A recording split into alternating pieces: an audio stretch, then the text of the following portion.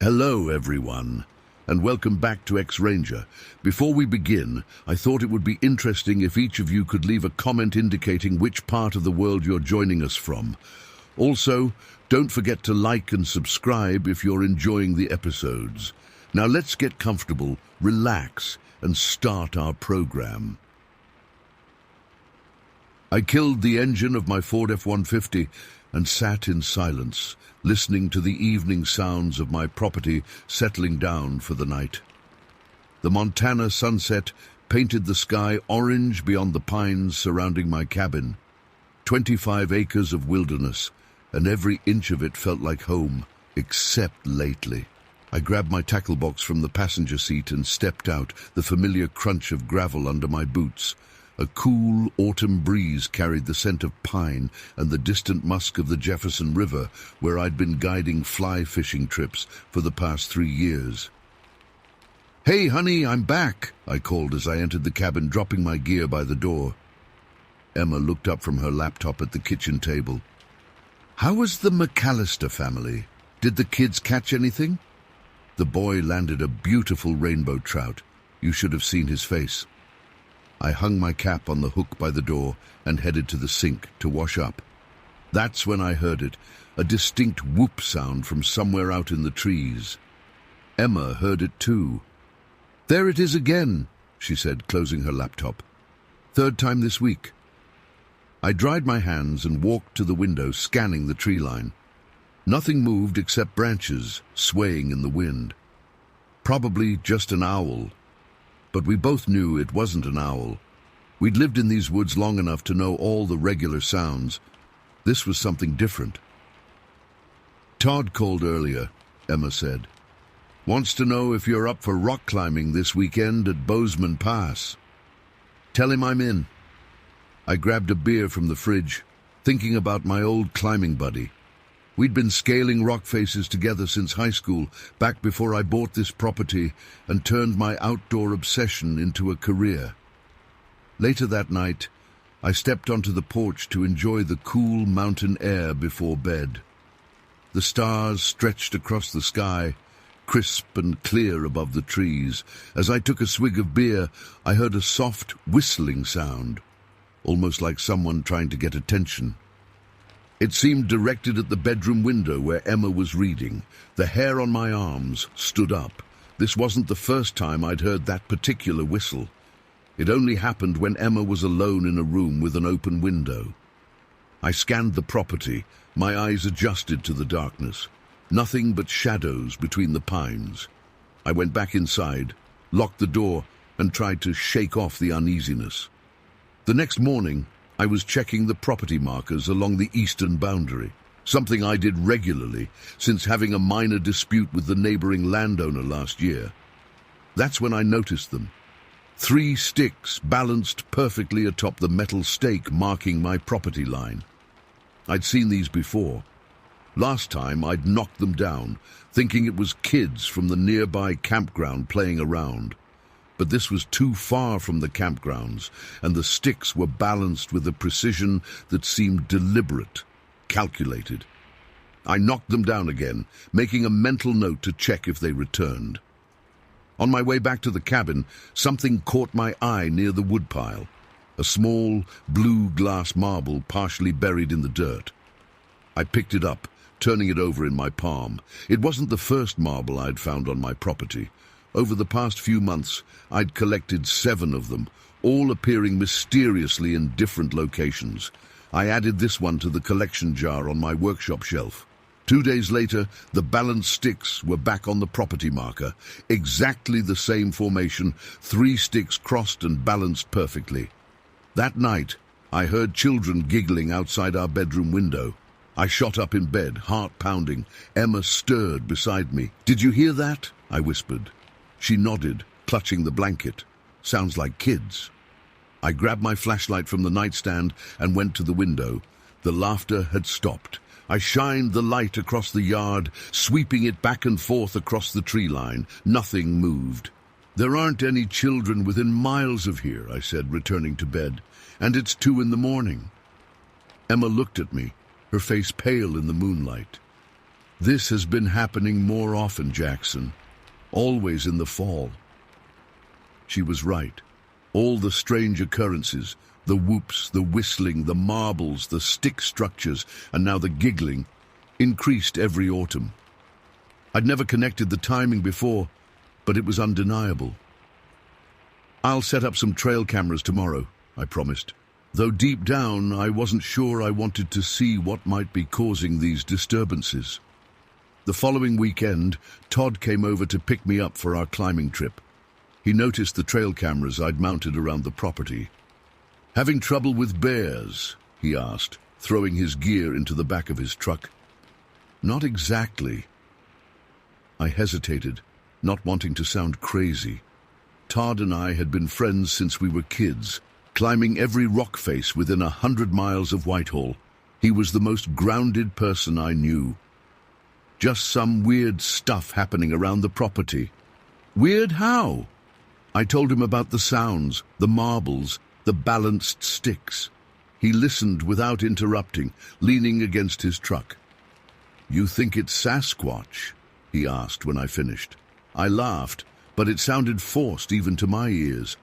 "I didn't say that. Sounds like classic Bigfoot behavior according to those TV shows." He grinned, "Though I've never heard about the marbles thing." "I'm sure there's a rational explanation," I said, closing the tailgate. "Let's go climb some rocks." The climbing trip was exactly what I needed.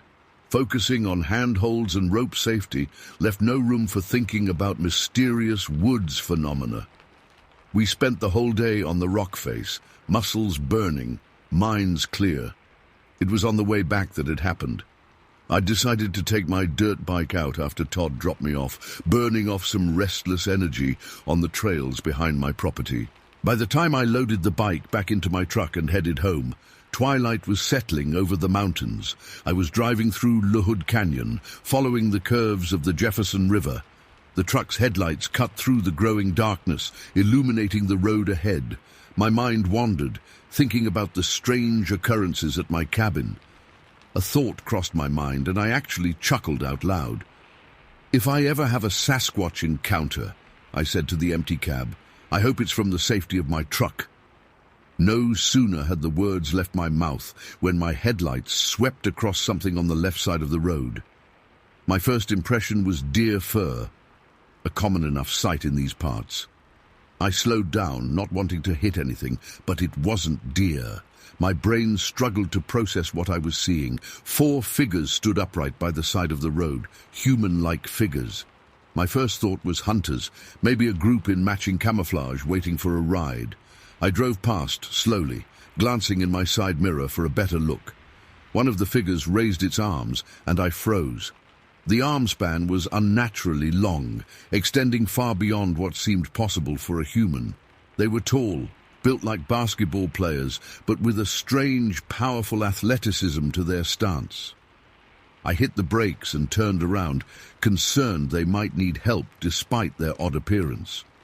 By the time I circled back, they were gone, completely vanished. I drove all the way to the Lewis and Clark Caverns entrance, scanning both sides of the road. Nothing. I turned around again, bewildered.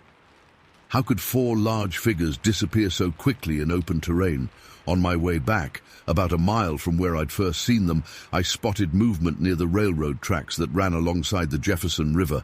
There they were again, the same 4 figures, now moving along the tracks. I pulled over and rolled down my window. "Hey!" I called out. "You folks need any help?" Their reaction wasn't what I expected. Instead of responding, they seemed to glide rather than run along the tracks, their movements fluid and unnaturally swift. They would occasionally duck down behind the raised track bed, then peer over at me with what looked like curiosity. I got out of my truck, keeping one hand on the door. "Hello?" I called again. The figures moved further away, but I could still make out their silhouettes in the fading light. They were large, at least 7 feet tall, with broad shoulders and what appeared to be dark, matted hair covering their bodies. My heart hammered against my ribs. The timing was too coincidental, thinking about Sasquatch encounters and then immediately seeing these figures. Had I somehow manifested this? Was I seeing what I expected to see? I got back in my truck, hands shaking as I turned the key. The figures were moving away, following the tracks along the river. I didn't pursue them. The next day I checked the trail cameras. Nothing unusual, just deer, a few raccoons, and a fox that had taken to hunting near our garden. Whatever visited our property hadn't triggered the cameras or had avoided them entirely. I didn't tell Emma about my encounter right away. It sounded too crazy, too coincidental. But after a week of replaying the scene in my mind, analyzing every detail, I had to tell someone. "I saw something weird on my way home last week," I said over dinner. Emma looked up from her plate. "What kind of weird?" I described what I'd seen, the 4 figures, their unusual movements, the timing after my comment about Sasquatch. Instead of laughing or dismissing it, Emma put down her fork. "Remember last October, when I was out gathering kindling? I told you I felt like something was watching me." I nodded. She'd come back to the cabin, visibly shaken. "I didn't tell you everything," she continued. "I saw something moving between the trees, too big for a deer, walking on 2 legs. I convinced myself it was a bear standing up, but it moved wrong for a bear." We sat in silence for a moment, the implication hanging between us. "The marbles," I said finally. "They've been appearing since we moved in, always in places we frequent, near the woodpile, by the garden, once even on the porch steps." "Like gifts," Emma said quietly, "or markers." I pushed my plate away, appetite gone. The balanced sticks always appear on our property boundaries. I've knocked them down dozens of times. They always come back. That night we heard the whoops again, 3 distinct calls from different directions around our property. It sounded like communication. The next morning, I found fresh stick structures, not just on the property markers, but arranged in a line pointing toward our cabin. And beside the front steps, 3 new marbles, red, blue, and green, arranged in a perfect triangle. I gathered them up and added them to my collection jar, which now held 15 marbles of various colors and sizes. As I placed the jar back on the shelf, I noticed something I hadn't before. The marbles had appeared most frequently after I'd been especially vocal about claiming the property as mine, or after boundary disputes with neighbors. That evening, I sat on the porch with a beer, watching the sunset over the pines. The air had the crisp edge of deepening autumn. I thought about the figures I'd seen by the railroad tracks, about the marbles, the stick structures, the sounds. "I know you're out there," I said aloud to the gathering darkness. "This is your home too." A silence fell over the woods, deeper than usual, as if everything was listening. Then, from somewhere not too far into the trees, came a single, clear whoop sound. I didn't call back. I didn't need to. A strange understanding settled over me as I finished my beer and headed inside. My property had never been just mine. I was sharing it, had always been sharing it, with something that had been here long before me. The trail cameras never captured anything unusual. The marble collection continued to grow, now housed in a special display box on our bookshelf.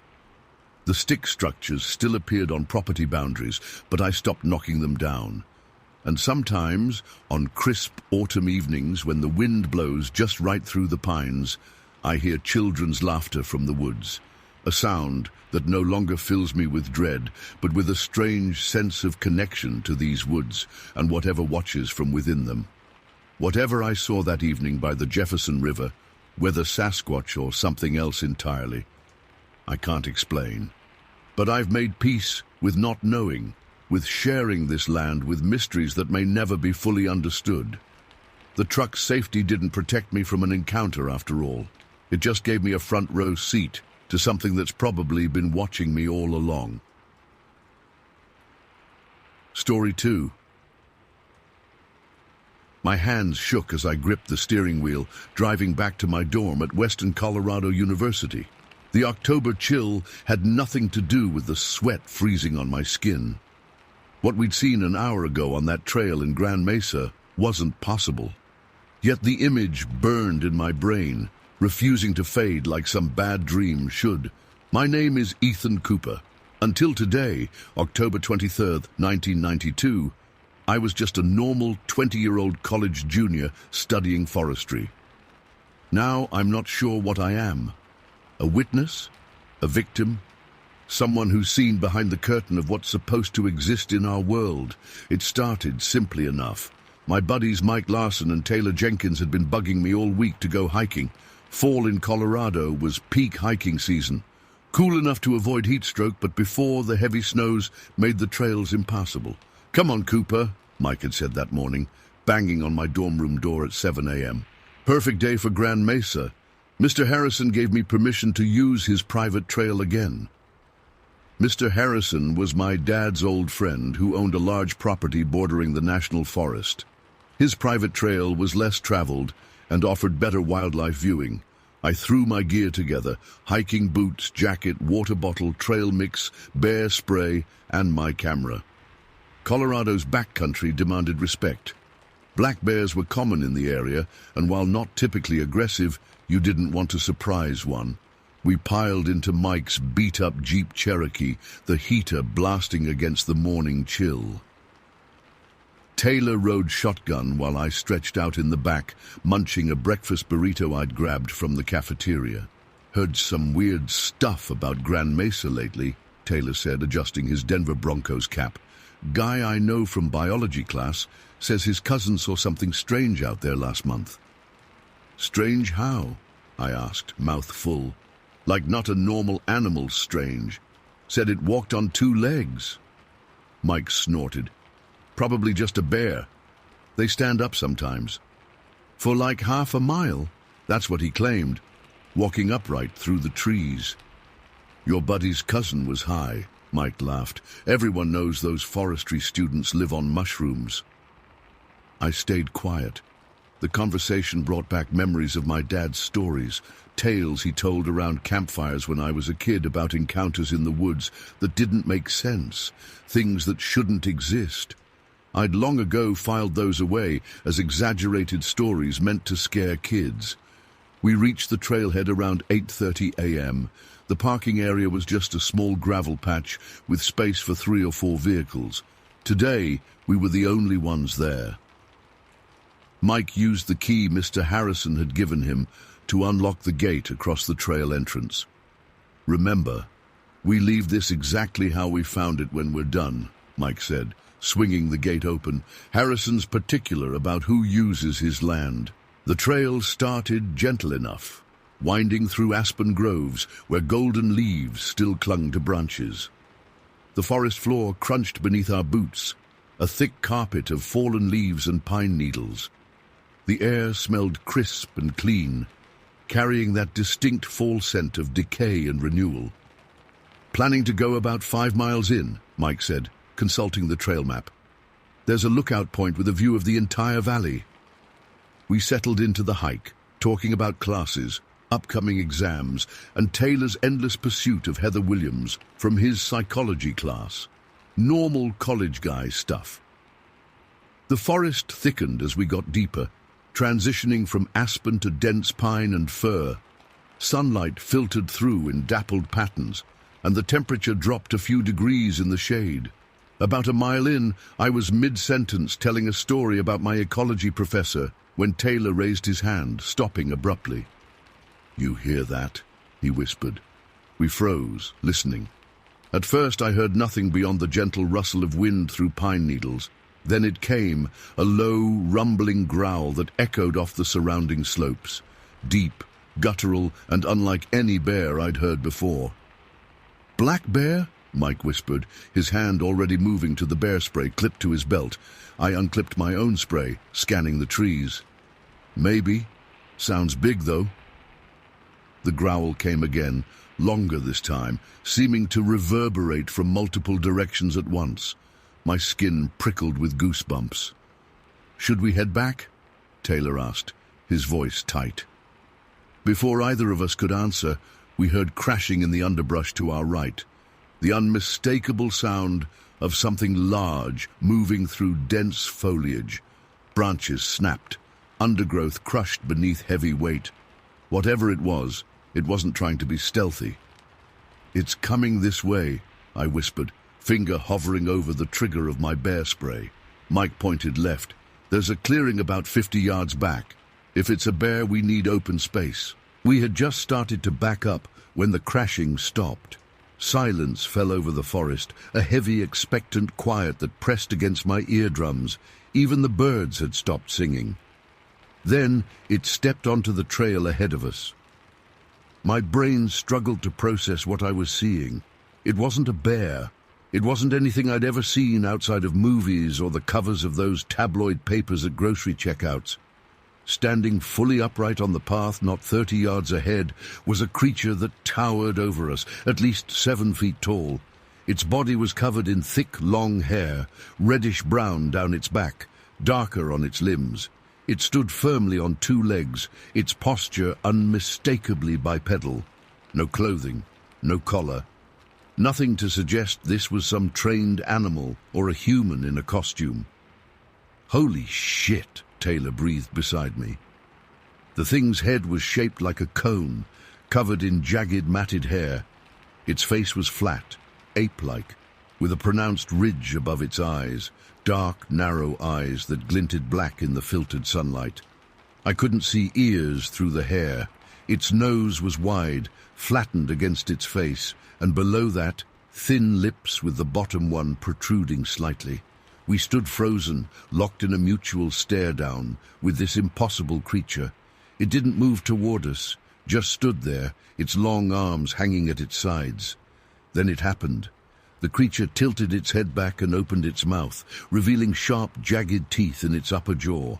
What came out wasn't a growl or a roar, it was a scream.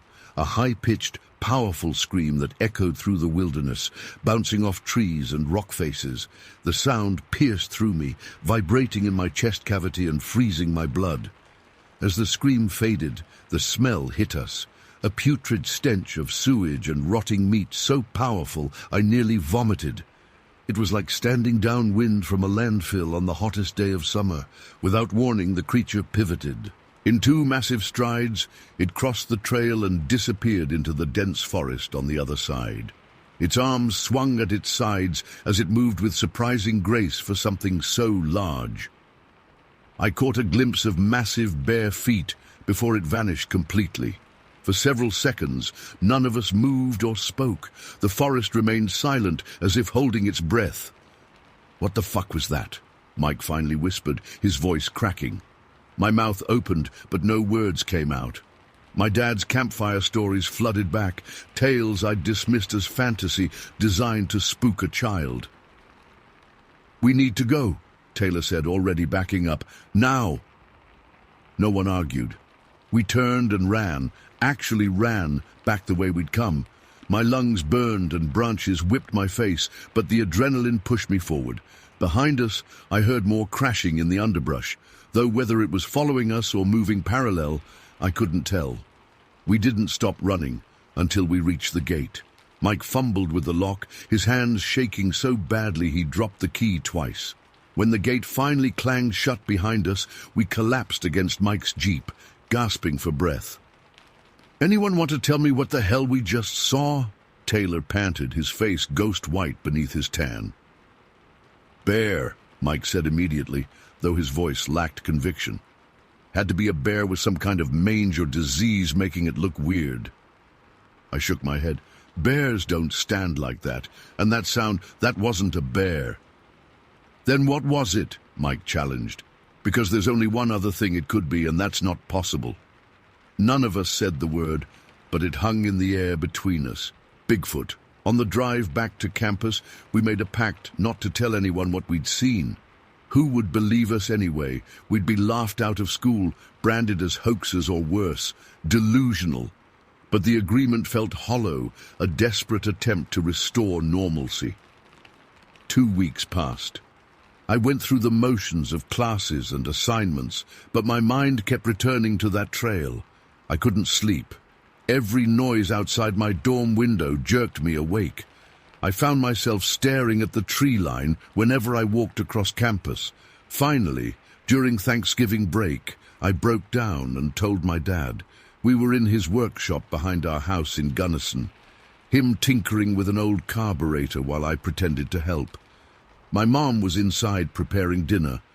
It was the first moment we'd had alone since I'd arrived home. "Dad," I said, my voice low, despite us being alone, "I need to ask you something. Those stories you used to tell me when I was a kid, about things you saw in the woods, were they true?" He set down his wrench, wiping grease from his hands with a rag. "Why are you asking about those old stories?" I took a deep breath and told him everything. The hike, the creature on the trail, the scream, the smell.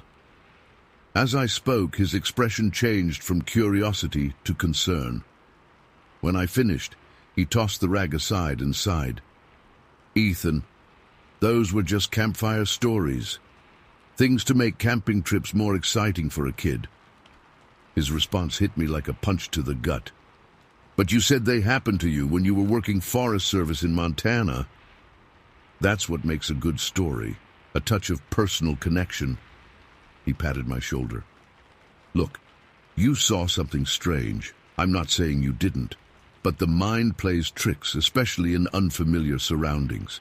Probably just a bear with the sun behind it, casting weird shadows." "It wasn't a bear," I insisted, "and it wasn't my imagination." "I'm not saying it was, just that there's usually a logical explanation." I wanted to argue, to remind him of specific details from his own stories that matched exactly what I'd seen. The cone-shaped head, the reddish hair, the terrible smell. Instead, I just nodded, mumbling something about needing to wash up before dinner. That night, lying in my childhood bedroom, I stared at the ceiling and tried to reconcile two possibilities.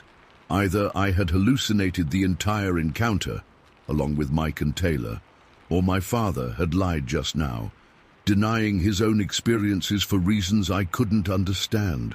I never went back to that trail.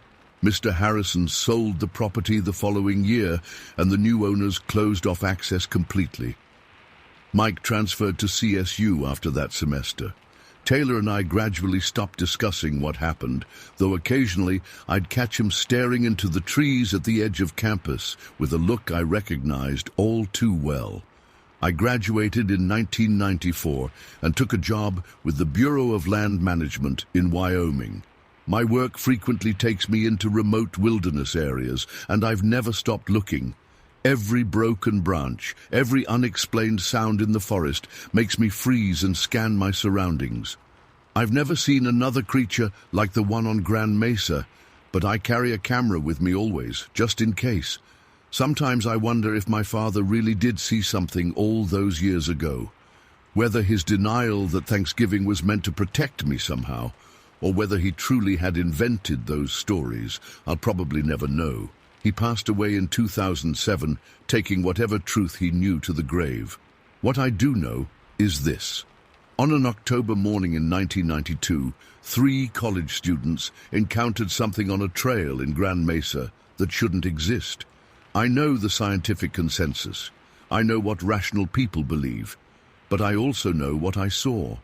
And when I'm in the forest alone, and the wind dies down, and that perfect silence falls, the kind that feels like the world is holding its breath, I still find myself listening for that scream. Story 3. I never believed in monsters, not until that night. The fire crackled in the stone hearth, throwing warm light across my cabin's wooden walls. Outside, snow fell in thick flakes, adding to the 3 feet already blanketing the ground around my place. I'd built this cabin myself 5 years ago after selling my construction business in Flagstaff. Wanted peace and quiet. Got more than I bargained for. My dog-eared paperback rested on my lap. The battery-powered clock on the mantel showed 12:17 a.m. Just me, my books, and my rifle, the way I liked it. I took a sip of whiskey, savoring the burn. Thud. The sound came from the east wall. Definite. Deliberate. Not a branch falling or the wind. Something had struck my cabin. Thud. Again. My heart rate kicked up. I set down my glass and reached for my Remington bolt action that I kept loaded during winter. Bears occasionally came around, though they should have been hibernating this time of year. Thud. Harder this time. I stood up, the floorboards creaking under my weight.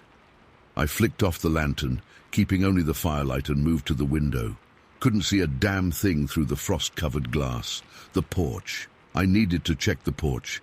I pulled on my boots and heavy coat, rifle gripped tight in my hands. My breath fogged in front of me as I eased the door open. The cold hit me like a slap. Snow crunched beneath my feet as I stepped onto the wooden porch. No tracks. Not yet. Whatever made that noise hadn't touched the ground near the cabin. I reached for the heavy-duty flashlight I kept by the door. Its beam cut through the darkness, illuminating swirling snowflakes. I swept it across the clearing surrounding my cabin. Nothing by the woodpile, nothing near my truck, nothing at the edge of the... My light caught something. 30 feet away at the tree line, 2 eyes. Amber, reflective, 7 feet off the ground. I froze. The eyes didn't move. They stared right at me, unblinking. "Hey!" I shouted, voice cracking. "Get out of here!" It didn't move. As my flashlight beam steadied, I made out more details, and my stomach knotted tight. The thing stood upright, not like a bear, like a man, but bigger. Much bigger. Its body was covered in dark, matted fur, black or deep brown, hard to tell in the night. The shoulders stretched impossibly wide, supporting a massive head that seemed to sit directly on its torso. No neck I could discern. Its arms hung wrong. Too long, almost to its knees. "What the hell?" I whispered, the words puffing white in the frigid air. Then the wind shifted, and the smell hit me. Jesus Christ, the smell. Like a wet dog that had rolled in a pile of rotting leaves and dead fish. I gagged, nearly dropping my flashlight. I raised my rifle with one hand, keeping the light trained on the creature with the other. My hands shook. "Last warning!" I yelled. Then I pointed the gun skyward and fired. The crack echoed through the trees, startling a clump of snow from a nearby branch. In that moment, the thing reacted. It growled, a deep, rumbling sound that vibrated in my chest. Not like any animal I'd ever heard. Then it moved, so fast, too fast for something that size. It turned and bolted into the woods, running on 2 legs but hunched forward. Its gait was smooth despite the deep snow. I squeezed off another shot, aiming for its shoulder. I swear I hit it, but it never broke stride, just crashed through the underbrush and disappeared into the darkness. I stood there, rifle still raised, ears ringing from the shots. My heart hammered against my ribs so hard it hurt. The woods fell silent, no birds, no small animals, nothing but the soft hiss of falling snow. After a minute or two, I backed up slowly to my door, never taking my eyes off the tree line. Once inside, I locked the door and jammed a chair under the handle. I reloaded my rifle and sat with my back to the wall, facing the entrance. I didn't sleep, not for a second. Just kept the fire going and listened. Sometimes I thought I heard movement outside, branches snapping, the crunch of snow, but nothing came to my door. When the first grey light of dawn seeped through my windows, my shoulders ached from tension. My eyes burned. But I was alive. I needed to see. Needed to know if my mind had played tricks on me. I pulled on my heavy winter gear, checked my rifle, and stepped outside. The snow had stopped. The world was silent and white. The tracks were there, clear as day, huge barefoot impressions in the snow, at least 18 inches long. Not human, not animal. Something in between. They led from where the thing had stood, straight back into the forest. I followed them. Maybe I was crazy to do it, but I had to know. The trail was easy to follow, deep prints, broken branches, disturbed snow. The creature had moved fast, not bothering to hide its path. I kept my rifle ready, finger near the trigger, eyes scanning constantly. 200 yards in, something changed. The tracks became lighter, farther apart. It had begun to leap, covering more ground with each stride. Then 300 yards from my cabin, the tracks stopped. I don't mean they turned or changed direction. They ended. The last footprint stood clear in the snow, and then nothing. No more tracks ahead, none to either side. I circled the area, heart racing again. Trees surrounded me, their branches loaded with snow. The forest floor showed no disturbance beyond where I stood. I looked up. The pine branches above showed no sign of climbing, no broken limbs, no scraped bark, and no blood. I'd hit it. I was sure of it, but there wasn't a drop of blood anywhere. The thing had vanished. I backed away, keeping my eyes moving, watching every shadow. Then I hurried back to my cabin, packed essential supplies, and drove my truck down to Pinetop Ridge. Sheriff Dale Jenkins leaned back in his chair, the ancient wood creaking under his weight. His grey mustache twitched as he considered my story. Bigfoot. He said it flatly, like he was saying unicorn or mermaid. I didn't say that, I countered, hands wrapped around a mug of lukewarm coffee. I'm just telling you what I saw. Marcus, how long you been up at that cabin now? 5 years. Dale scratched his stubbled chin. And in 5 years you never mentioned seeing a 7-foot monster in the woods. I stared at him, because until last night I hadn't. Dale sighed. Look, we get these reports every couple years.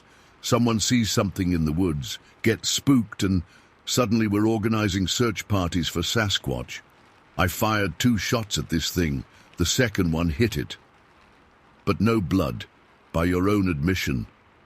He tapped his desk with thick fingers. Marcus, it was dark. Snowing. You'd been drinking. 1 glass of whiskey, I interrupted, and you got startled by something. Probably a bear. Bears don't stand 7 feet tall on 2 legs. They don't have arms that hang to their knees. And they don't disappear without leaving tracks. Dale looked at me for a long moment. You want me to file a report? Fine. I'll file a report. Local man reports unknown creature near his property. But I'm not sending my deputies up there chasing shadows. I stood up, frustration burning in my gut. I know what I saw, Dale. I'm sure you do. His tone made it clear he thought otherwise. Why don't you go get some sleep at the motel? Things will look different after some rest.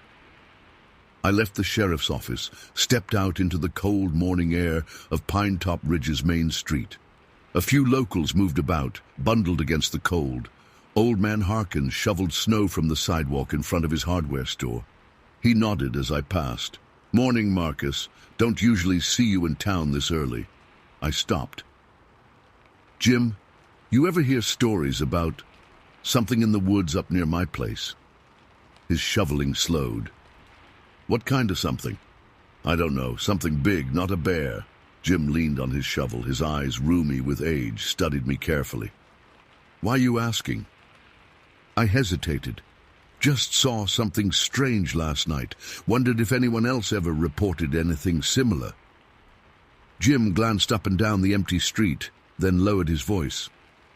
My granddaddy used to talk about things in these hills. Said the Navajo wouldn't come up here after dark for a reason. He paused. You see something, best keep it to yourself. Folks around here don't take kindly to those stories. Why not? Tourism, property values. Take your pick. He resumed shoveling. But if you're asking me if I believe you saw something, let's just say I don't go into those hills at night. Never have. I thanked him and continued down the street to Mabel's diner. The bell jingled as I pushed through the door. 6 locals sat scattered among the tables. They glanced up, nodded, then returned to their breakfasts and conversations. Mabel herself stood behind the counter, grey hair pulled into a tight bun. Well, if it isn't the mountain man, what brings you down from your hideaway? I took a seat at the counter.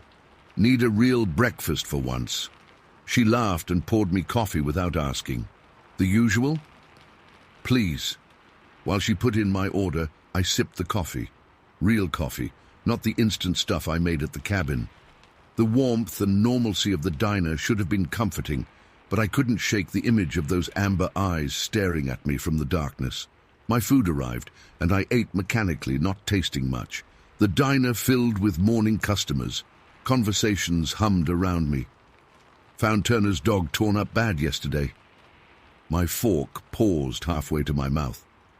Said it wasn't no coyote or wolf. Too big. I turned slightly. Two men in worn work clothes sat in a booth behind me. Turner thinks it was a bear, but ain't no bears moving around much this time of year. Where'd he find it? Up near Blackwood's place, that cabin on the North Ridge. My place. My ridge. I swiveled on my stool. Excuse me. The men looked up, startled. I couldn't help overhearing. I'm Marcus Blackwood. That's my cabin you're talking about. The older man, bearded with a weathered face, nodded slowly. Earl Wilson. This here's my son, Pete. You said something about Turner's dog? Earl exchanged glances with his son. Yeah, Bill Turner. His hunting dog went missing 2 days ago. Found it yesterday about a mile south of your place. What happened to it? Something tore it up pretty bad. Broke its back. Bill said it looked like it had been played with. Earl's face darkened. Never seen Bill so shook up, and he's hunted these woods 30 years. Did he report it? Pete snorted. To Dale? What's he gonna do? I leaned closer. I saw something last night by my cabin. Something big. Their faces changed. Not surprise, recognition. Earl spoke first. What did it look like? I described it. The height, the fur, the long arms, the smell. With each detail, their expressions grew more serious. When I finished, Earl looked down at his coffee. My daddy saw something like that in '73, up near Cripple Creek. Nobody believed him either. What happened? He stopped going into the woods, sold our hunting cabin, never talked about it except when he'd been drinking. Earl met my eyes. He always said the same thing. It ain't what you think it is. It's something worse.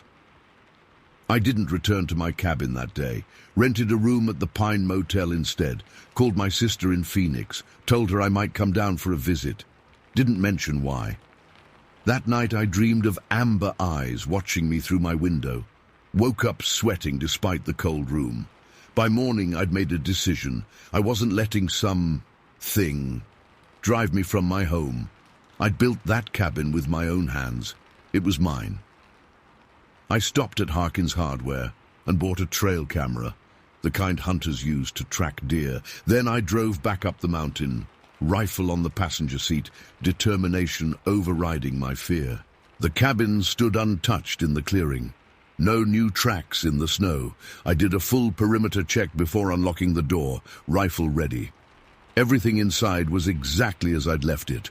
I spent the afternoon setting up 3 trail cameras, one facing the spot where I'd seen the creature, one covering the porch, one aimed at the side of the cabin where I'd heard the thumping. Each motion activated, each with night vision capability. That night, I kept the fire burning hot and bright, cleaned my rifle twice, checked the locks on doors and windows repeatedly. The hours crawled by. Nothing came. The next morning I checked the cameras. Nothing had triggered them. The relief I felt mixed with an odd disappointment. Had I imagined it all? 3 more nights passed this way. Tension, waiting, nothing. On the 4th day, Bill Turner showed up at my door. Heard you saw something, he said without preamble. A tall, lean man with a permanent squint from years in the sun. I invited him in, offered coffee. It killed my best hunting dog, he said, cradling the mug in calloused hands. 15 miles from where I let her loose. Something carried her that far, then broke her back and left her to die. I'm sorry about your dog, he nodded. Earl Wilson says you shot at it. I did, twice. Pretty sure I hit it the second time, but it didn't slow down. Bill gazed into his coffee. My daddy used to say there were bad places in these hills, places where the ground went wrong. He looked up at me. You feel it sometimes, don't you? When you're deep in the woods. That feeling of being watched? I had felt it many times, had dismissed it as normal wilderness paranoia. "What do you think it is?" I asked. Bill shrugged. "Don't matter what I think. Matters what we're going to do about it." "We?" "It's killed my dog. Threatened you. Who's next? Some hiker? A kid?" He set down his mug. "I've been hunting these hills 40 years. Never seen its like before, but I know how to track, I know how to kill." I studied his weathered face. "Sheriff won't help. Don't need him." Bill stood up. "Need someone who knows what they saw, who ain't afraid to admit it." By sunset, our plan was set. Bill would return tomorrow with his other dog, a bloodhound trained for tracking. We'd follow the trail I'd found before, see where it really led. That night, alone again, I heard nothing outside my cabin, but twice I jerked awake, certain those amber eyes were watching me through the darkness. Morning brought a heavy mist that clung to the trees like cobwebs. Bill arrived as promised, his bloodhound eagerly circling the yard. "Good tracking weather," he said, shouldering his pack. "Ground's damp, scent'll hold." I led him to where I'd seen the creature, then along the path I'd followed to where the tracks disappeared. The hound sniffed eagerly, circling the final footprint. Bill frowned. "That's odd. Dog's confused." The bloodhound whined, pacing back and forth, then suddenly pointed its nose skyward and bayed. We both looked up. The pine branches swayed slightly in the breeze. Nothing unusual. "Wait," Bill said, squinting. "You see that?" 20 feet up, barely visible against the dark bark, was a patch of something matted and dark. Bill pulled out binoculars, aimed them upward. "Well, I'll be damned," he whispered. "Fur, caught on the bark." My pulse quickened. "Can your dog follow the scent from tree to tree?" "If it kept to the trees, maybe." For the next hour, we moved deeper into the forest, following the hound as it tracked an invisible path from tree to tree. Sometimes the dog lost the scent, circling frantically until it picked up the trail again, always in the trees, never on the ground. "It's moving through the canopy," Bill muttered, "like a damn monkey." 2 miles in, the forest changed. The pines grew closer together, their branches intertwining overhead to block most of the light. The snow thinned, then disappeared under the dense canopy. The bloodhound stopped abruptly, hackles raised. A low growl rumbled in its throat. Bill tensed. Something's wrong. The forest had gone silent. No birds, no rustling of small animals, just our breathing and the dog's continuous growl. "Maybe we should head back," I suggested, finger resting near my rifle's trigger. Bill shook his head, eyes scanning the trees. "We're close to something. Dog knows it." That's when we saw it, a dark opening in the hillside ahead, partially obscured by fallen logs and brush. Not a natural cave. The edges were too regular, the darkness inside too complete. The bloodhound refused to go nearer, straining against its leash back toward the way we'd come. Bill and I approached cautiously, rifles ready. The opening was larger than it first appeared, tall enough for a man to enter without stooping. The air flowing out felt unnaturally cold. "What is this place?" I whispered. Bill shook his head. "Old mine, maybe. Don't remember any workings in this area." He pulled out a flashlight, shined it into the darkness. The beam revealed a tunnel leading downward at a gentle slope. The walls weren't rough rock, but smooth, almost polished. "This ain't right," Bill muttered. "This ain't no mine." A sound echoed from deep within the tunnel, a low rumbling growl that vibrated through the ground under our feet. The bloodhound yelped and broke free, bolting back the way we'd come. Bill and I backed away from the opening, rifles aimed at the darkness. "We need to go," I said, voice tight. "Now!" Bill nodded, eyes still fixed on the tunnel entrance. "Yeah, and we need to bring back help. Real help." Something moved in the darkness within. Just a shifting of shadows, but enough to send a bolt of fear through my chest. We turned and ran, following the direction the dog had taken. Behind us a sound rose from the tunnel, not a growl this time, but something worse, a sound almost like laughter, deep and guttural. Story 4. The first thing that hit me wasn't the sight, it was the smell, like wet dog and something rotten mixed together. I'd been out on my land since noon, clearing brush and burning branches from the storm damage 2 weeks back. My little clearing sits at the end of a dirt road that cuts through my 7 acres in Willow Creek. Most folks around here own land, but they don't work it like I do. I'm out there every weekend, rain or shine. That Saturday had been perfect. Clear October sky, temperature in the low 60s. I'd spent hours dragging fallen limbs to my burn pile. By sunset, I was sitting on an old stump beside the fire, drinking coffee from my thermos. The flames had died down to glowing embers, orange light flickering across the clearing. The woods around me had gone quiet except for the occasional hoot of an owl. I checked my watch. 8:04 p.m. Dark was settling in hard. I figured I'd give it another 20 minutes before heading back to the house. That's when I heard it, the sound of branches breaking in the distance. Not the quick snap of a deer or the lumbering crash of a black bear. This was something different, heavy, deliberate. I stood up, coffee forgotten. "Hello?" I called out. No answer came back, just more cracking sounds, moving closer. My first thought was trespassers. Maybe some kids from town looking for a place to party, or hunters who didn't bother checking property lines. Whatever it was, headed straight for me, following the access road that cuts through my back acreage. I reached for my flashlight and flicked it on, pointing it toward the sound. The beam cut through the darkness but didn't reach far enough. Then I saw movement, a massive shadow emerging from the tree line where my access road begins. My breath caught in my throat. The figure stood at least 8 feet tall, maybe taller. Its shoulders were broader than any man I'd ever seen, its body a solid mass of muscle covered in what looked like dark fur. It moved with a strange, fluid grace that didn't make sense for its size. "Hey!" I shouted, my voice cracking. The figure stopped. For a long, terrible moment, we just stared at each other across the clearing. I couldn't make out its face clearly. Just a large, rounded head perched on broad shoulders. I blinked, convinced my eyes were playing tricks in the firelight. When I looked again, the figure was moving, crossing the clearing toward the old barbed wire fence that marks my property line to the north. It reached the fence, a barrier that stands 4 feet high, and stepped over it like it was nothing more than a garden border. Then it was gone, vanishing into the pines beyond. I stood frozen, heart hammering against my ribs. My hand gripped the flashlight so tight my knuckles hurt.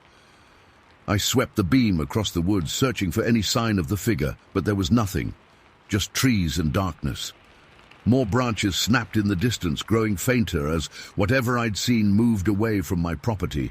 Then silence fell. A deep, heavy silence that seemed to press down on the clearing like a physical weight. I don't know how long I stood there. Minutes, maybe. The fire had almost died out when I finally snapped back to reality. I kicked dirt over the embers with shaking hands, gathered my tools, and practically ran back to my house. Inside, I locked every door and window, drew all the curtains, poured myself 3 fingers of whiskey, and drank it in one swallow. My hands wouldn't stop trembling. I told myself I'd seen a bear, standing upright like they sometimes do. Or maybe a moose that had wandered down from up north, though I couldn't remember ever hearing about moose in Kentucky. Deep down, I knew it was neither. Sleep didn't come that night. I sat in my living room with my grandfather's shotgun across my lap until dawn broke. When morning light filtered through the curtains, I booted up my computer and started searching. Large animal sightings, Willow Creek, Kentucky. Tall creature, Kentucky forest. 8-foot-tall animal, Kentucky woods. The results came back with one clear theme: Bigfoot. I'd never been one for cryptid stories. Always figured they were tall tales spun by attention seekers or folks who'd had too much moonshine. But as I scrolled through account after account, the details matched what I'd seen. The height, the ease of movement, the way it crossed boundaries without effort. According to one website, there had been 15 reported Bigfoot sightings in McCreary County over the past 5 years. Most came from the dense forests around Willow Creek, my forests. One report caught my eye. A logger named Ray Simmons described seeing a large, upright figure crossing a clearing near Cumberland Falls, just 20 miles from my property. It moved like a man, but stood taller than any human, he wrote. Covered in dark hair, walking on 2 legs with arms that hung down past its knees. That was 2 years ago. I'd laughed when I heard the story at Donnie's Diner in town. Nobody was laughing now. 3 days passed. I didn't go back out to my property. Instead, I threw myself into work at the hardware store I manage in town. Staying late to inventory stock, we didn't need to count for another month. Anything to avoid going home before dark. By Thursday, I'd convinced myself I'd overreacted. Stress and poor lighting had combined to make a black bear look like something it wasn't. I decided to head back out to my clearing on Saturday. Needed to finish burning those branches anyway. The morning dawned clear and cold. I dressed in layers, thermal underwear, flannel shirt, my old Carhartt jacket, and packed a lunch. After some consideration, I slipped my grandfather's revolver into my pocket, just in case. The drive to my land takes 12 minutes from my house on the edge of town. I followed the familiar route, turning onto the gravel road that leads to my property. Everything looked normal. Birds sang in the trees. A squirrel darted across the path ahead of me. I parked my truck at the head of the access road and hiked the 1/4 mile to my clearing. The burn pile was just as I'd left it, partially consumed logs arranged in a blackened circle. Nothing seemed out of place. For the next few hours, I worked steadily, gathering more fallen branches and adding them to the pile. Around noon, I started a new fire and sat down to eat my sandwich. The woods were peaceful. No unusual sounds, no strange smells. "You're losing it, Caleb," I muttered to myself. After lunch, I decided to walk the perimeter of my property. Check the fences, make sure everything was intact. I headed north first, toward the section of barbed wire where I'd seen the figure cross. The fence looked normal from a distance. 4 strands of rusted barbed wire strung between wooden posts. But as I got closer, I noticed something odd. One of the posts leaned at a slight angle, as if something heavy had pushed against it, and caught on the top wire, about 7 feet up from the ground, was a tuft of dark hair. My heart skipped. I approached cautiously, breath clouding in the cold air. The hair didn't look like any animal I recognized. Not deer, not bear, not coyote. It was coarse and dark brown, almost black, about 3 inches long. I pulled a plastic bag from my pocket, I'd brought it for trash, and carefully removed the hair from the wire. Up close, it looked even stranger, too thick for human hair, but not quite like animal fur either. Movement in the trees beyond the fence caught my eye. I froze, staring into the shadowy forest. Nothing moved, but I felt something watching me, a pressure on the back of my neck, like invisible eyes boring into my skin. "Hello?"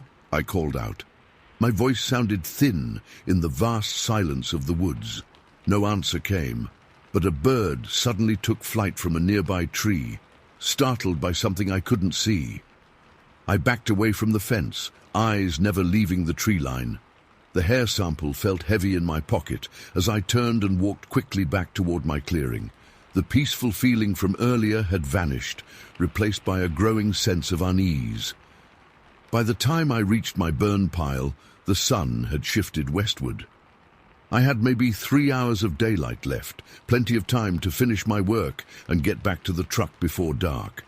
I stoked the fire and added more branches, trying to focus on the task at hand rather than the hair in my pocket or the feeling of being watched. The flames grew higher, crackling and popping as they consumed the dry wood. That's when I heard it, a low, rumbling sound from the eastern edge of my property. Not quite a growl, not quite a moan. Something in between, deep and resonant enough that I felt it more than heard it.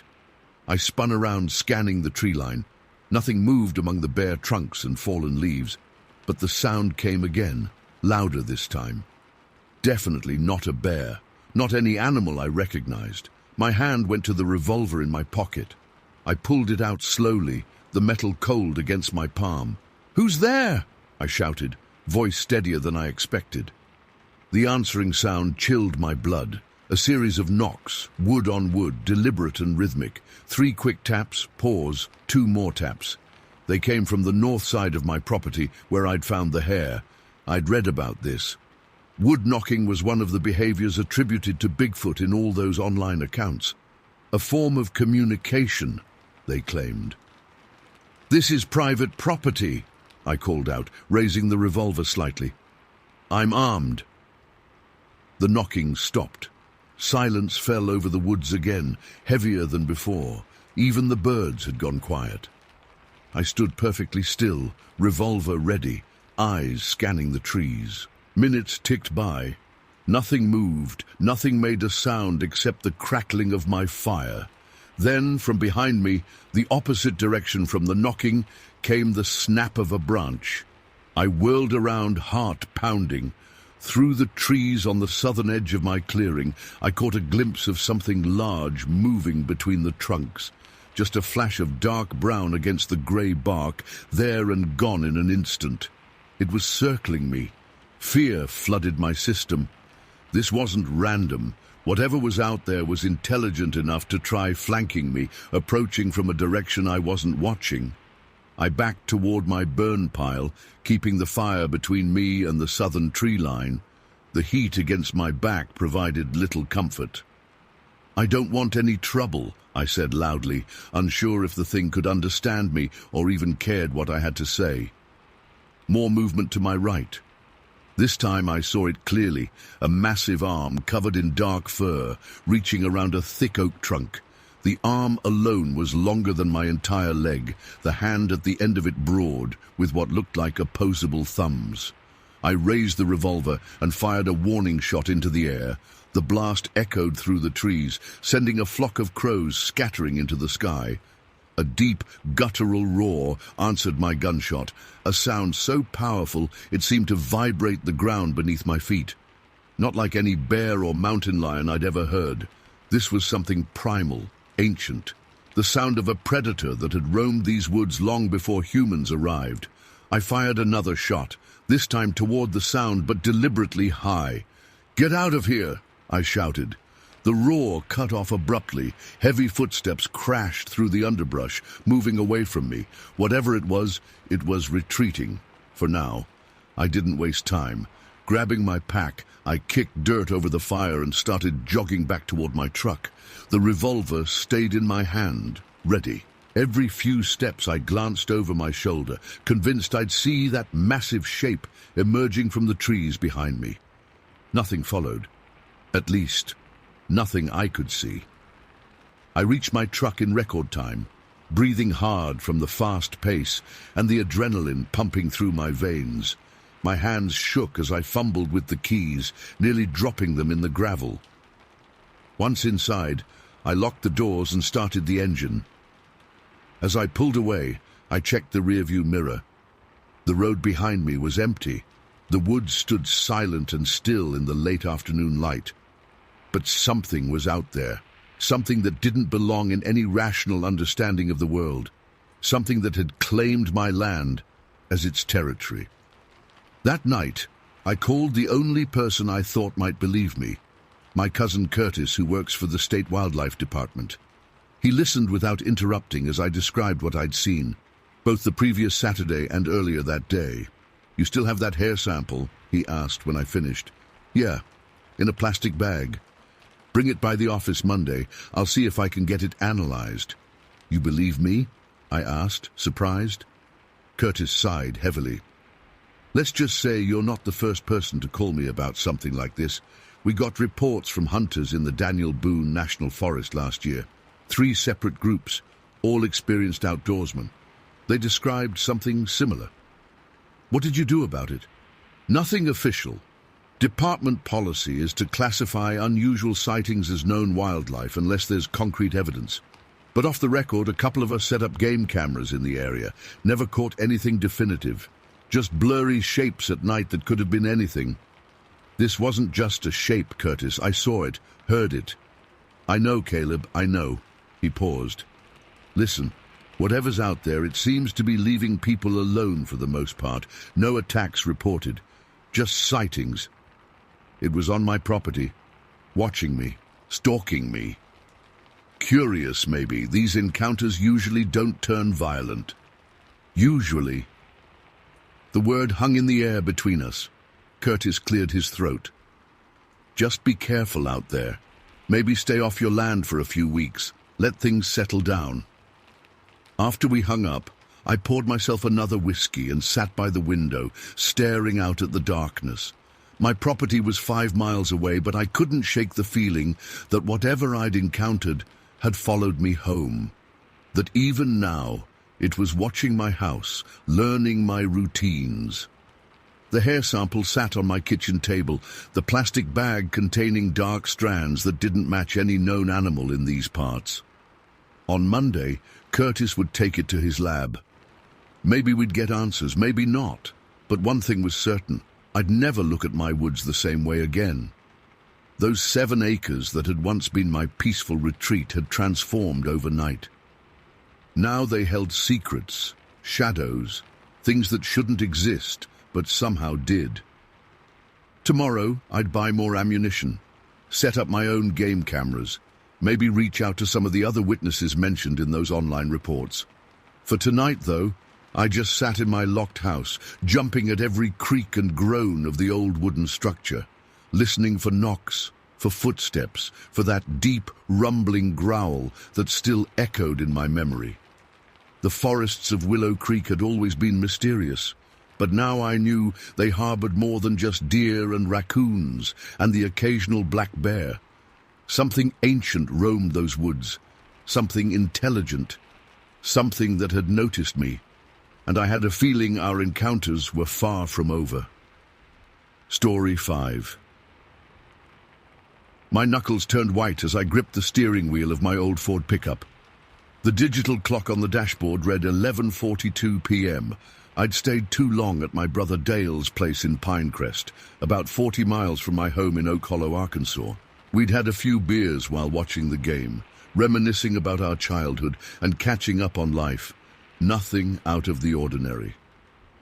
"You sure you don't want to crash here tonight, Tommy?" Dale had asked as I was heading out the door. "Nah, I got work in the morning. Better get back," I'd replied, not knowing those words would change everything. The drive back to Oak Hollow took me along Route 16, a 2-lane highway cutting through miles of dense forest. No streetlights, no houses, just a narrow ribbon of asphalt winding through a sea of pines and oaks. The radio faded in and out between stations, so I switched it off, leaving only the low hum of my engine and the rhythmic thump of tires on pavement. My headlights carved a tunnel through the darkness, illuminating maybe 50 feet ahead before the night swallowed everything again. I rolled down the window. The October air was crisp and carried the scent of pine and wet earth. We'd had rain the day before, and the forest still held the moisture. I checked my phone. No reception. Typical for this stretch. At mile marker 32, the road curved sharply to the right, following the contour of Blackwater Creek below.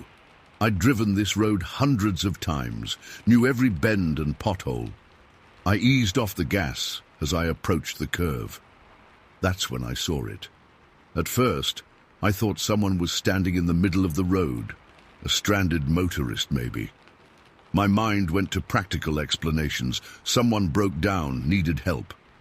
But as my headlights fully illuminated the figure, my blood turned to ice. It wasn't human. Couldn't be.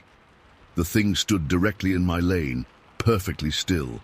It was massive, 8, maybe 9 feet tall, Its body was covered in dark, matted hair, thick like a bear's coat, but longer. Its arms hung at its sides, extending unnaturally far down, past where knees would be on a person. The shoulders were impossibly broad, like a football player wearing pads, except there were no pads, just muscle. "Jesus Christ!" I yelled, slamming my foot on the brake pedal. The tires screeched against the pavement, the pickup fishtailed, and for a terrifying moment I thought I'd lose control and hit the thing head-on. The truck shuddered to a stop about 20 feet from where it stood. Its head was angled slightly downward, as if it had been staring at the road, but now it raised up and looked directly at me. I couldn't make out facial features in the darkness, but its eyes caught the headlights and reflected back, two yellowish-green orbs floating in the blackness. We stared at each other for what felt like minutes, but was probably only seconds. My heart hammered against my ribs, so hard I thought it might burst. My breath came in short, painful gasps. I couldn't move, couldn't think. Then it moved.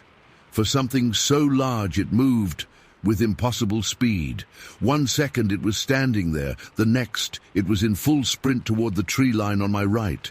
Its gait was fluid but wrong somehow, too efficient, covering too much ground with each stride. Its arms swung at its sides, and I could see muscles rippling beneath the dark hair covering its body. It reached the edge of the road in 3 or 4 bounds, then, without slowing, charged up a steep embankment that rose about 15 feet from the roadside to the forest above. The incline was at least 60 degrees, practically a wall of dirt and rock. No human could have climbed it without scrambling on all fours, using roots and rocks for handholds, but this thing ran up it as if it were flat ground and disappeared into the trees. I sat there, engine idling, gripping the steering wheel so hard my fingers ached. Sweat beaded on my forehead despite the cool air flowing through the open window. I wanted to drive away, to floor it and not stop until I reached town, but something held me there. I needed to know what I'd seen. After a minute or two, I reached into my glove compartment and pulled out my maglite. I hesitated, my hand on the door handle. Every instinct screamed at me to stay in the truck, but I had to see for myself. I had to know. I stepped out, the flashlight beam dancing across the asphalt as my shaking hand struggled to hold it steady. The forest was dead quiet. No chirping insects, no rustling leaves, nothing but my own ragged breathing and the low rumble of my truck's engine. I walked to where the creature had been standing. The pavement showed no mark, no sign that anything had been there moments before. I swept my light across the road, looking for hair, tracks, anything that might confirm what I'd seen. Nothing. I moved to the side of the road where it had run up the embankment. The ground here was soft from the recent rain, perfect for showing tracks, but again I found nothing. No footprints, no disturbed earth, no broken branches. It was as if the thing had never existed. I climbed partway up the embankment, my boots slipping on the wet soil. Even with both hands free, I tucked the flashlight under my arm. I struggled to make it halfway up. How had that thing sprinted up here like it was nothing? At the top, I swept my light across the forest floor. More nothing. Just fallen leaves, pine needles, and undisturbed soil. I listened for any sound that might indicate where it had gone, but the forest remained unnaturally silent. After about 20 minutes of searching, I gave up and returned to my truck. My mind raced with possibilities. A bear, maybe? But bears don't stand upright for that long, and they don't run like that thing did. A man in a costume? But who would be out here in the middle of nowhere? And how could anyone move that fast, especially up that slope? I drove home slowly, constantly checking my mirrors and scanning the tree line. Every shadow seemed to move. Every dark spot between trees might have been watching me. I made it home just after 1 a.m. and didn't sleep at all that night. The next morning, I called in sick to work. I needed to go back, needed to see the place in daylight.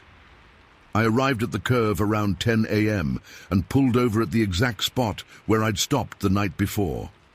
In the daylight, the road looked ordinary. just a curve, with dense forest on both sides. The embankment was there, steep and imposing as I remembered. I spent hours combing the area, looking for any evidence of what I'd encountered. I even took measurements of the slope, 20 feet high with a 65-degree incline, impossible for a human to run up. I returned the next day, and the next, and the day after that. I became obsessed with finding proof. I expanded my search area, going deeper into the woods each time. I found nothing. A week after the encounter, I finally told Dale about what I'd seen. "You're saying you saw Bigfoot?" He laughed, taking a swig of his beer. "I don't know what I saw," I said. "But it wasn't human, and it wasn't any animal I recognize."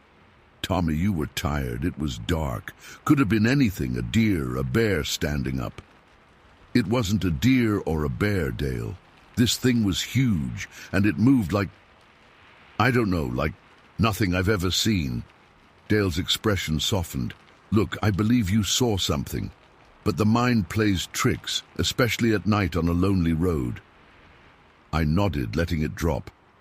But I knew what I'd seen. 2 weeks after the incident, I installed a dash cam in my truck.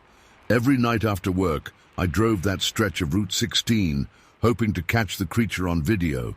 I set up trail cameras in the woods near where it had disappeared. I interviewed locals, asking if anyone had seen anything unusual in the forests around Ocolo. Most people humored me. Some shared stories of strange noises at night or livestock acting, frightened for no apparent reason. A few even claimed to have seen something similar over the years, a large, dark figure at the edge of their property or crossing a field at dusk. But no one had a clear description or any evidence. 3 weeks in, something happened. One of my trail cameras captured a series of images at 2:17 a.m. The first showed nothing but dark forest. The second showed a blur at the edge of the frame. The third, the one that sent ice through my veins, showed 2 reflective eyes staring directly at the camera from about 50 yards away. Just eyes, floating in darkness, too high off the ground to be any normal animal. The fourth image showed the camera had been turned to face the ground. The 5th through 10th were just dirt and leaves. When I checked the camera the next day, I found it ripped from the tree and tossed 10 feet away. The mounting bracket was bent, the strap torn. Whatever had done this was strong. I took the memory card and the damaged camera to Dale's house that evening. "Jesus, Tommy," he said, examining the bent metal bracket. "What did this?" "You know what did it?" I replied, pointing to the image of the eyes on my laptop screen. He stared at the picture for a long time. "Could be anything. Raccoon, maybe. 15 feet off the ground? With eyes that size? Come on, Dale." He sighed. "What, that there's some monster living in the woods? That's crazy talk." "I'm not crazy," I said quietly. "I know what I saw." After that, Dale started avoiding my calls. I couldn't blame him. I'd become obsessed, spending every free moment either in the woods or researching similar sightings online. I found accounts from all over the country: Washington, Oregon, Ohio, Florida, people describing encounters like mine. Some called it Bigfoot or Sasquatch. Others had regional names: skunk ape, fook monster, wood booger.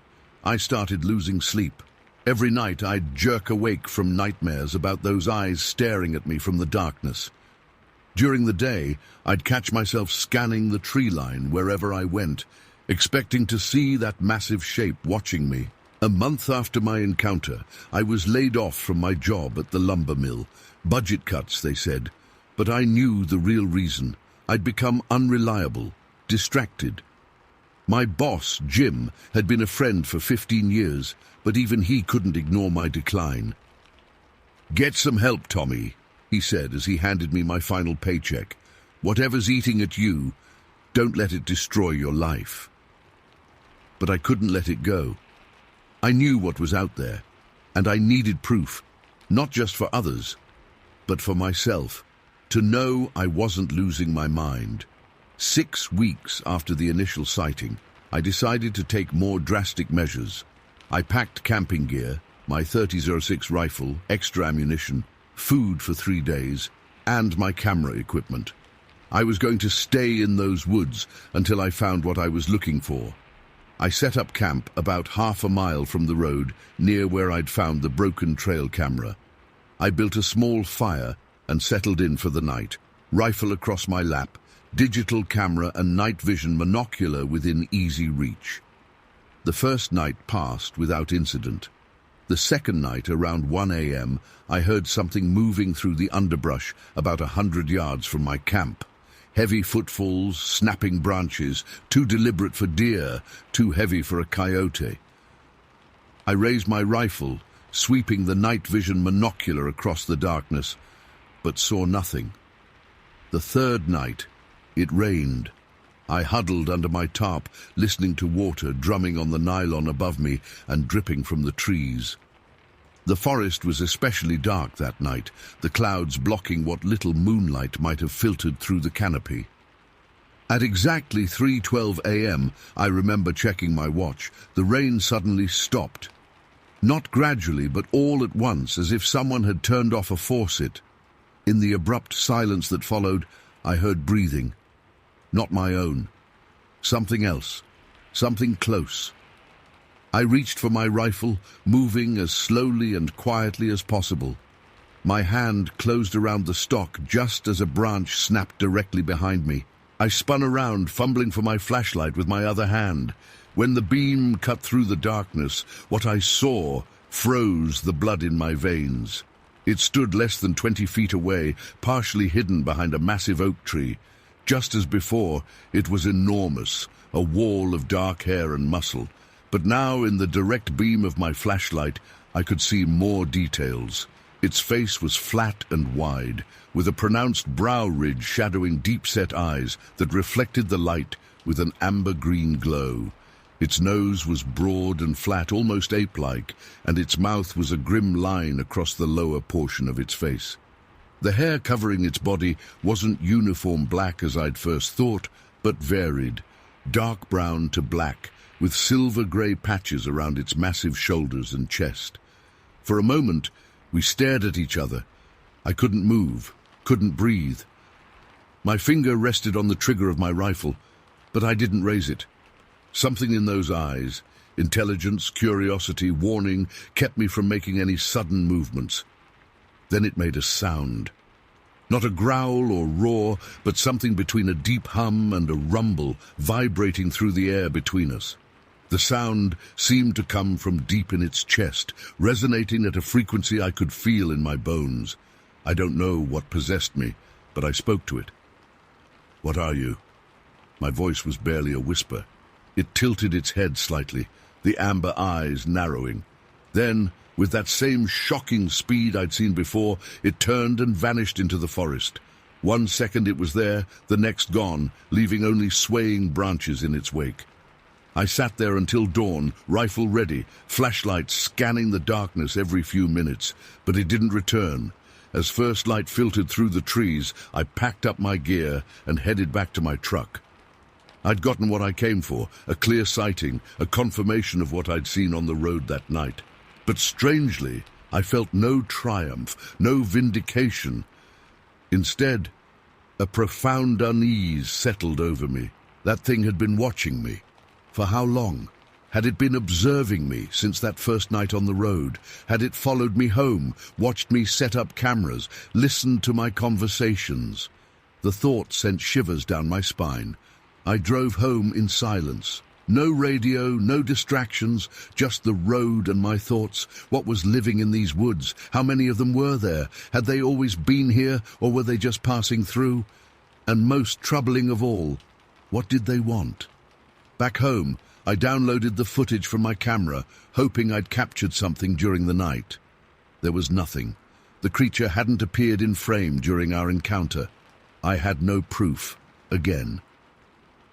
That evening, Dale showed up at my door unannounced. He looked worried. "Tommy, we need to talk," he said, stepping inside without waiting for an invitation. "Jim called me, said you've been living in the woods. This has to stop." I showed him the camping gear still piled by the door, my muddy boots, the rifle I hadn't yet cleaned. I saw it again, Dale. Up close. I was right about what I saw that night. Dale sighed, running a hand through his thinning hair. Tommy, listen to yourself. You've lost your job. You're spending nights in the forest hunting monsters. This isn't healthy. I know what I saw, I insisted. Maybe you did see something that first night. A bear, a deer, hell, maybe even a person playing a prank, but this obsession is destroying you. We argued for hours. Eventually exhausted, I agreed to see someone. A therapist, a doctor, someone who might help me make sense of what was happening. Dale seemed relieved, but I could see the doubt in his eyes. He didn't believe me, and he never would unless I brought him proof. That was 3 months ago. I've kept my word to Dale. I see Dr. Merritt twice a week. I've been taking the medication she prescribed. I even started working again, taking odd jobs around town to pay the bills. But I haven't stopped searching. I'm just more careful now, more methodical. I've read every book, every article, every forum post about similar encounters. I've mapped sightings across the state, looking for patterns. I've installed better cameras, motion sensors, even audio recording equipment in the woods. And sometimes, when I drive that stretch of Route 16 at night, I slow down at that curve. I scan the road ahead, watching for that massive silhouette. Part of me hopes to see it again. Part of me hopes I never do. Because now I know the truth about the forests of Oak Hollow. Something lives in these woods, something watches from the shadows, something that moves with impossible speed and strength, something not meant to be seen by human eyes. And sometimes late at night, when the house is quiet and dark, I swear I can hear that deep, rumbling sound outside my window. That vibration that isn't quite a growl, isn't quite speech. A reminder that I'm not the one doing the watching. I'm the one being watched. Story 6. The summer evening air was thick with humidity as I dribbled my basketball at the old court in Oak Ridge Park. Sweat trickled down my back, but I didn't mind. At 12 years old, I treasured these moments of freedom before Mom called me home for dinner. The park was empty now, just me, the faded court lines, and the steady rhythm of my ball hitting the cracked pavement. Thump, thump, thump. The single streetlight overhead flickered, casting weird shadows across the court. It was getting dark, but I wanted to practice my three-pointers a little longer. Dad had promised to come watch me play in the Youth League tournament next weekend, and I needed to get better. I lined up my shot, focusing on the rusty rim like Coach Jenkins taught us. The net was half torn, hanging limply from one side. I released the ball, watching it arc through the air and swish cleanly through what remained of the net. Yes! I pumped my fist, retrieving the ball as it rolled toward the edge of the court. That's when I heard it, a sharp crack from the woods bordering the park. Like someone had stepped on a thick branch and snapped it clean in half. I froze, ball clutched against my hip. The woods beyond the park had always been a forbidden zone, according to my parents. Too easy to get lost in there, Tyler, Mum always said. Now, with the daylight fading and shadows growing longer, I understood why. I squinted toward the tree line. At first, I saw nothing but darkness between the trunks. Then the streetlight flickered again, and I caught movement.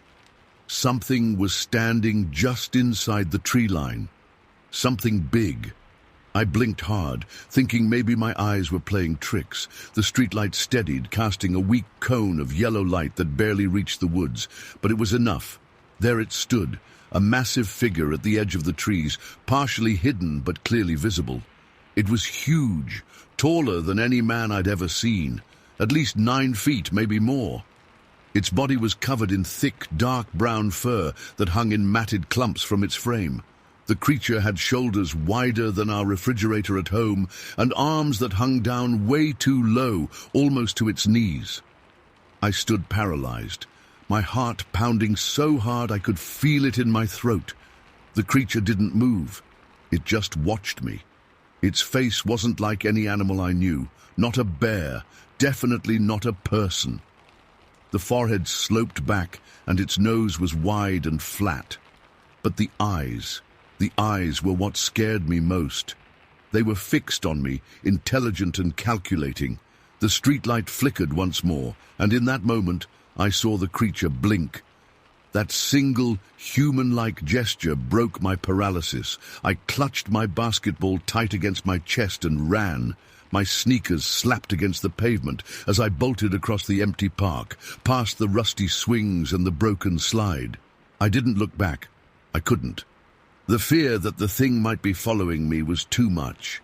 I ran all the way home, 3 blocks at full sprint.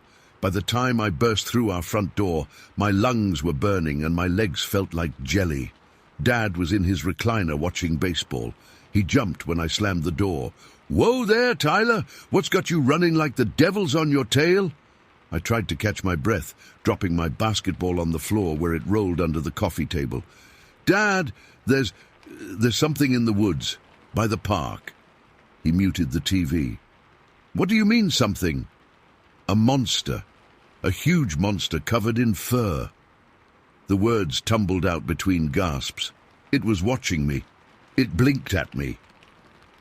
Dad's concerned expression shifted to one of mild amusement. "A monster, huh? What did it look like? Fangs and claws?" "No, it was like a giant person, but not a person. Covered in brown fur, huge, like 9 feet tall at least." Dad chuckled, unmuting the game. "Sounds like you saw a shadow, buddy. Or maybe old Mr. Peterson walking his Great Dane. That dog is about the size of a small horse." "Dad, I'm serious. It wasn't a shadow or a dog. It was watching me." "Tyler, enough."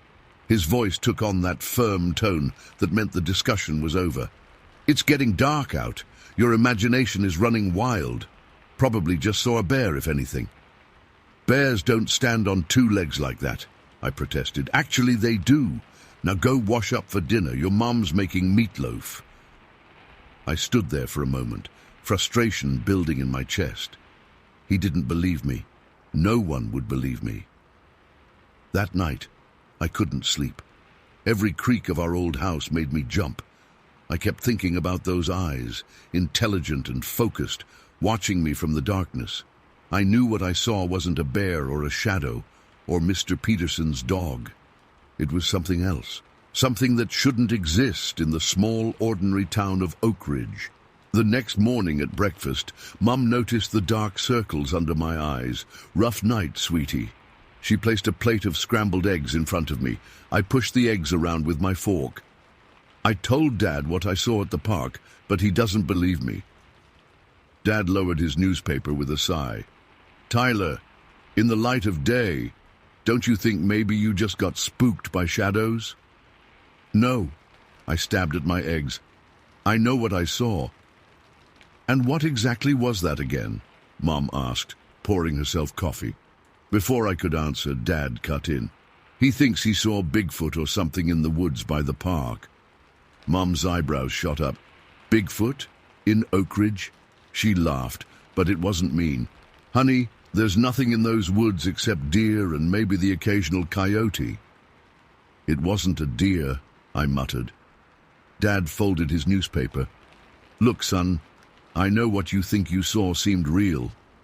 When it's getting dark, our minds play tricks on us. Remember last year when you thought there was a ghost in your closet, but it was just your bathrobe hanging up? That was different. I was 11 then, and this wasn't a bathrobe." "Can I be excused?" I asked, barely touching my breakfast. Mom frowned but nodded. "Sure, but eat something for lunch, okay? You need your energy." I spent that day inside, reading books about cryptids and mysterious creatures. None of the illustrations quite matched what I'd seen, but the descriptions of Sasquatch or Bigfoot came closest. I read about people all over the country who claimed to have seen similar creatures, and how nobody believed them either. By afternoon, I'd made up my mind. I needed proof. "You want to do what?" Jake Riley stared at me like I'd grown a second head. Jake was my best friend since kindergarten, and the only person I thought might believe me. "Go back to the park tonight, with a camera." I held up my dad's old digital camera I'd borrowed from the junk drawer. If that thing is still out there, I'm going to get a picture. We were sitting on his front porch, drinking lemonade his mom had made us. The summer heat was brutal, making the wooden steps warm beneath us. Jake shook his head. That's crazy, Tyler. If you really saw whatever you think you saw, why would you want to go looking for it? Because no one believes me. Not my dad, not my mom. They think I'm making it up or seeing things. Well, Jake hesitated. It does sound pretty far-fetched. I felt my face heat up. So you don't believe me either? Jake sighed. I believe you saw something. But Bigfoot? In Oak Ridge? Come on, man. Fine, I'll go by myself. Tyler, don't. If there is something dangerous out there, I knew you wouldn't help. I stood up, shoving the camera into my pocket. See you later. I spent the rest of the afternoon planning. I'd tell my parents I was going to Jake's after dinner to play video games. Instead, I'd head to the park and wait. The creature had appeared at dusk last time, so that's when I'd be ready. Dinner that night was quiet. I could tell Mom and Dad were exchanging looks, probably worried about my wild imagination. It only made me more determined. Can I go to Jake's after dinner? I asked, trying to sound casual. On a school night. Mom frowned. It's summer, Mom. Oh, right. Sure, but be back by 9. Dad pointed his fork at me. And stick to the streets with lights. No shortcuts through the park, got it? Got it. The lie tasted bitter in my mouth, but I needed to do this. The sun was already low in the sky when I left the house. Instead of heading toward Jake's, I walked straight to the park, the camera heavy in my pocket, along with a small flashlight I'd grabbed from the garage. The park looked different approaching it alone as evening fell. The rusted swing set creaked in the light breeze. The slide reflected the orange glow of the setting sun. And the basketball court, my usual hangout, seemed exposed and vulnerable under the single streetlight that had just flickered on. I made my way to the bench closest to the woods, but still under the light. From there, I had a clear view of the tree line where I'd seen the creature. I took out the camera, checking that it had battery and memory space. Minutes ticked by, then an hour. The park grew darker. Occasionally cars passed on the road beyond, their headlights sweeping through the park before disappearing. No one stopped, no one walked through. I was completely alone. My confidence began to waver as full darkness settled in. What if it didn't come back? What if I had imagined it? The thought both relieved and disappointed me. Then I heard it, the same sharp crack of breaking wood from the trees. My hand tightened around the camera as I peered into the darkness. The woods were a solid wall of black beyond the weak reach of the streetlight. Another crack, closer this time. I raised the camera, my finger hovering over the button. My heart pounded so loud I was sure whatever was out there could hear it. The streetlight flickered, and in that brief moment of darkness, I heard heavy footsteps. Something was moving at the edge of the woods. When the light stabilized, I saw it again. The massive figure stood partially obscured by a large oak tree, but clearly visible. Even taller than I remembered, its dark fur blending with the shadows, but its eyes caught the light, reflecting it back with an amber glow. My hands shook as I raised the camera and pressed the button. The flash went off, momentarily illuminating the woods in harsh white light. The creature flinched, raising a massive arm to shield its eyes. I fumbled with the camera, trying to see the image I'd captured, but before I could, a deep, rumbling sound reached my ears. Not quite a growl, not quite a moan, something in between that made the hair on my arm stand up. I looked up from the camera. The creature had stepped fully into the open, no longer hiding behind the tree. In the dim light, I could see it clearly now. The massive shoulders, the long arms, the sloped head. And it was moving toward me with slow, deliberate steps. I scrambled backward off the bench, nearly dropping the camera. The creature stopped at my sudden movement, tilting its head slightly as if curious. We stared at each other across 20 feet of open park space. It made no aggressive movements, but its sheer size was terrifying enough. Its chest expanded with each breath, massive and barrel-like. Then it did something I never expected. It raised one hand, palm outward, in what looked like a greeting. I stood frozen, unable to process what I was seeing. This thing, this creature that shouldn't exist, was communicating with me. Before I could react, headlights swept across the park as a car turned onto the road nearby. The creature's head snapped toward the light, and in an instant it turned and loped back into the woods, moving with surprising speed for something so large. Within seconds, it had vanished among the trees. The car passed without stopping, its driver unaware of what they'd just interrupted. I stood alone in the park, clutching the camera with its precious evidence. My legs felt weak, and I realized I'd been holding my breath.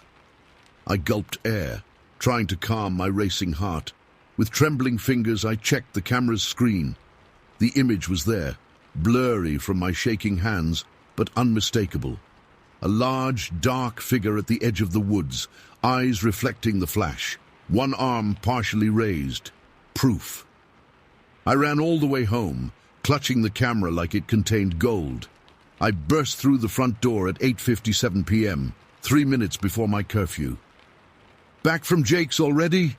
Mom called from the kitchen. "Yeah," I said, trying to sound normal despite my breathlessness. "Is Dad home?"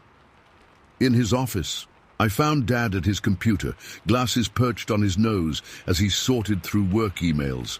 "Dad, I need to show you something." He sighed, turning in his chair. "Tyler, I'm busy. Can it wait until—" "I got a picture." I held up the camera. "Of what I saw in the woods." His expression changed from annoyance to concern. "You went back to the park? Alone? At night?" "Just look," I insisted, turning on the camera and finding the photo. Dad took the camera, squinting at the small screen. He stared at it for a long moment, his brow furrowed. "What am I looking at here?" he finally asked. "The creature. See, there it is by the trees. You can see its eyes and arm." He zoomed in, then out. "Tyler, this is just a blurry picture of the woods. Maybe a deer or something, but it's too dark and fuzzy to tell." "What?" "No, it's right there." I took the camera back, looking at the image. The creature was clearly visible to me. How could he not see it? "Son," Dad's voice softened. "I think you're getting worked up over nothing. There's nothing clear in this picture. But I saw it again.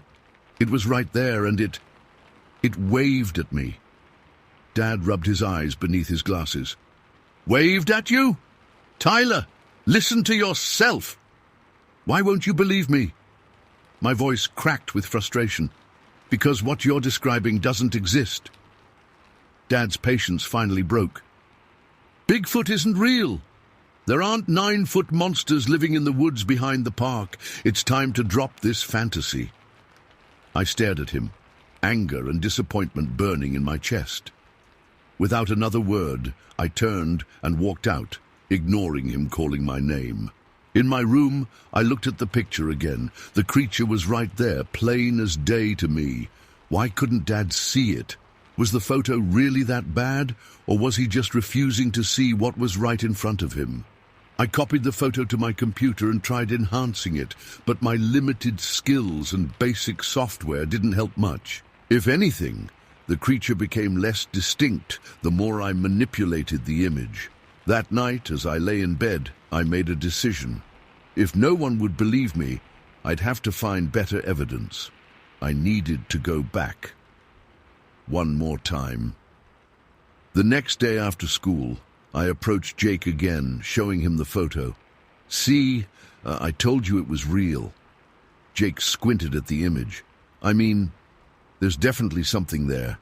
Could be a bear, though." "Bears don't wave, Jake." "It waved at you." His eyes widened. "Yes, and it walked on 2 legs the whole time.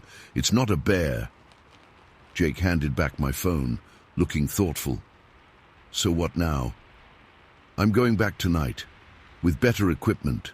My phone has a better camera than that old digital one, and I'm bringing my dad's good flashlight." I hesitated. "Will you come with me this time?" Jake was quiet for a long moment, then sighed. "My mom would kill me if she found out. We'll be back before anyone notices. Please, Jake. I need someone else to see this thing." "Fine," he finally agreed. "But we stay on the bench. We don't go into the woods.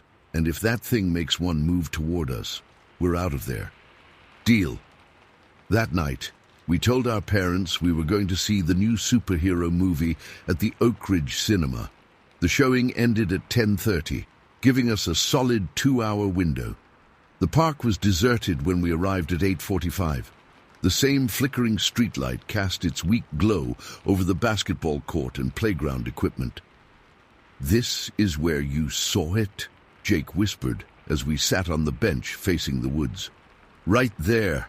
I pointed to the spot where the tree line was darkest. "It came out from behind that big oak." Jake fidgeted nervously beside me. "How long did you wait last time?" "About an hour before it showed up." He groaned. "Great." We sat in silence for a while, both of us scanning the tree line for any movement. Every rustle of leaves in the breeze made Jake jump. "This is stupid," he said after 20 minutes. "There's nothing out there, Tyler." "Just wait," I insisted. "It'll come." Another half hour passed. Jake checked his phone. "It's after 9:30. We should go soon if we want to make it look like we were at the movies." "Just a little longer," I pleaded. That's when we heard it, the distinctive crack of a branch breaking in the woods. Jake froze mid-complaint. "What was that?" he whispered. "That's how it started last time." I pulled out my phone, opening the camera app. We both stared into the darkness, straining to see any movement. The streetlight flickered overhead, plunging us into momentary darkness before sputtering back to life. "There!" I pointed. "By the big tree!" Jake squinted. "I don't see anything." He stopped abruptly. Oh, shit. The creature had emerged partially from behind the oak, just as it had before. Its massive frame was unmistakable, even in the poor light. Its fur seemed to absorb the darkness around it. "Are you seeing this?" I whispered, my phone raised to capture video. Jake nodded, his face pale. "What the fuck is that thing?" The creature took another step forward, now fully visible at the edge of the woods. It stood still, watching us with those intelligent eyes that reflected the distant light. "It's even bigger than I remembered," I said, trying to keep my phone steady as I recorded. Jake grabbed my arm. "We should go. Now." "Wait. It's not doing anything. It's just watching us." As if hearing me, the creature tilted its head slightly. Then slowly, it raised its hand again in that same greeting gesture I'd seen before. "Holy shit, it's waving." Jake's voice was barely audible. "I told you." The creature took another step forward, coming closer to the edge of the streetlight's reach. Now we could see details I'd missed before. Its face had a distinctly human-like quality, despite the sloped forehead and wide nose. Its eyes were deep-set, but expressive. "Tyler!" Jake's grip on my arm tightened. "I really think we should go." But I couldn't move. The creature was communicating, trying to interact with us. After all the disbelief, all the dismissals from my parents, here was proof standing right in front of us. And Jake was seeing it too. The creature took another careful step forward, now at the very edge of the woods. It was close enough that I could hear its breathing, deep and rumbling in its massive chest. It raised its hand again, this time extending it forward, palm up, like it wanted us to approach. "No way," Jake muttered. "No fucking way." I lowered my phone, captivated by the invitation. The creature didn't seem aggressive or threatening, despite its enormous size. It seemed curious. "I think it wants us to come closer," I said. "Are you insane?" Jake hissed. "That thing could tear us apart. If it wanted to hurt us, it would have done it already." The creature made a soft rumbling sound, almost like a purr but deeper. It took another step forward, now partially illuminated by the streetlight. In that moment, I made a decision that would change everything. I stood up. "Tyler! What are you doing?" Jake grabbed at my shirt, but I pulled away. "I need to know what it wants." "It probably wants to eat you. Sit down." I ignored him, taking a cautious step toward the creature. It remained still, watching me with those intelligent eyes. Its hand remained extended, inviting. I took another step, then another. The distance between us narrowed to about 15 feet, close enough to see the rise and fall of its chest, to notice the subtle expressions on its face. "Tyler, please," Jake called from the bench, his voice shaking. "Don't go any closer." The creature made that rumbling sound again, softer this time. It beckoned with its extended hand. I took one more step forward, my heart racing. "What do you want?" I asked quietly. To my shock, the creature responded, not with words, but with a series of gentle grunts and rumbles that seemed deliberately communicative. It pointed deeper into the woods, then back at me. It wanted me to follow it. Story 7. I wiped sweat from my forehead as I trudged down the dirt path to the blackberry bushes. The July heat in Maplewood made the air thick and heavy, but I didn't mind. These summer visits to Grandma and Grandpa Thompson's farm were the highlight of my year. "Don't go too far into the woods, Lily," Grandma had warned as she handed me the small metal bucket.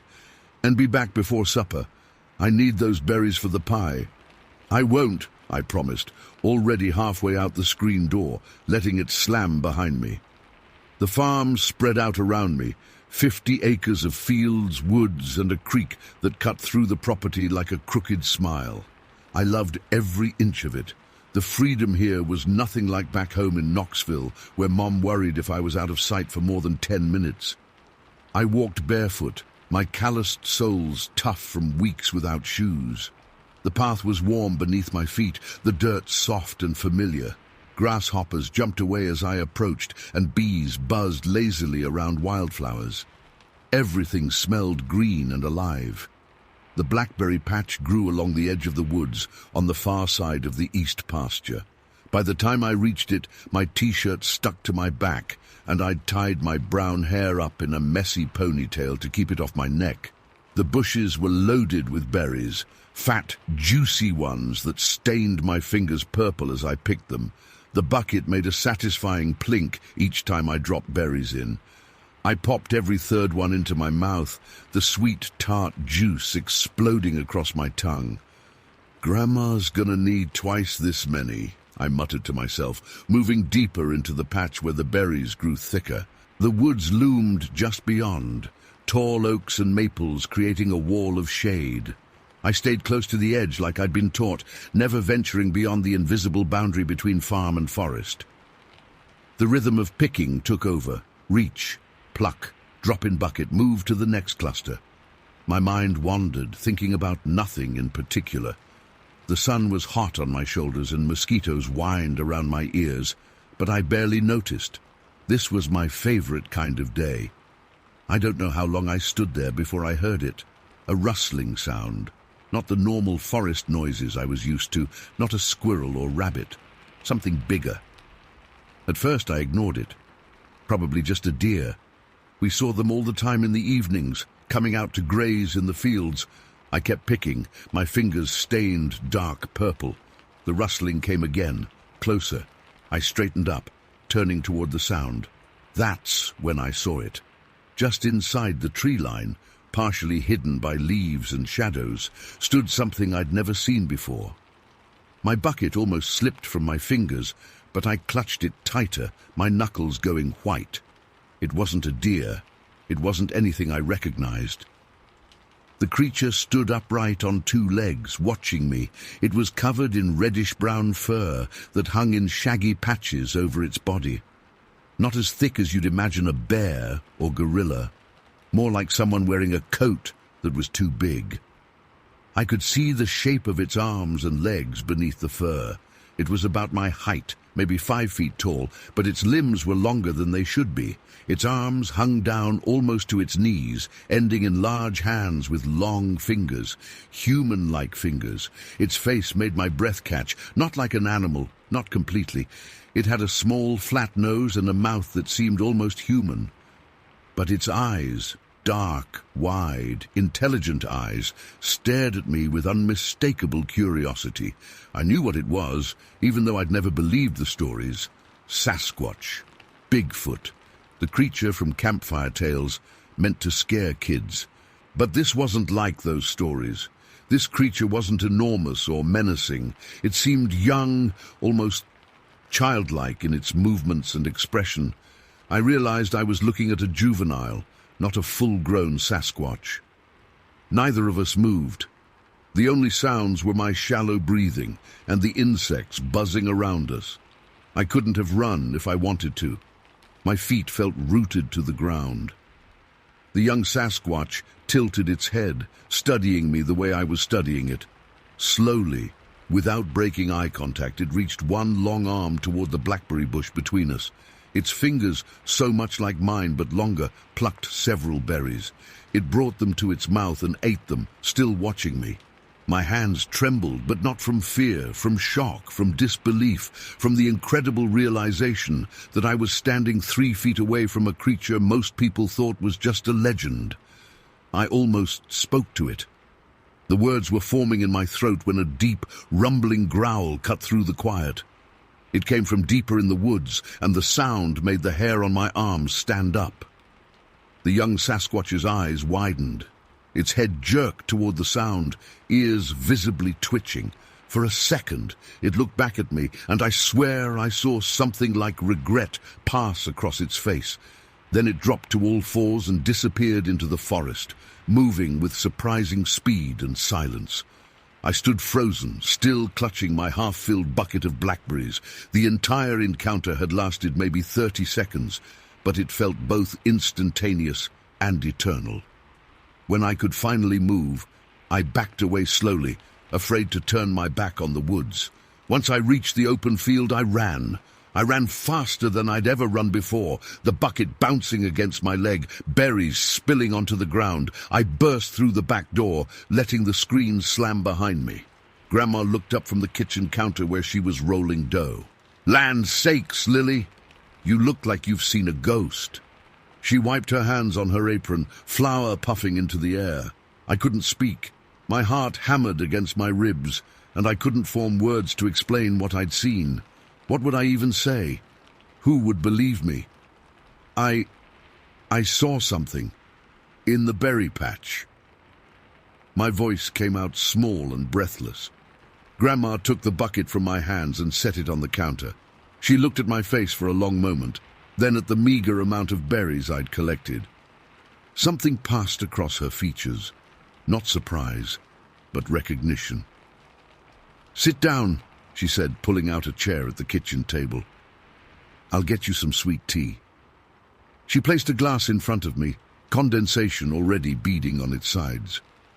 I drank half of it in one long gulp, the sugar and cold bringing me back to myself. "What did you see, honey?" Grandma asked, sitting across from me, her hands folded on the table. I stared at my purple-stained fingers. "I don't know. Someone by the woods." I couldn't look at her as I spoke. It was watching me, eating berries. Grandma was quiet for so long that I finally looked up. She wasn't laughing or frowning in disbelief. She was nodding slowly, her eyes distant. "Some things in these hills don't have names," she said finally. "Some things are best left alone." "You know what I saw?" I whispered. She didn't answer directly. "When I was about your age, I was hanging laundry on the line and saw something watching me from those same woods. Your great-grandma told me then what I'm telling you now. Some parts of this land aren't for us to understand." That night, I lay awake in the small bedroom under the eaves, listening to the night sounds through the open window. Crickets chirped, an owl hooted, and somewhere in the distance, a whippoorwill called. Normal sounds, familiar sounds. But now I knew there was something else out there, something that had looked at me with eyes too intelligent to be just an animal, something that ate blackberries the same way I did. I didn't tell my parents when they called that evening. I didn't tell Grandpa or anyone else. But the next day, I asked Grandma if I could help with dinner instead of playing outside.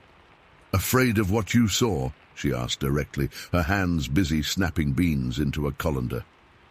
"No," I said, surprising myself by meaning it, "but I don't know what to do about it." "Nothing to do," Grandma replied. "They were here long before us, and they'll be here long after. They keep to themselves if we keep to ourselves." "They?" My voice caught. Grandma just gave me a knowing look. 2 days later, I found my courage. I took the bucket again, told Grandma I was going berry picking, and headed back to the same spot. This time, I brought an extra plastic container. As I picked berries for Grandma's pie, I filled the second container too. When it was full, I set it carefully at the edge of the woods, right where I'd seen the young Sasquatch. "This is for you," I said aloud, feeling silly but determined. "If you want them." Nothing answered me. No rustling in the bushes, no sign I was being watched, but the hairs on the back of my neck stood up all the same. I took Grandma's berries back to the house and said nothing about the second container.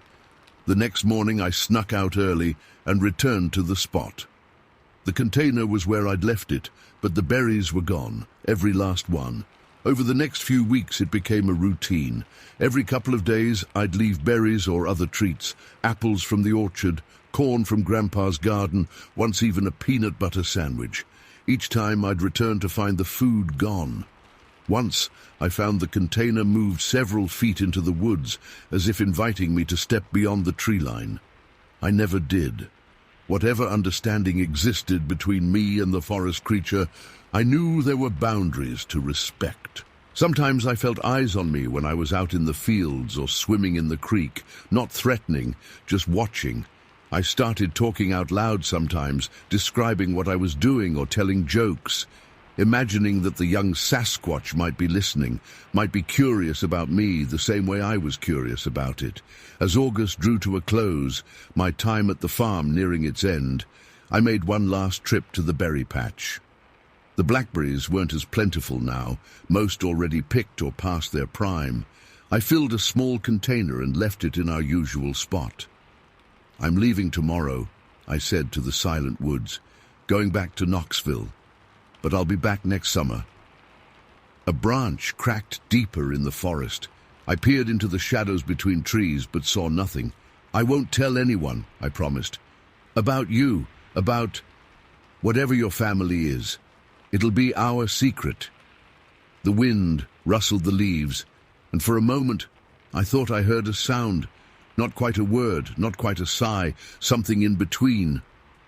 I waited as long as I dared, hoping for one last glimpse, but none came.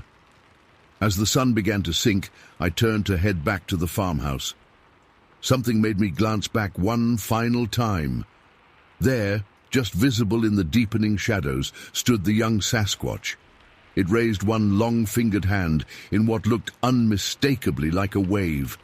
My heart pounding, I raised my hand and waved back. The next morning, Dad loaded our suitcases into the car while Mom hugged Grandma goodbye. I hung back, looking toward the distant tree line. "You come back next summer, you hear?" Grandpa said, ruffling my hair. "I will," I promised, and I meant it more than ever. As we drove down the long gravel driveway, I twisted in my seat to look back at the farm. Something caught my eye at the edge of the woods, a flash of movement, a hint of reddish-brown against the green. Then it was gone, and we turned onto the main road, heading back to our ordinary life in the city. But I knew now that the world was less ordinary than I'd thought. I knew that in the woods of Maplewood, Tennessee, something watched and waited. Something curious and intelligent, something that liked blackberries as much as I did. And I knew, without a doubt, that next summer would be the most extraordinary one yet. Story 8. The coffee was bitter, just how I liked it. black as the gathering dark, hot against the autumn chill settling into my bones. 23 years I'd been sitting on this same porch, watching the seasons change across my 5 acres and the endless woods beyond. Pinehaven County wasn't much, just a scattering of small towns, farms, and miles of pine and oak forest stretching toward the mountains. Most folks lived bunched together in the valley. Not me. I needed the quiet. I leaned back in my rocking chair, the wood creaking beneath me. The temperature had dropped 15 degrees since sundown. Wind rattled through the nearly bare branches, sending the last stubborn leaves spiraling down to join the rust-colored carpet covering my yard. An owl hooted somewhere off to the west, probably the same barn owl that had been hunting my property for the past decade. My routine rarely changed. Work around the property during daylight, sit on the porch at dusk, listen to the woods come alive with night sounds, then inside for some TV before bed. Simple, predictable, mine. I was about to take another sip when something moved at the edge of the tree line, maybe 50 yards out. I lowered my mug. Probably just a deer. They came through often, especially this time of year, as they fattened up before winter. I squinted, trying to make out the shape in the growing darkness. The figure emerged partially from the trees. Too tall for a deer, too big for a person. I set my coffee down on the small table beside me and leaned forward. Whatever it was stood at the boundary where my cleared land met the forest. The moon was nearly full, casting enough light to see by, but the shape remained indistinct at first, just a tall, dark silhouette against the darker woods. Then it stepped fully into the open. My breath caught. The thing was enormous, 8, maybe 9 feet tall. Its proportions were all wrong for a human. The arms hung too long, reaching almost to its knees. Its legs were long but powerfully built, bent slightly at the knees like a sprinter ready to explode forward. Every inch of its body seemed covered in dark fur that caught the moonlight in a way that made it look slick or wet. But it was the face that froze my blood. Not quite human, not fully animal either. From 50 yards away I could make out a prominent brow that shadowed its eyes, a wide, flat nose, and what might have been a mouth, though it was partially obscured by fur that grew up from its chest and neck. I didn't move, couldn't move. My heart hammered against my ribs so hard I thought it might burst. The creature stood perfectly still, watching my house, watching me. Its chest rose and fell with deep breaths that turned to vapor in the cold air. Those eyes, even from this distance I could feel them locked onto me. This wasn't a mindless animal. There was calculation there, intelligence, purpose. The standoff lasted maybe 10 seconds, though it felt like hours. Then the creature took a deliberate step toward the house. I jumped up reflexively, knocking over my coffee mug. It shattered on the porch boards, dark liquid spreading across the weathered wood. The sound was shockingly loud in the quiet night. My rifle was inside, hanging on hooks above the fireplace, 20 steps away at most. The creature took another step forward. I could run inside, grab the gun, be back out in under 30 seconds. But something stopped me, an instinct deeper than fear. This thing was watching me, studying me. It hadn't charged, hadn't made any aggressive moves beyond walking toward me, and something in my gut told me that showing aggression would be a terrible mistake. The creature halted at my sudden movement, its head tilted slightly, reminding me eerily of a curious dog. Then it raised its head, nose pointed upward. It was smelling the air, smelling me, maybe. A low sound rumbled across the yard, like a grunt, but deeper, more resonant than any sound I'd heard from a bear or other forest animal. The creature lowered its head, gave one last look directly at me, then turned with surprising grace. It walked back toward the forest, each footfall deliberate and heavy, not rushing, not scared, just leaving. It reached the tree line and paused. For a split second, it looked back over its massive shoulder directly at me. Then it was gone, melting into the darkness between the trees with barely a sound. I stood frozen on my porch for several minutes, listening to the night, straining for any sign of movement. Nothing came. Eventually, the normal sounds of the forest resumed, crickets chirping, an occasional rustle of small animals moving through the underbrush. I picked up the larger pieces of my broken mug with trembling hands, then went inside and locked the door. I grabbed my rifle, checked that it was loaded, and sat in my recliner facing the front windows until sunrise. The morning dawned clear and cold. I dozed off sometime around 4 a.m., jerking awake at first light with a stiff neck and the rifle still across my lap. For a few blissful seconds, I wondered if I'd dreamed the whole encounter. Then I saw the coffee stain on the porch through the window and remembered the broken mug. I put on my jacket and boots and went outside. The porch boards were still damp where I'd spilled my coffee. I walked down the 3 wooden steps to the yard and looked toward the tree line. From here, everything looked normal. Just my overgrown field, meeting the edge of the woods like it had for the past 2 decades. I needed to see, needed to know. I crossed the yard, moving slowly, scanning the trees for any sign of movement. Birds chirped in the canopy above. A squirrel scurried up an oak trunk as I approached. Normal forest sounds, normal forest movements. When I reached the spot where I'd seen the creature emerge, I stopped. The ground was soft from recent rain, and there, pressed into the mud, was a footprint. I crouched down to examine it. It was massive, easily twice the size of my own boot. The impression was deep, suggesting significant weight. The shape was roughly human-like, with 5 distinct toe impressions, but wider and with what looked like claw marks at the end of each toe. I placed my hand next to it for scale. The print dwarfed my spread fingers. I followed the tracks into the woods about 20 yards. The creature had a long stride, at least 5 feet between footfalls. Eventually the prints disappeared where the ground became rockier and covered with pine needles. I looked around, scanning the surrounding forest. Nothing seemed out of place, but I couldn't shake the feeling of being watched. Back at the house, I sat at my kitchen table with a fresh cup of coffee and tried to make sense of what I'd seen. Every explanation I could think of fell short. It wasn't a bear.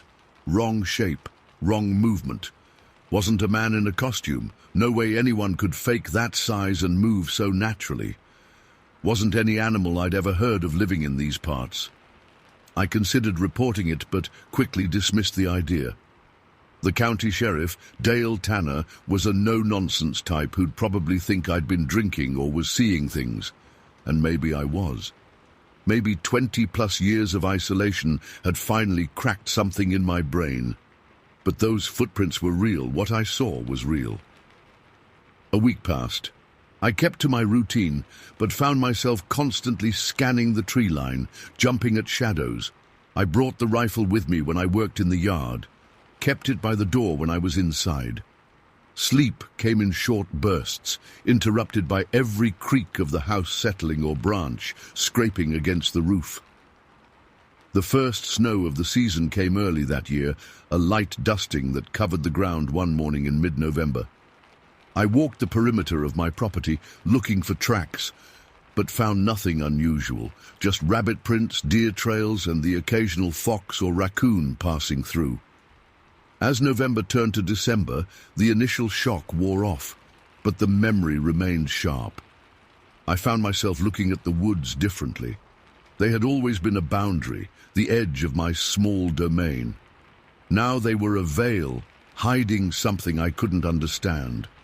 I began to research. The county library had limited resources, but I found books on regional folklore and cryptid sightings. Most were silly, campfire tales meant to scare kids. But some accounts from the early settlers described encounters with tall, hairy forest creatures that avoided human contact, but occasionally were spotted watching homesteads from the tree line. The locals had names for them: timber giants or shadow walkers.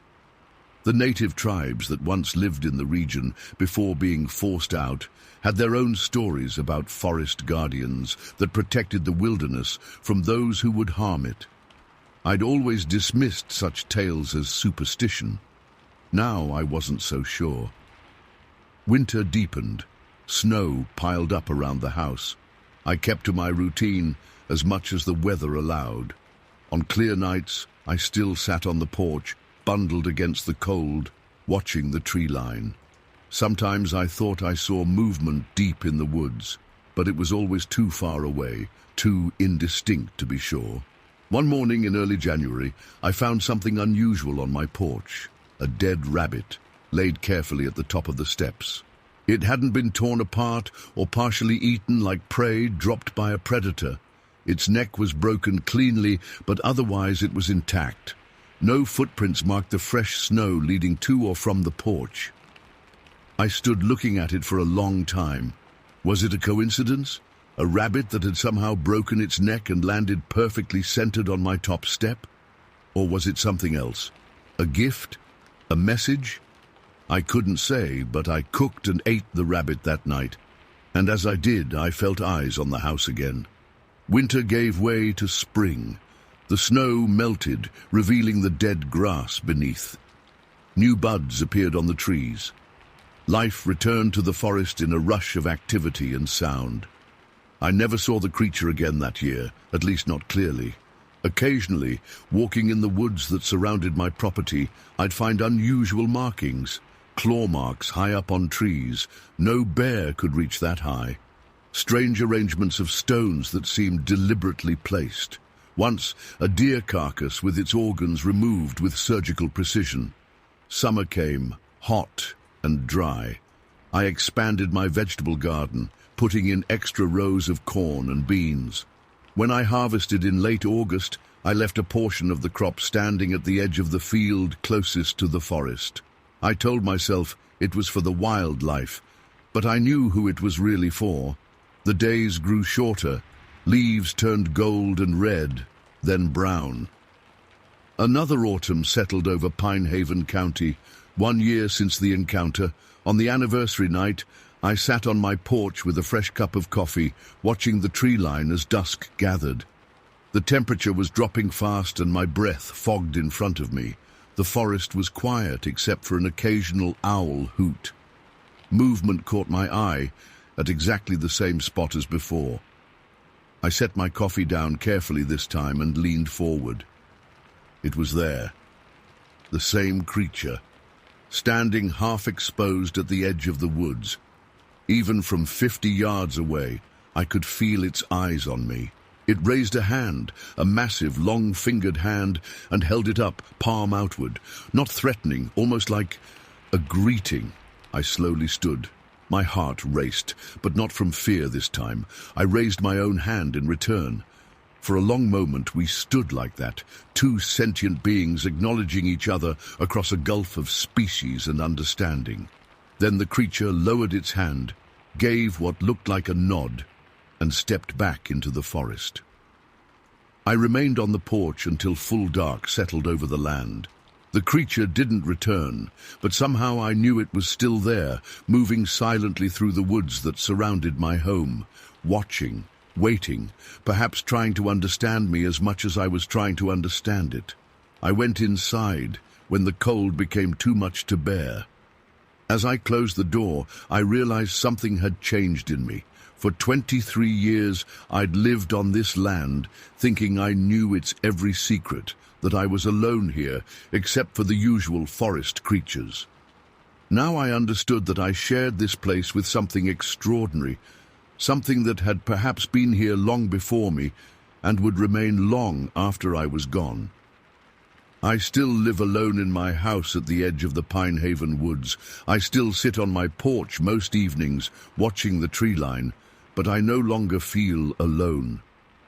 Sometimes at night, I hear heavy footsteps circling the house, never threatening, just present.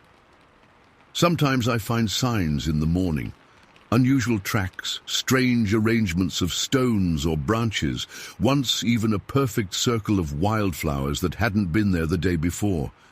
I've never told anyone about what I saw that autumn night.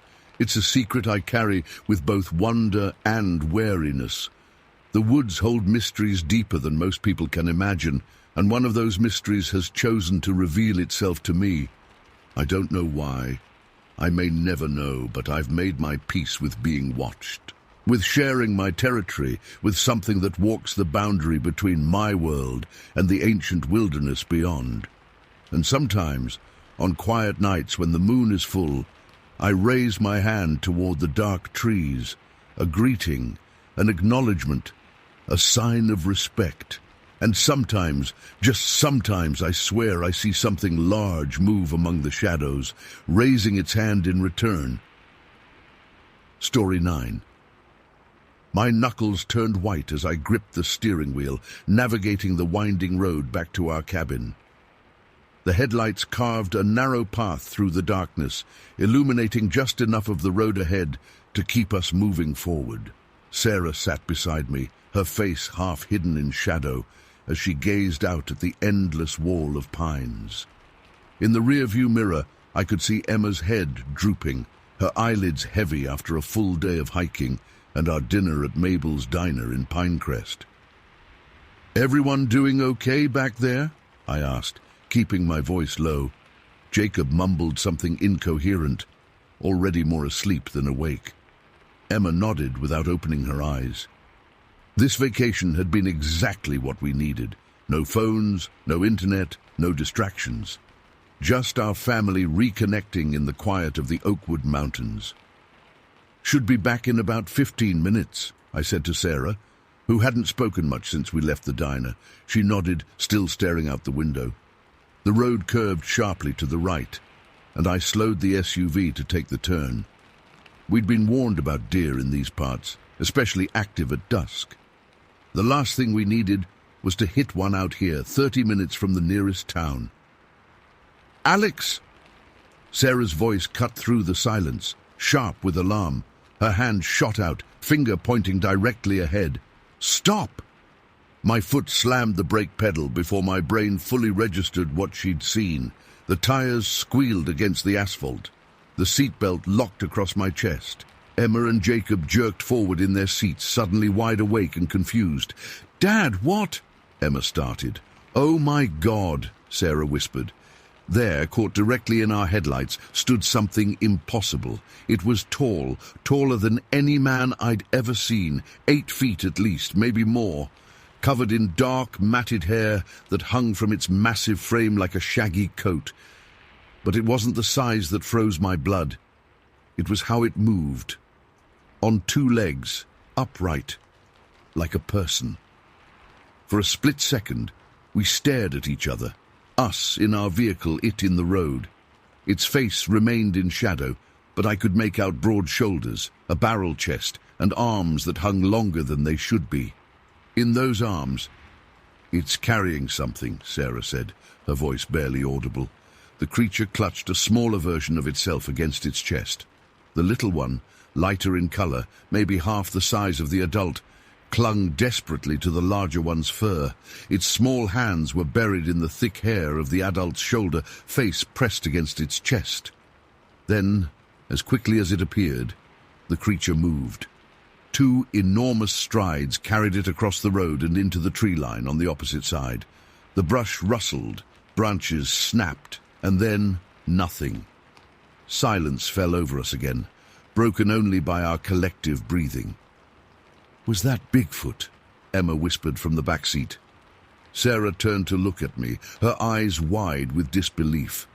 I swallowed hard, my throat dry. "I think it was," I managed to say. Jacob started crying softly in the back seat.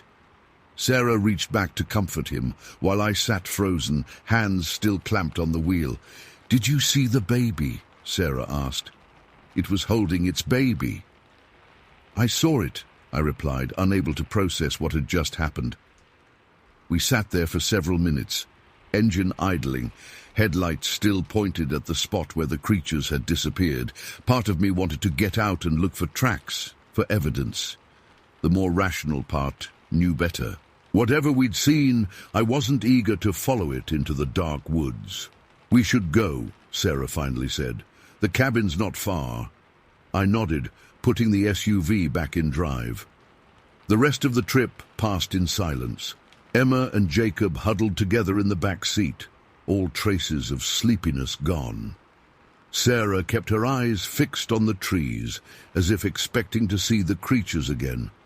I focused on the road, jumping at every shadow. When we finally reached the cabin, I triple-checked all the locks. We'd rented this place specifically for its isolation, its distance from other people. Now that remoteness felt like a liability. "Kids, straight to bed," Sarah said, ushering Emma and Jacob toward their room. "We'll talk more in the morning." "But Mom, we saw Bigfoot," Emma protested, suddenly animated. "A real Bigfoot, with a baby." "Tomorrow, Emma," Sarah said firmly. "It's late." After tucking the kids in, Sarah joined me at the kitchen table. I'd poured us each a shot of whiskey from the bottle we'd brought along. She downed hers in one go. "Tell me I'm not crazy," she said. "Tell me we all saw the same thing." I nodded slowly. We did. I don't know what it was, but we all saw it. "It had a child, Alex. It was protecting its child." Sarah's voice cracked slightly. "I know." We sat in silence for a moment, the implications sinking in. Not just that such creatures existed, but that they had families. They cared for their young. "What do we do now?" Sarah asked. I considered our options. We could report it, call the ranger station tomorrow. And say what? That we saw Bigfoot carrying its baby across the road. They'll think we're crazy. She was right. Without evidence, our story would sound like the ramblings of tourists who'd had too much to drink. "Then we keep it to ourselves," I said. "At least for now." Sarah nodded, though she looked troubled.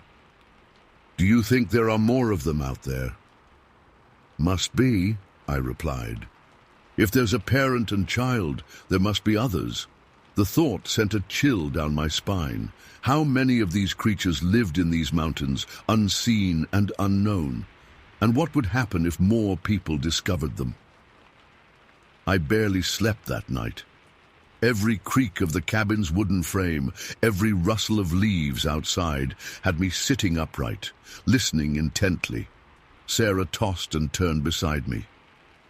Around 3 a.m, I gave up trying to sleep and moved to the living room window, staring out at the dark forest surrounding us. The rising sun finally brought some relief.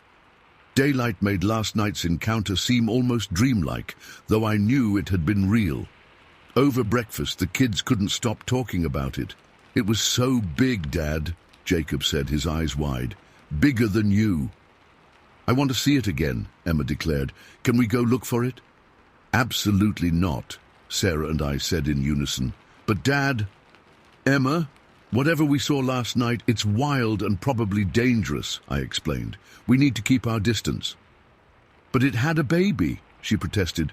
"It can't be that dangerous if it's taking care of a baby." "Bears have cubs too," I pointed out. "Doesn't make them safe to approach." After breakfast, I stepped outside to check our surroundings in daylight. The cabin sat in a small clearing, with forest pressing in on 3 sides and a gravel drive leading down to the main road on the 4th. Nothing looked disturbed or out of place. No massive footprints, no bent branches, just the usual forest sounds. Bird song, the rustling of leaves in the breeze. We had 3 more days of vacation left. Part of me wanted to pack up and leave immediately, but another part, the curious part that had always been fascinated by unexplained phenomena, wanted to stay. Maybe even try to see the creatures again, this time with a camera ready. Sarah joined me outside, coffee mug in hand. "The kids want to go fishing at the lake today," she said. "Stick to the original plan." "You think that's a good idea? After what we saw," she shrugged. "We came here for a family vacation. I don't want to cut it short because of whatever that was. Besides, the lake is in the opposite direction from where we saw it." She had a point. We couldn't let one strange encounter ruin our entire trip. And the lake was well used, with other vacationers around. Safety in numbers. "All right," I agreed. "Fishing it is." The day passed without incident. We caught a few small trout, had a picnic lunch by the shore, and even went swimming in the afternoon when the sun warmed the air enough to make the cool water inviting. The kids splashed and played, seemingly having forgotten about last night's scare. Sarah relaxed enough to laugh when I dunked her underwater, retaliating by pushing me off the small wooden dock. It felt normal, good even. By the time we headed back to the cabin in late afternoon, I'd almost convinced myself that we could salvage the remainder of our vacation without further strange encounters. That evening, we roasted hot dogs and marshmallows over the fire pit outside the cabin. The sun had just dipped behind the mountains, casting long shadows across the clearing. Emma and Jacob were debating the best marshmallow roasting technique when a sound stopped us all mid-conversation. A long, low howl echoed through the trees. Not a wolf or coyote. I'd heard those before. This was different, deeper, almost mournful, with a strange warbling quality that raised the hair on my arms. "Inside," I said immediately, standing up. "Everyone inside now." We abandoned our dinner, rushing into the cabin and locking the door behind us. I moved from window to window, making sure each was securely latched, then pulled the curtains closed. "What was that?" Jacob asked, his small voice trembling. "Probably just a wolf," I lied, trying to sound confident. "That wasn't a wolf, Dad," Emma said. She'd always been too perceptive for her own good. The howl came again, closer this time. Sarah pulled the kids against her on the couch, her eyes meeting mine over their heads. I knew what she was thinking. We were being watched. I moved to the gun cabinet in the corner, a standard feature in many rental cabins in these parts. Inside was a simple bolt-action hunting rifle. I'd never fired one before, but I checked that it was loaded anyway, just in case. "Are they coming for us?" Jacob whispered. "No, buddy," I assured him, though I had no way of knowing if that was true. "They're probably just curious about us, like we are about them." We huddled in the living room as darkness fell completely. I kept the lights dim, not wanting to advertise our presence more than necessary. The howling stopped after a while, but other sounds took its place. Rustling in the underbrush around the cabin, heavy footsteps on the gravel drive, a strange huffing noise near the back door. Around 10, something bumped against the side of the cabin hard enough to rattle the windows. Jacob began to cry again, and even Emma looked scared now. "It's okay," Sarah murmured, stroking their hair. "The cabin is strong. We're safe in here." I wasn't so sure, but I nodded anyway, keeping the rifle close. Another bump, this time against the front door. I raised the weapon, pointing it shakily at the entrance. "Alex," Sarah warned, eyeing the gun, "don't do anything rash." "I won't," I promised. "Just being careful." A scraping sound drew our attention to the window nearest the door. Something was dragging across the glass. Fingers, claws? I couldn't tell. Emma buried her face against Sarah's shoulder. Jacob had his hands over his ears. Then, as suddenly as it began, the noises stopped. We waited, tense and silent, for what felt like hours. Eventually the kids fell into an uneasy sleep on the couch. Sarah and I took turns keeping watch through the night, though neither of us saw anything through the windows. Dawn broke, revealing a clear day outside. No creatures, no signs of damage to the cabin, just ordinary forest surrounding us. I stepped outside cautiously, rifle in hand, to check for evidence of our nighttime visitors. What I found made my stomach drop. A line of massive footprints circled the entire cabin, pressed deep into the soft earth. Each print was at least 15 inches long, with distinct toe impressions. They led from the forest around our cabin and back into the trees on the far side of the clearing. But that wasn't all. Near the front steps lay something that hadn't been there the night before, a freshly killed rabbit. Its neck had been broken cleanly, but otherwise it was untouched. Not eaten, not torn apart, just left there, like an offering. Sarah joined me outside, gasping when she saw the footprints. "They were here," she whispered, "all night. Look at this." I said, pointing to the rabbit but not touching it. She stared at it, confusion crossing her face. Is that a gift or a warning? I suggested. No, she said firmly. A gift. Think about it, Alex. They could have broken in if they wanted to. That door wouldn't stand up to something that size, but they didn't. They just checked us out. I wasn't convinced, but I nodded anyway. Either way, I think we should leave today. Go back to Pinecrest. Maybe find a motel for our last night. Sarah looked like she might argue, then glanced back at the cabin where the kids were still sleeping. You're right. Let's pack up. We woke Emma and Jacob, telling them we'd decided to spend our last day in town instead of at the cabin. Emma was suspicious, but didn't press when she saw how serious we were. We packed quickly, loading our bags into the SUV within an hour. As we drove down the gravel path toward the main road, I couldn't shake the feeling we were being watched. I kept checking the rearview mirror, half expecting to see massive shapes emerging from the tree line. But the forest remained still and silent. We were almost to the main road when Emma suddenly shouted from the back seat, "Stop, Dad! Stop the car!" I braked, heart racing. "What is it?" "Look," she said, pointing to the trees on our right. "Over there." I followed her finger, squinting into the shadowy forest. At first, I saw nothing. Then, a subtle movement caught my eye. About 50 yards in, partially hidden behind a large pine, stood the creature from the road.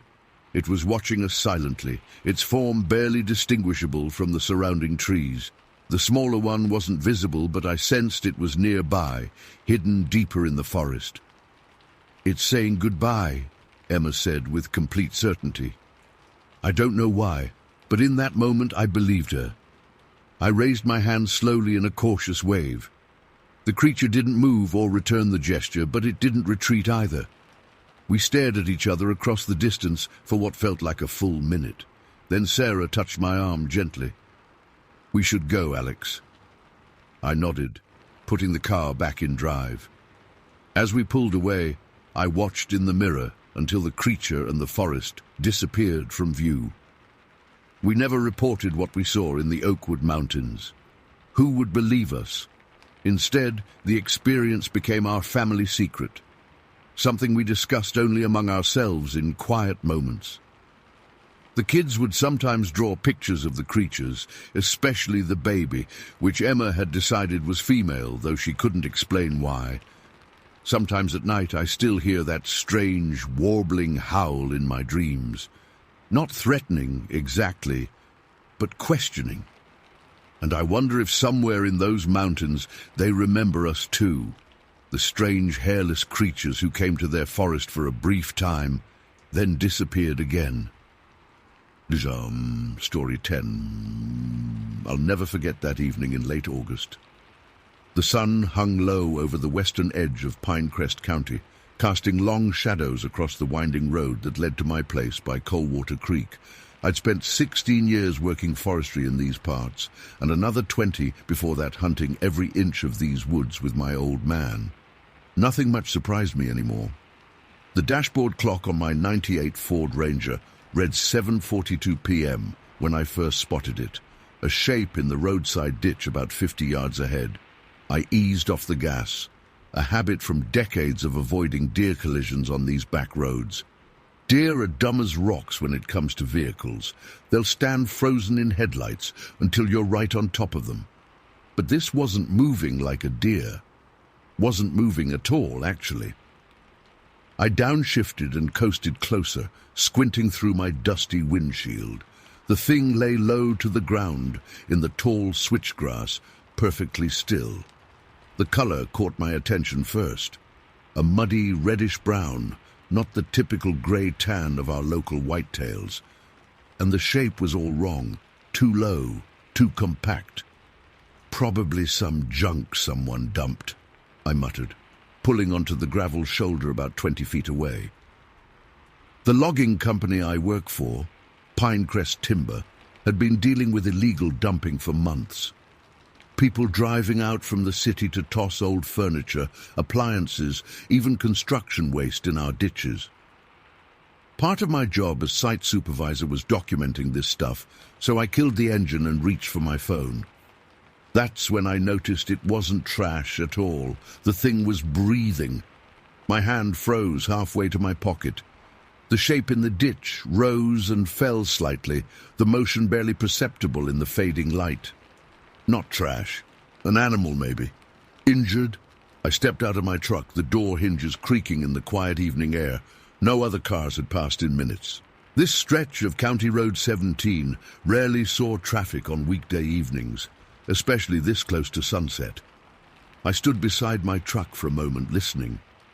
Crickets had started their nightly chorus. A whip-poor will called from somewhere in the tree line 50 yards across the ditch. I approached slowly, boots crunching on gravel. "Hey there," I called softly, not wanting to startle whatever it was if it was hurt. "You all right?" No response. No movement except that steady, shallow breathing. At 10 feet away I could see it clearly enough to know I'd never seen anything like it before. The creature, and I use that word because nothing else fit, lay curled up with its knees tucked tight against its chest. One long, thin arm draped over its head like it was trying to hide or protect itself. Its body was covered in matted hair or fur, a dirty reddish-brown color caked with mud, twigs, and dead leaves, like it had been rolling around in forest debris. "What the hell are you?" I whispered, taking another cautious step. I'd encountered every animal native to these mountains. Black bears, coyotes, bobcats, the occasional wolf that wandered down from Canada. Once, even tracked a mountain lion for 3 miles with my hunting buddy Earl back in '98. This thing wasn't any of those.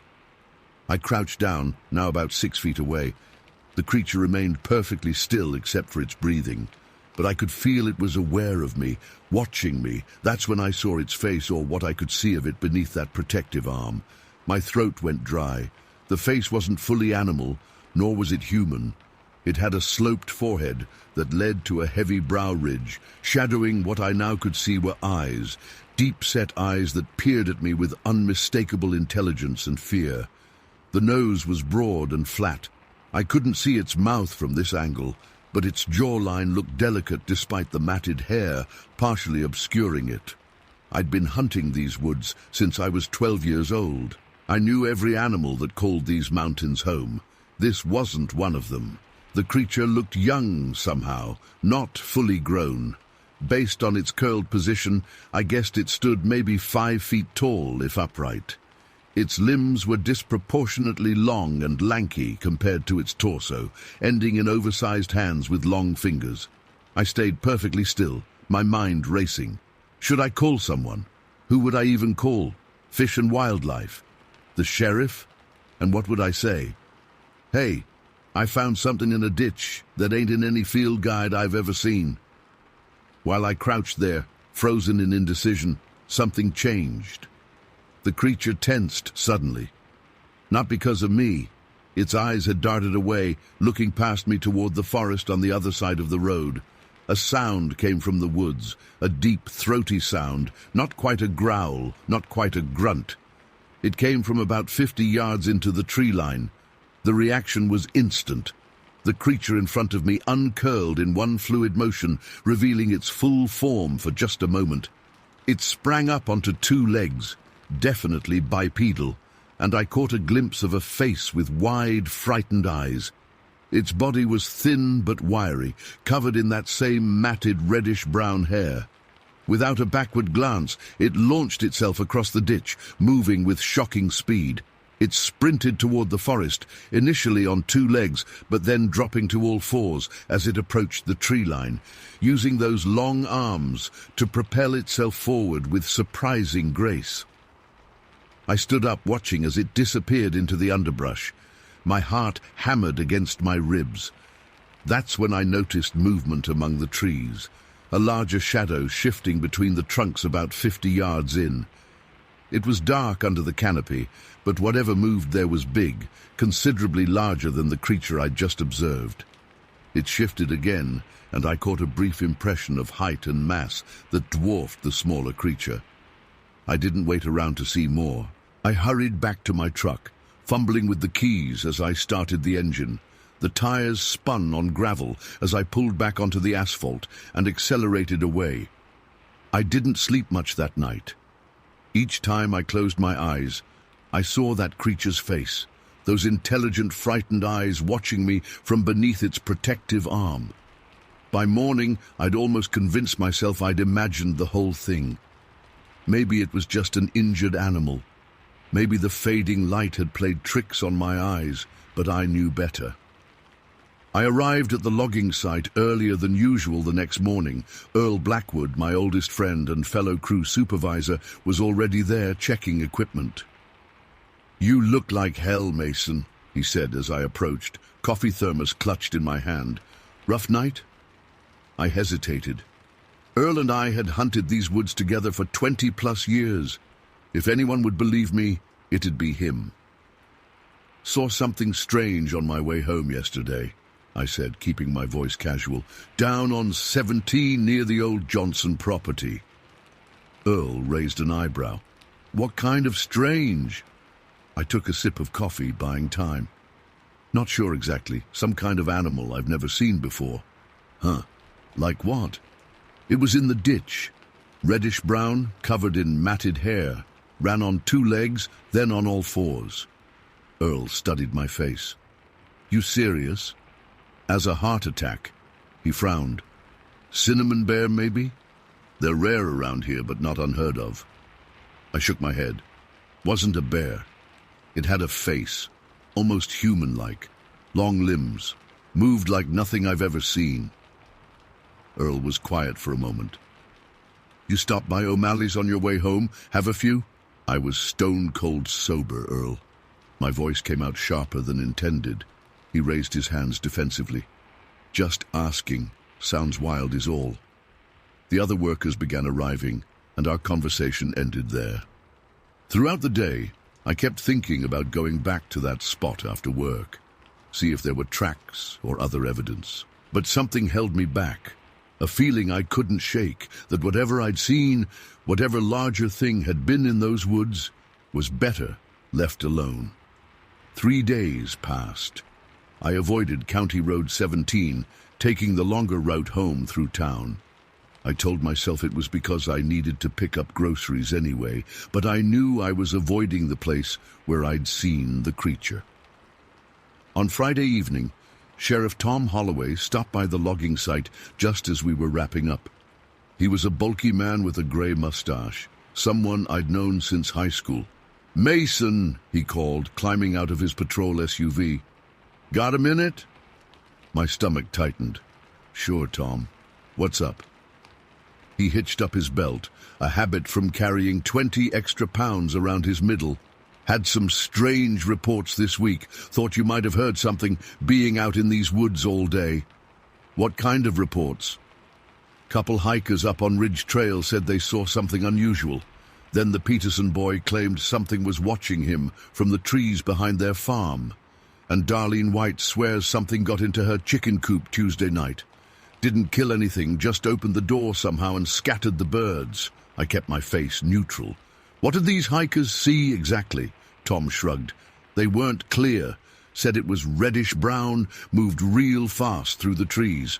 Thought it might be a bear at first, but the way it moved didn't match up." He eyed me carefully. "You seen anything odd lately?" I hesitated. Tom would take me seriously. He wasn't one to dismiss things out of hand. But what good would come from telling him? What could anyone do? "Can't say I have," I lied. "But I'll keep my eyes open." Tom nodded, seemingly satisfied. "You do that, and call me if you spot anything unusual."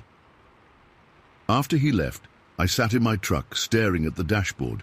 3 separate sightings in 1 week. Whatever I'd seen wasn't a one-off thing. That night, I dreamt of the creature. In my dream, it stood at the edge of my property, watching my house from the tree line. When I went outside to confront it, it didn't run. Instead, it approached slowly, walking upright. Its eyes held that same intelligence I'd seen, but without the fear. It reached out one of those large, long-fingered hands toward me. I woke with a start at 3:17 a.m., according to my bedside clock. Something had pulled me from sleep, a noise from outside. I lay still, listening. My house sat on 5 acres backed by forest, the nearest neighbor half a mile down the road. The woods were never completely silent at night. There were always crickets, frogs, the occasional hoot of an owl. But now I heard nothing. Absolute silence. Then a soft thud from my front porch. I slid out of bed and grabbed my shotgun from the closet. Moving quietly through the darkened house, I approached the front door. The porch light was off. I almost always left it on overnight, but had forgotten to switch it on before bed.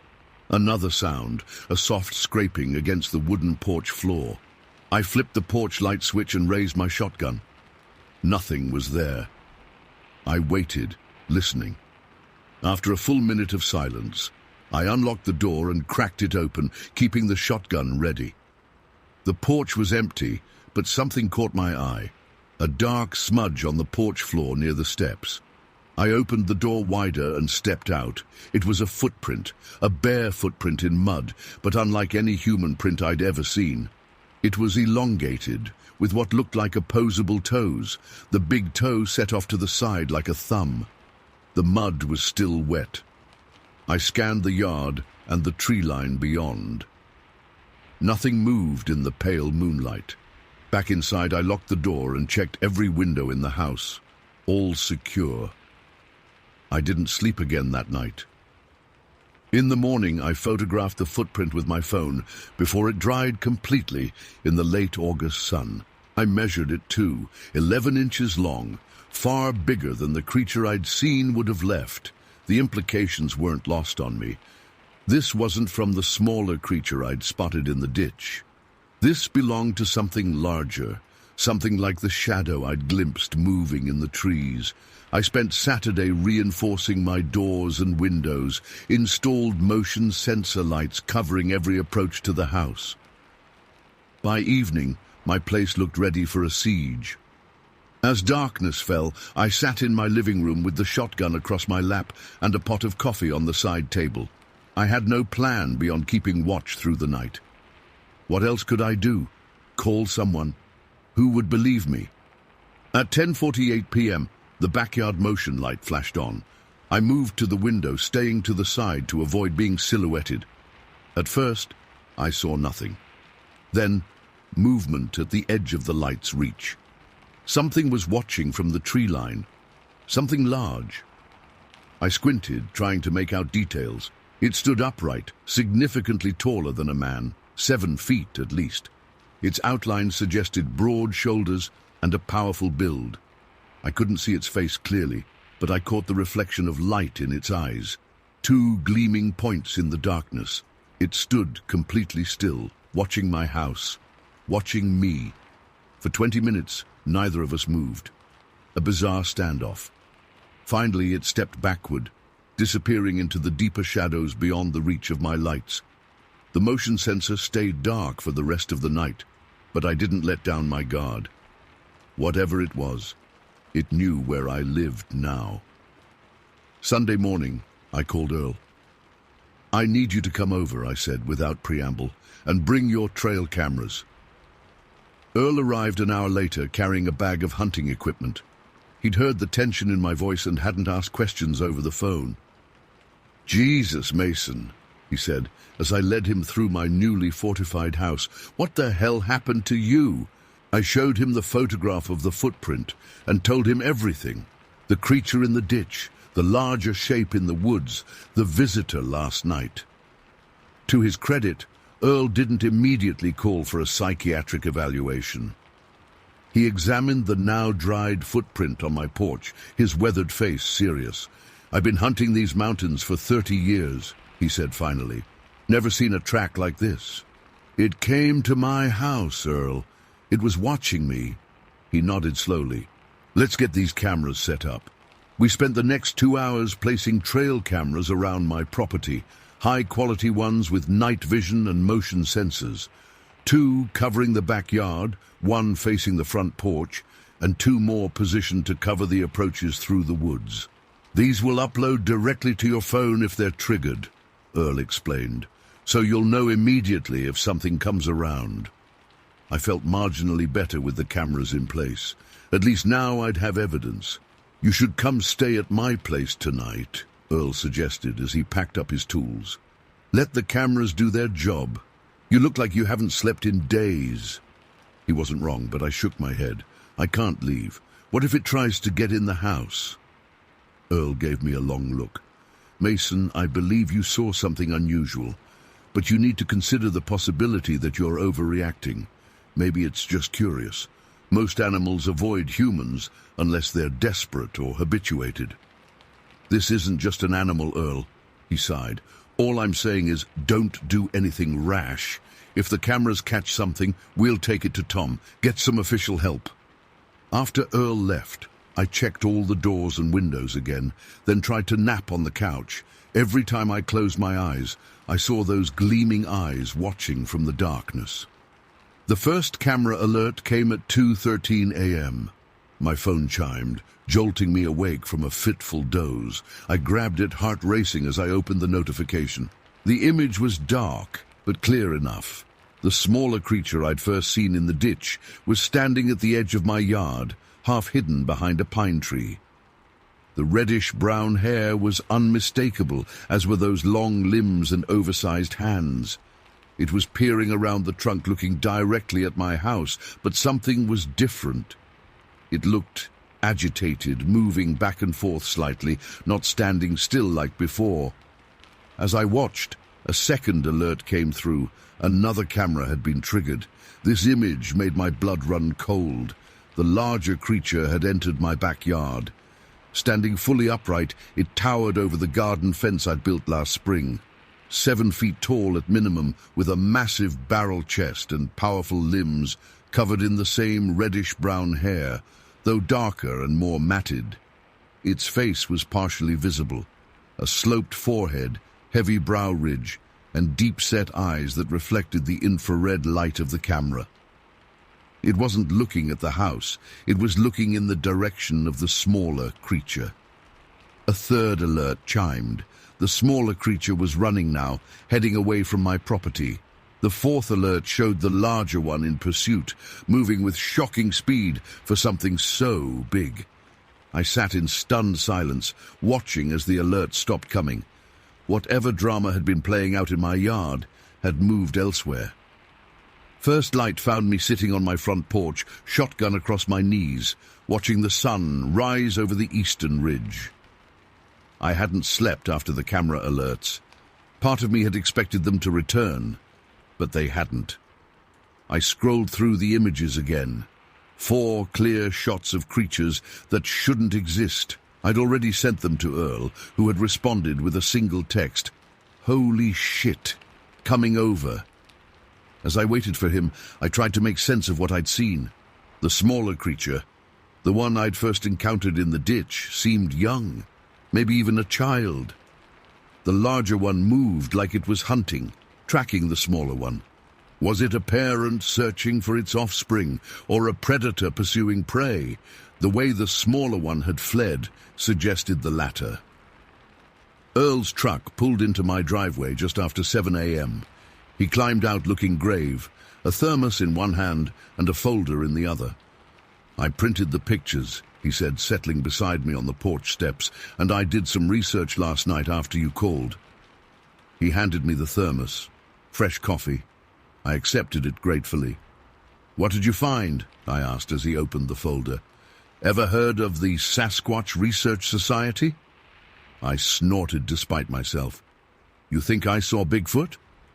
Earl shrugged. I think you saw something unexplained, and it turns out there's been sightings in Pinecrest County going back decades. He handed me several printouts, old newspaper clippings, forum posts, even a few blurry photographs. People have been reporting similar creatures around here since at least the 1950s, he continued. The descriptions match what you saw. Reddish-brown hair, bipedal but able to run on all fours, lanky limbs, oversized hands. I flipped through the papers slowly. Why haven't I heard about this before? Because most folks don't talk about it. Those who do get labeled as crazy. He took a sip from his own thermos. But there's too many sightings from credible people to dismiss entirely. So what now? We call Tom and show him these pictures. Earl hesitated. That's up to you. But maybe consider what happens next. If these things have been living in our woods for generations without causing problems, do we really want a bunch of government scientists or hunters going after them? I thought about the smaller creature's frightened eyes, the way it had hidden in the ditch, how it had fled from the larger one. No, I said finally. I don't think we do. I never went back to that stretch of County Road 17 where I first saw the creature. Never talked to Sheriff Tom about what I'd witnessed. Earl and I kept the trail camera footage to ourselves, though we did set up more cameras in remote parts of the forest, hoping to learn more without interfering. Occasionally, we'd get an image, a glimpse of one moving through the trees, always at a distance. The smaller one appeared most frequently, usually alone. The larger one showed up less often. We kept our observations in a journal, recording dates, times, and behaviors. Other sightings were reported around the county that fall. Hikers spotting something watching them from the trees, hunters finding strange footprints. A family camping near Blackwater Ridge swore they heard unusual vocalizations at night, not quite human, not quite animal.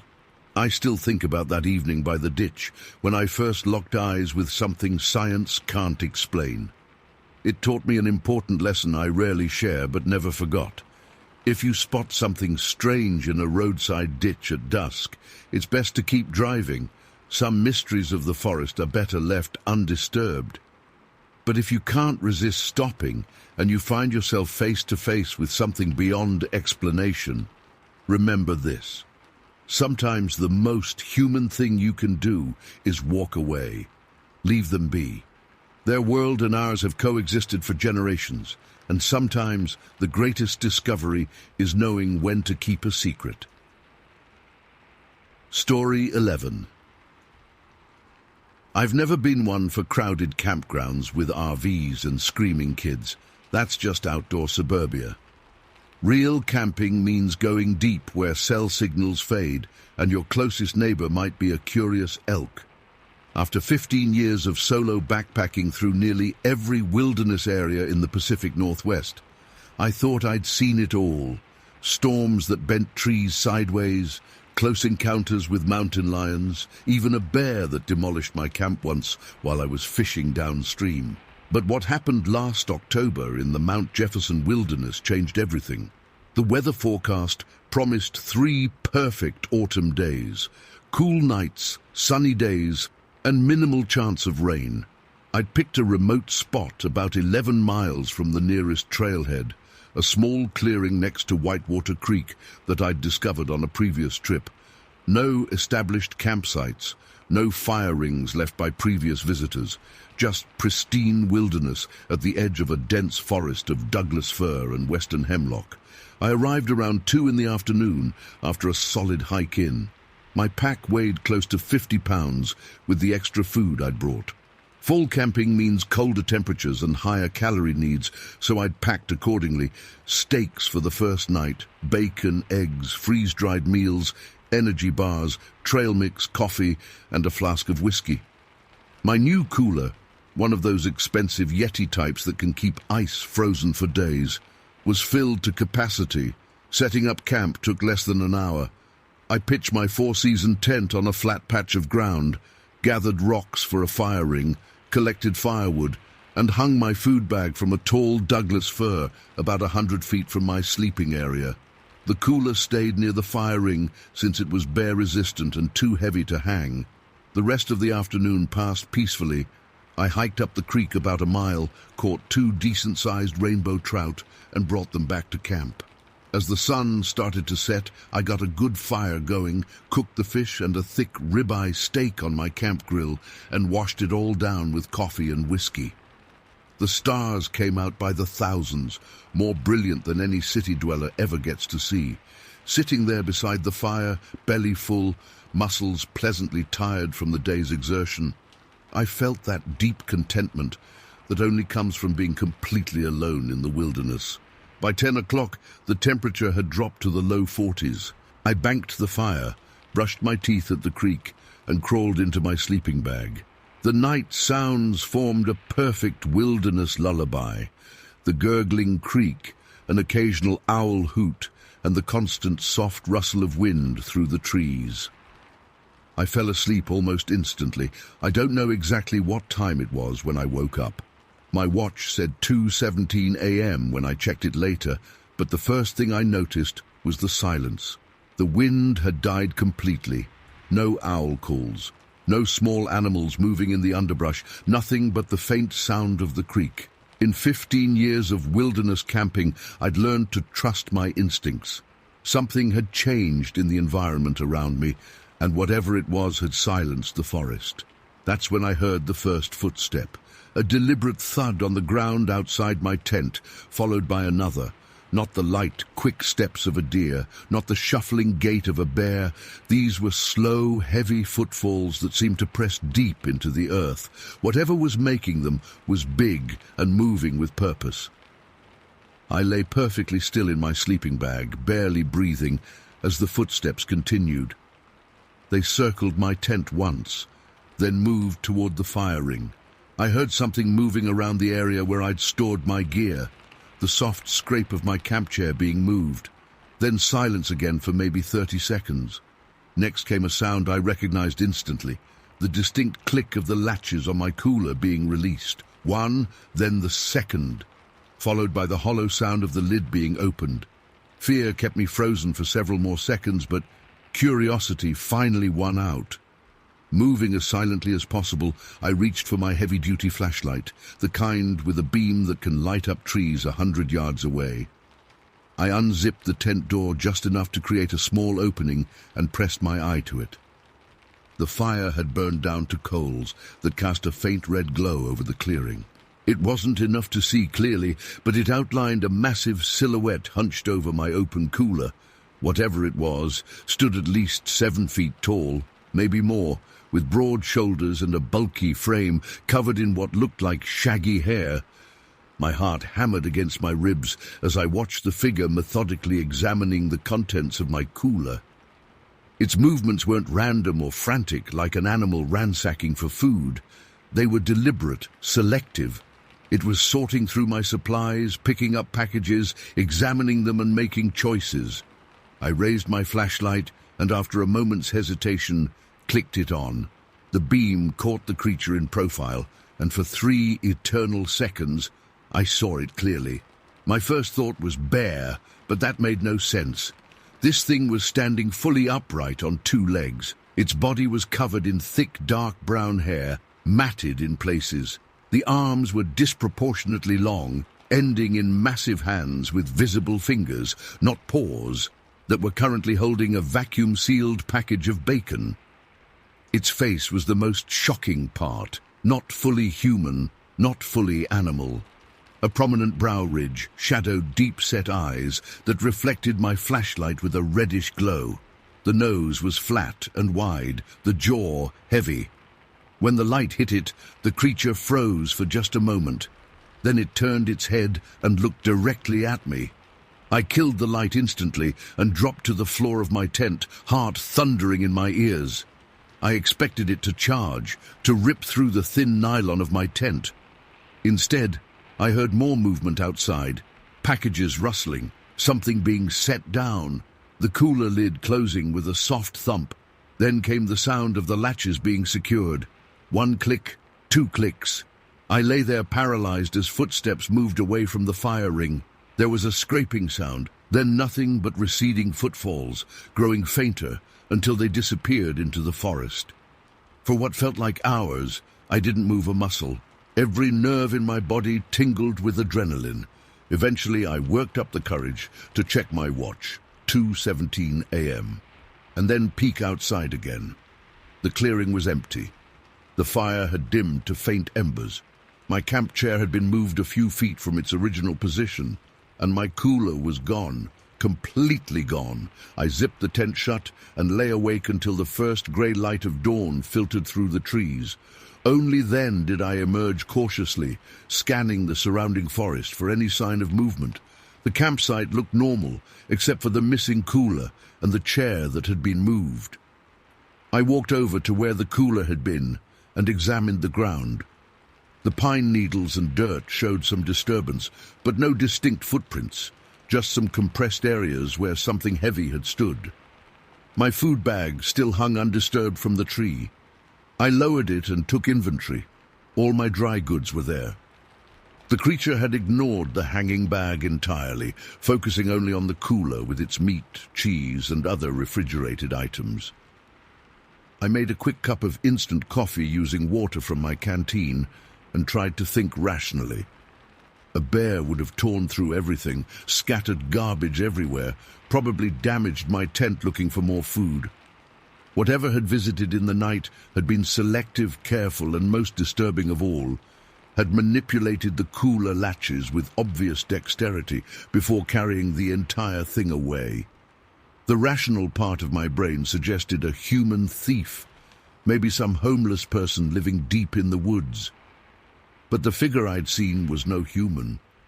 Its proportions, its movement, the thick hair covering its body, all wrong. I knew what I'd seen. I just couldn't bring myself to name it. By 7:30 a.m., I'd packed everything.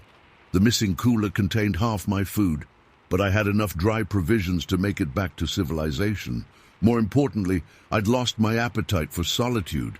I wanted to be around people, electric lights, concrete, and cell phone coverage.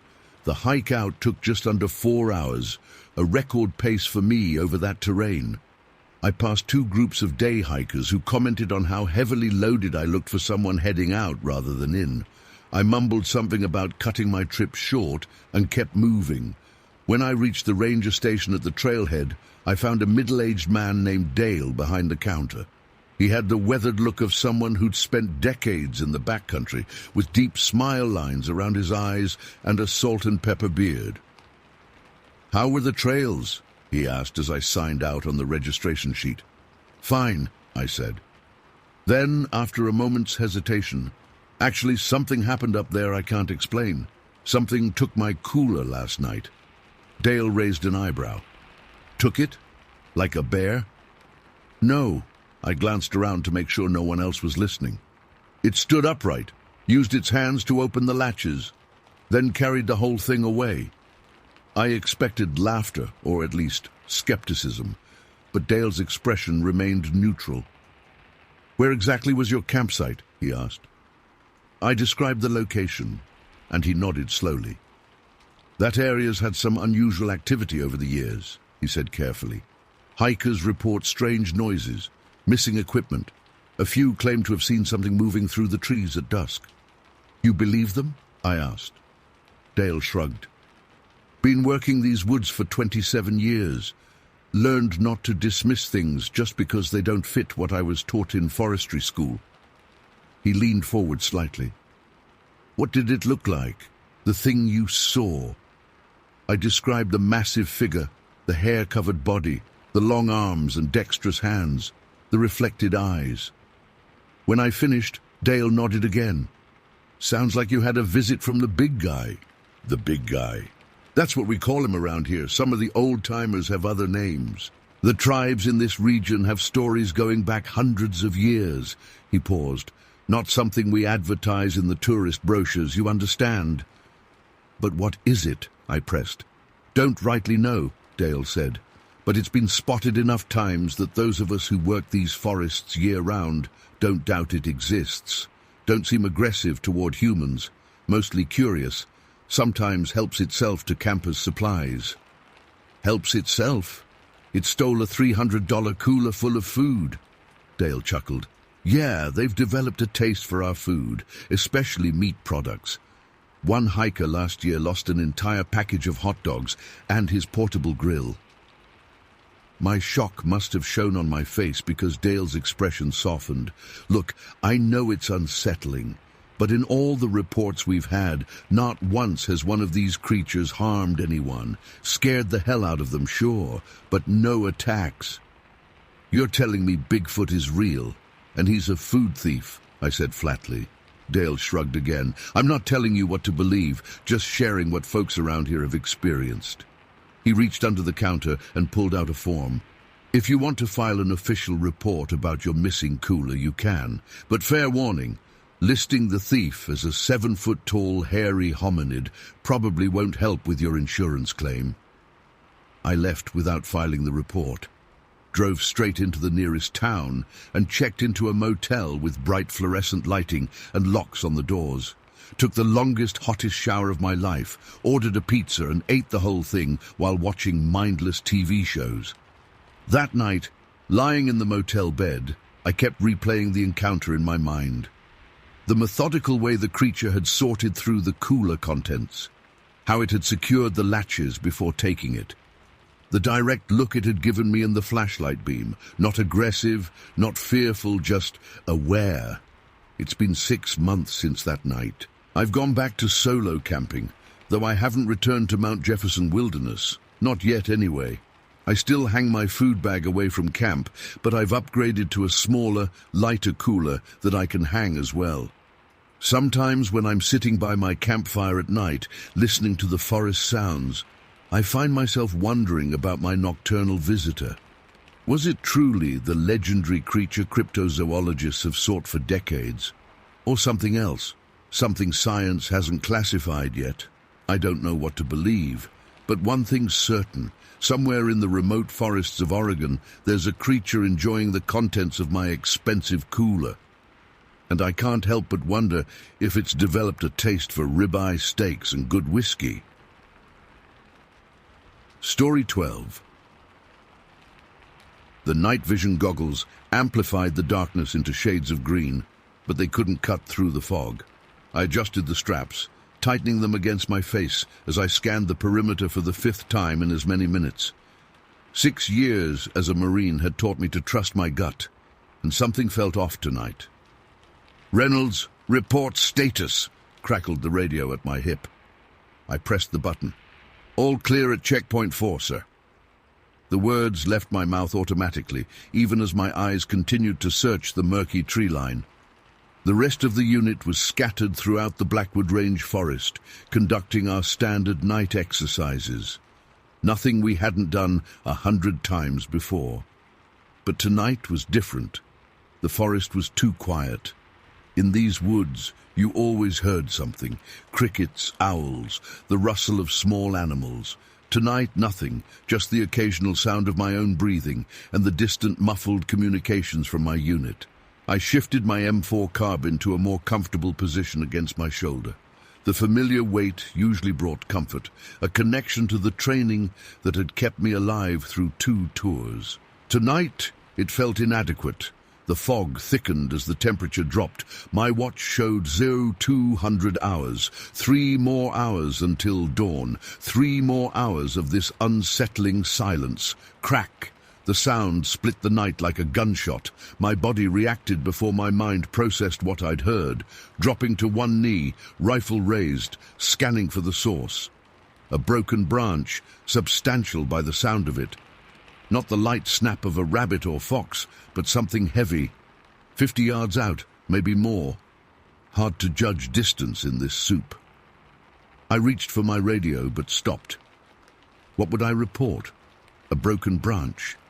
Staff Sergeant Mills already thought I was jumpy after last week's false alarm. Through the goggles, the forest was a maze of luminous green shapes and shadows. I swept my gaze methodically from left to right, controlling my breathing the way we'd been trained.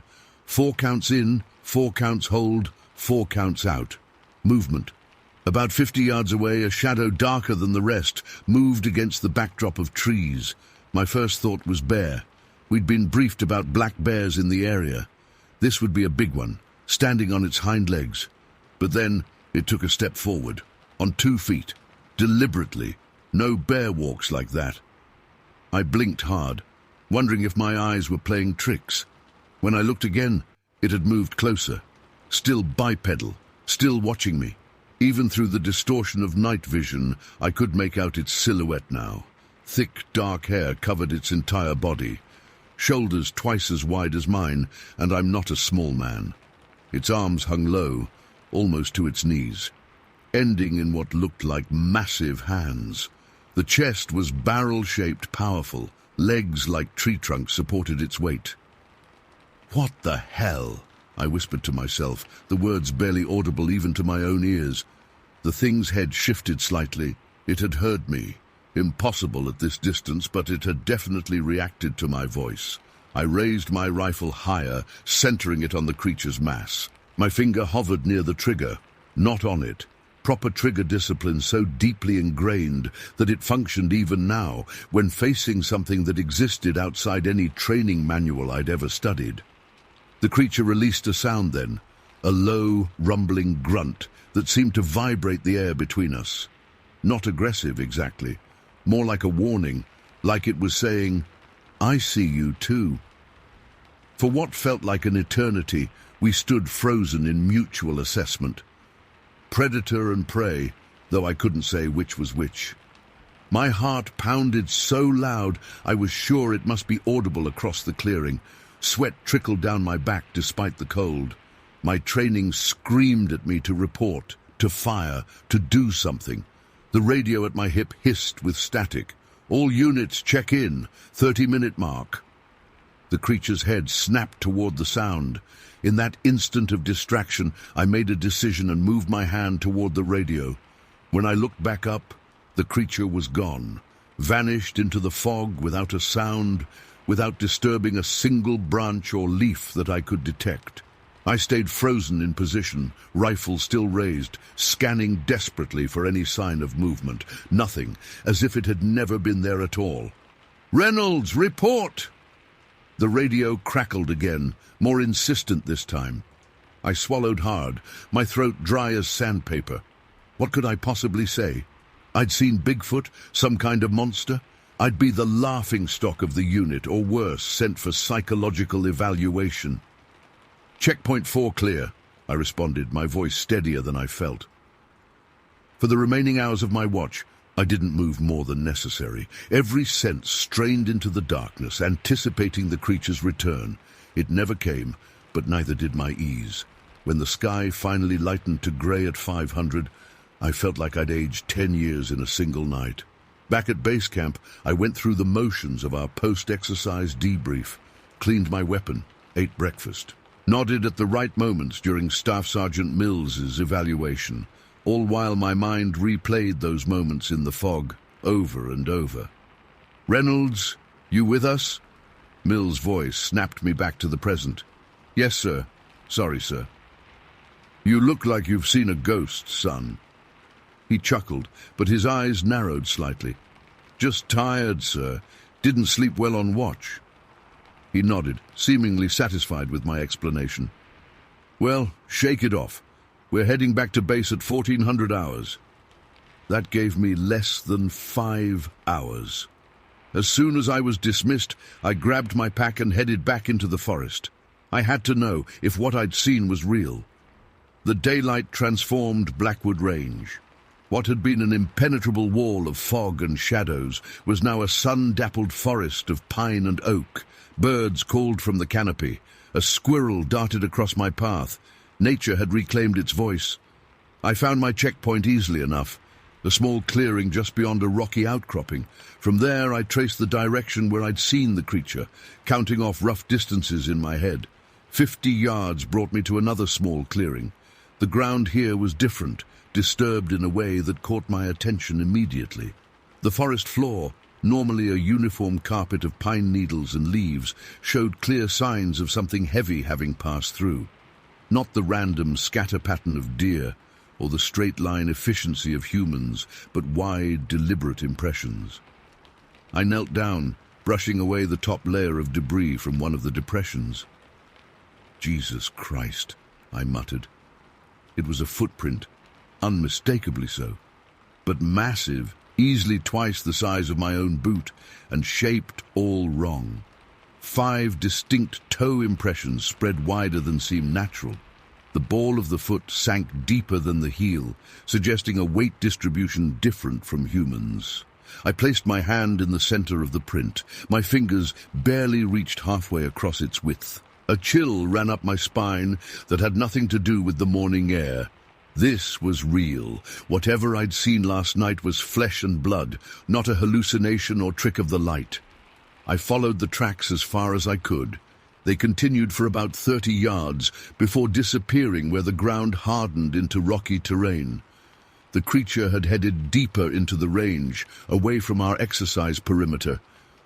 Part of me wanted to keep going, to follow this thing to wherever it lived. The smarter part reminded me that I had neither the equipment nor the backup for such an expedition. And how would I explain my absence to Mills? I took out my phone and snapped several photos of the footprints from different angles, making sure to place my combat knife beside one for scale.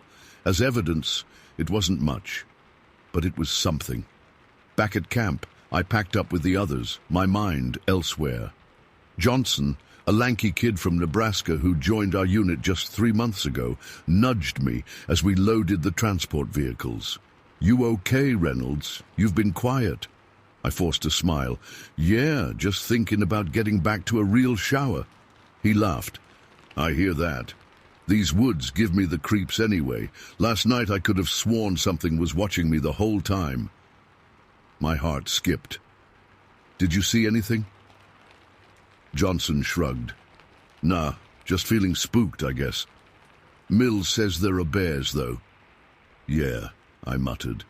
"Bears."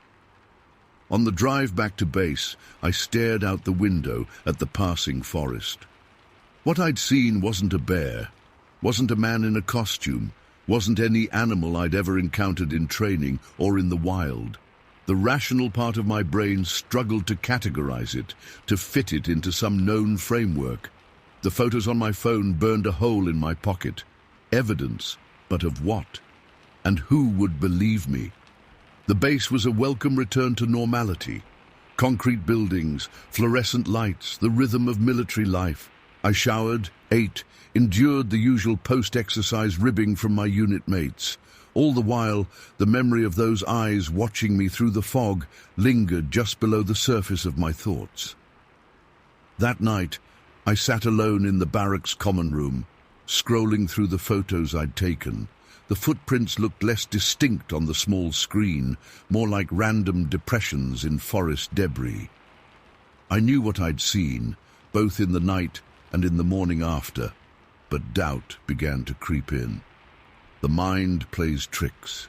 Night vision distorts perspective. "What you looking at?" The voice behind me nearly caused me to drop my phone. It was Martinez, one of our comms specialists. I quickly locked the screen. "Nothing. Just some photos from back home." He nodded, seemingly uninterested, and continued toward the vending machines. I exhaled slowly, realizing I'd been holding my breath. Why was I hiding this? Because I knew how it would sound. Because in all my time as a Marine, I'd built a reputation for reliability, for seeing things as they were. One fantastical story could undo all of that. Over the next few days, I tried to put the incident behind me. We had regular duties, training exercises, the daily grind of military life. But at night, sleeping became difficult. I'd jolt awake from dreams of being watched, of massive figures moving just beyond the edge of visibility. A week passed, then 2. The memory remained vivid, but I began to wonder if I'd overreacted. Maybe it had been a bear, and my mind, primed by the eerie silence and fog, had constructed the rest. Then came the news that we'd be returning to Blackwood Range for another training exercise. Advanced night maneuvers, this time with the added component of evasion and tracking.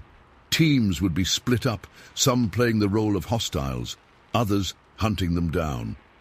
"Reynolds, you'll be with Alpha Team," Mills announced during the briefing. "You'll deploy at Checkpoint 4 again. Seemed like a good fit for you last time." My stomach tightened. Checkpoint 4, the same spot where I'd had my encounter. "Everything okay, Reynolds?" Mills was looking at me with that same narrowed gaze. Yes, sir, all good. The night of deployment came too quickly. As our transport rumbled along the forest access road, I checked and rechecked my equipment. Standard kit, plus extra batteries for the night vision. I'd also brought something unofficial, a small digital camera with infrared capability, purchased from my own pocket the day after hearing about our return. Martinez noticed it as I tucked it into a side pocket. What's that for?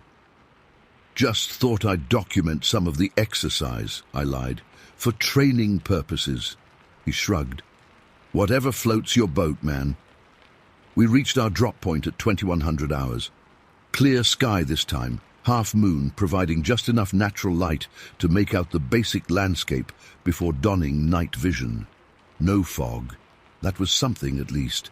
Remember, this is a simulation, but I want alert minds and bodies, Mills instructed. Bravo team has a 1 hour head start. Alpha team's objective is to locate and neutralize all Bravo targets before EO 400. Clear? Clear, sir, we responded in unison. Reynolds, take point at checkpoint 4. Martinez, you're with Douglas at the ridge. Johnson and Lee, you've got the east perimeter. I'll coordinate from central. Move out. As I made my way toward the now familiar clearing, every sense was heightened. The forest wasn't silent tonight.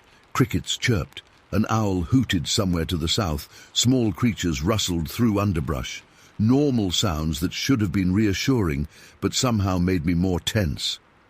I reached checkpoint 4 and set up my position, back against a large oak that offered good visibility of the clearing while providing cover. Night vision on, rifle ready, radio set to our tactical frequency. Then I withdrew the infrared camera and placed it on a small tripod, angling it to capture the entire clearing. For the first hour, nothing happened beyond the occasional radio check. I tracked a raccoon moving along the edge of the clearing.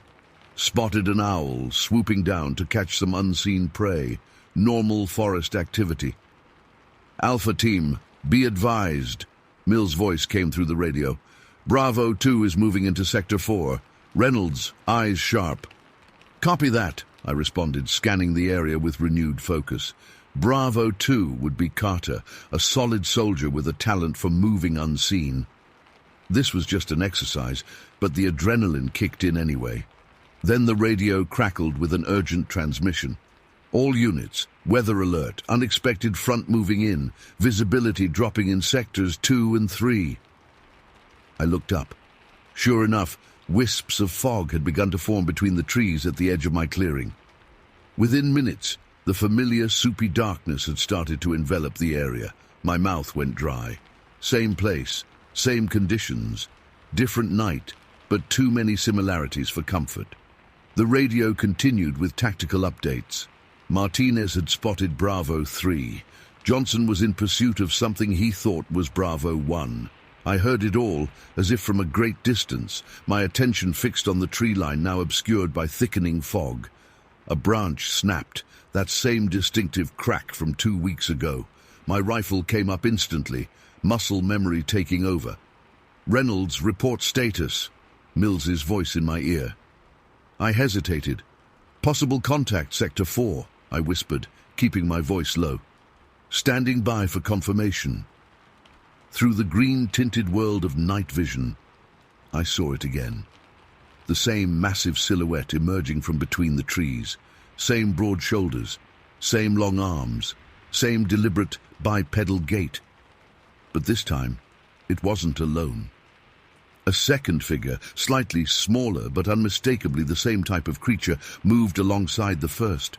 They paused at the edge of the clearing, their heads turning in unison toward my position. My heart hammered against my ribs. They knew exactly where I was, despite my concealment. The camera. I needed to make sure it was capturing this. Without taking my eyes off the creatures, I reached down and pressed the record button. Reynolds, confirm contact, Mill's voice again, more insistent. The creatures took a step forward at the sound of the radio. Then another. Negative, I whispered, fear choking off further words. This wasn't Bravo, team. This wasn't part of the exercise. The larger creature raised its head and released that same guttural grunt I'd heard before. But this time, it continued. A series of low vocals that almost seemed like language. The smaller one responded in kind. They were communicating, planning. When they began to move again, it wasn't toward me, but along the perimeter of the clearing. Circling, hunting. I had to warn the others. These things were real, and they were in our training zone. All Alpha units, I hissed into the radio. Be advised, we have unknown entities in the area. Repeat, unknown entities. Not Bravo, team. Recommend immediate rally at Central. Static answered me. Then Mills' voice, tight with annoyance. Reynolds, clarify unknown entities. If this is another false alarm... Sir, I interrupted, protocol be damned. 2 large bipedal creatures, not human, circling my position. They appear intelligent and coordinated. I am not engaging, but will withdraw to central position. Stay put, Reynolds. I'm coming to your position.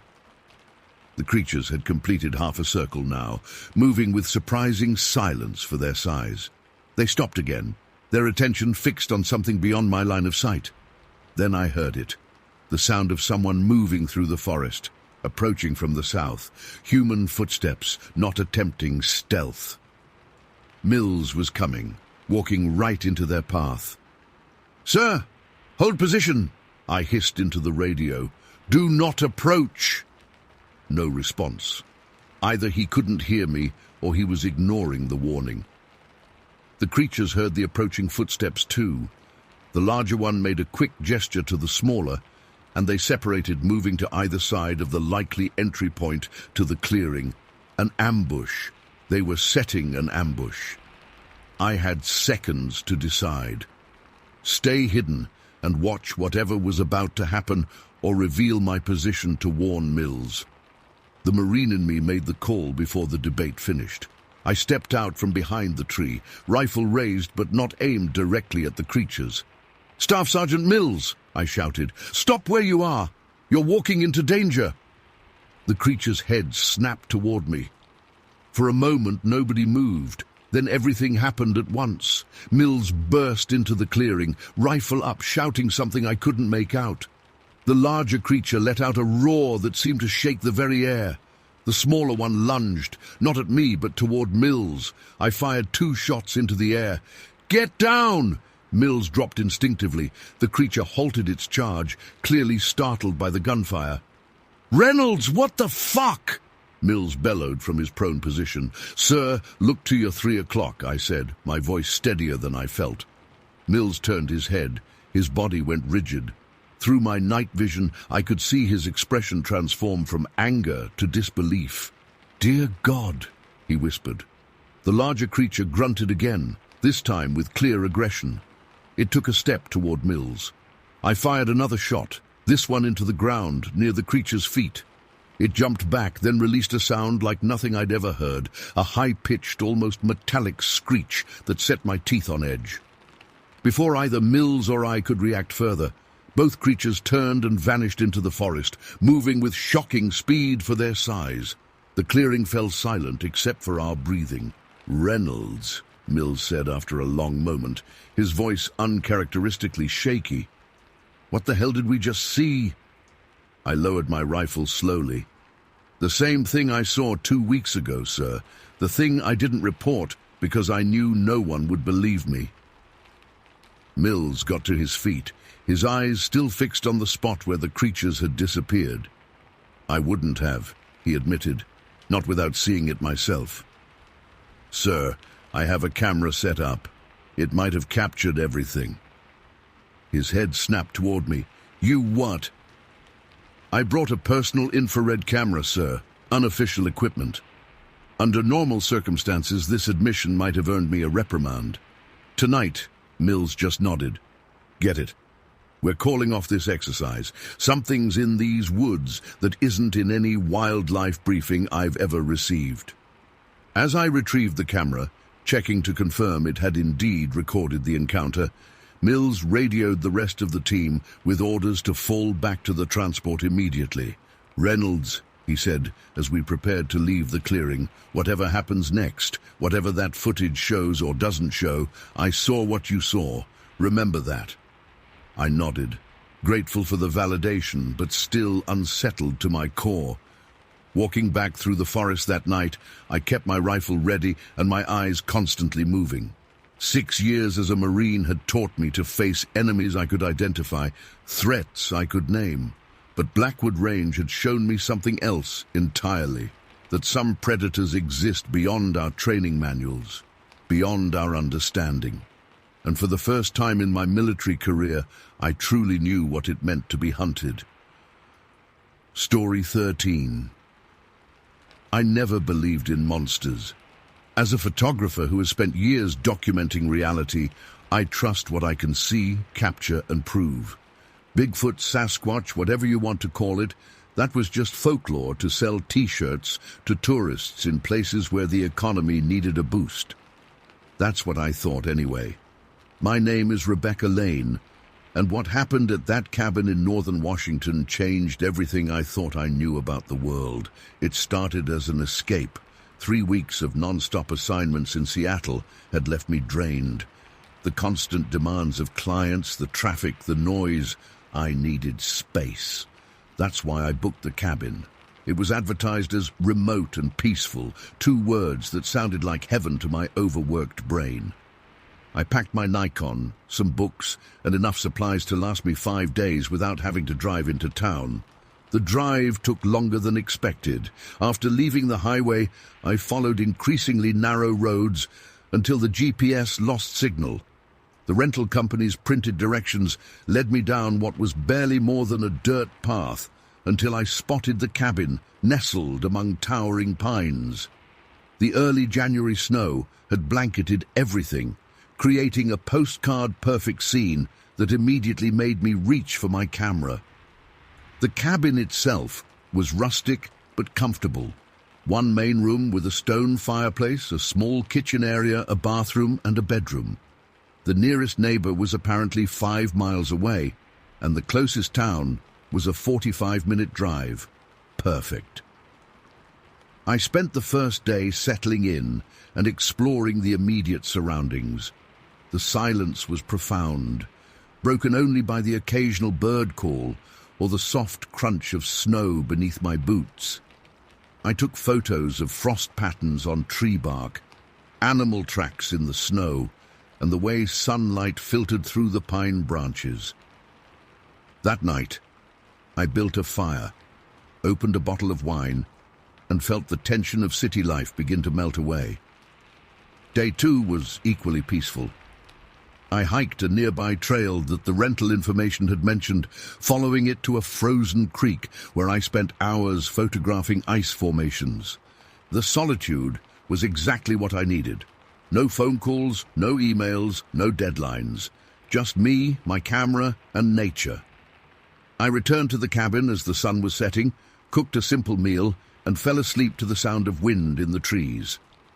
The 3rd day started like the others.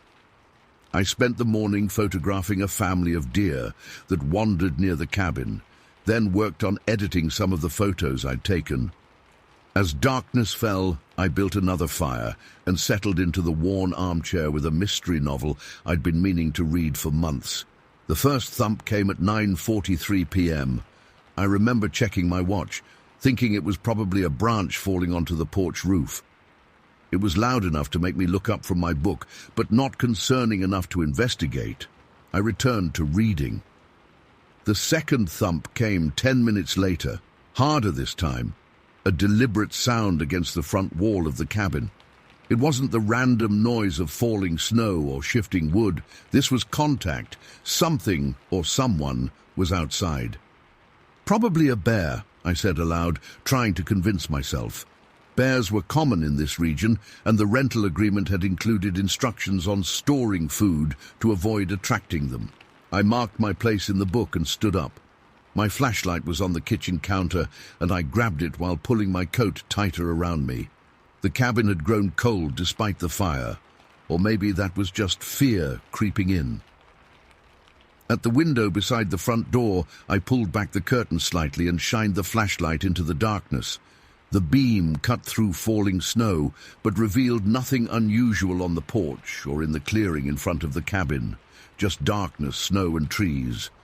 I was about to turn away when another thump rattled the cabin, this time against the side wall, away from where I was looking. Whatever it was had moved. I switched off the flashlight and stepped back from the window, listening. That's when I heard it. Breathing. Deep, heavy breathing just outside the wall. Not the quick panting of a deer or the huffing of a bear, but slow, measured breaths that sounded almost deliberate, too regulated for an animal acting on instinct. "Hello?" I called out softly, immediately regretting breaking the silence. The response was immediate and terrifying. Something slammed against the front door with such force that the entire cabin shook. Picture frames rattled on the walls. A mug vibrated off the counter and shattered on the floor. I stumbled backward, nearly falling over the coffee table. This was not a bear. Bears are strong, yes, but the impact that had just rattled the cabin suggested something with purpose, with anger, something much larger. Before I could process what was happening, a second impact hit the door. This time I heard the crack of splitting wood. The door frame had fractured at the top hinge. One more hit like that, and whatever was outside would be inside with me. And then the smell hit me. It seeped through the damaged doorframe and filled the cabin, a stench so powerful it made my eyes water and my stomach turn. It was like wet dog fur combined with rotting meat and something else, something musky and primal that I had never encountered before. I backed toward the fireplace, grabbing the poker as the only weapon available. My eyes remained fixed on the door, waiting for the third impact that would surely break it open. But instead, something moved past the window. Just for an instant, backlit by the moonlight reflecting off the snow, I saw it. A silhouette unlike anything I'd ever seen before. Tall, at least 8 feet, with a distinctly hunched posture. The shoulders were massive, tapering to a smaller waist, and the arms hung longer than they should for any human proportion. The head was large, with what appeared to be a pronounced brow ridge, similar to a gorilla, but not quite the same. And it was covered in fur, visible even as just a shadow. I didn't realize I was holding my breath until my lungs began to burn. When I finally exhaled, it came out as a strangled gasp that sounded impossibly loud in the quiet cabin. The thing outside heard me. It moved back toward the door, and I knew I had seconds to act. I ran to the bedroom, slammed the door shut, and turned the lock, a flimsy interior lock that would never hold against whatever was outside. I pushed the dresser in front of the door, the legs scraping loudly against the wooden floor. From outside the bedroom, I heard the front door splinter further. The creature was testing it, pushing against it with steady pressure rather than battering it down. Something about that methodical approach terrified me more than brute force would have. And then I heard it vocalize. The sound started as a low growl that could have belonged to a bear or mountain lion.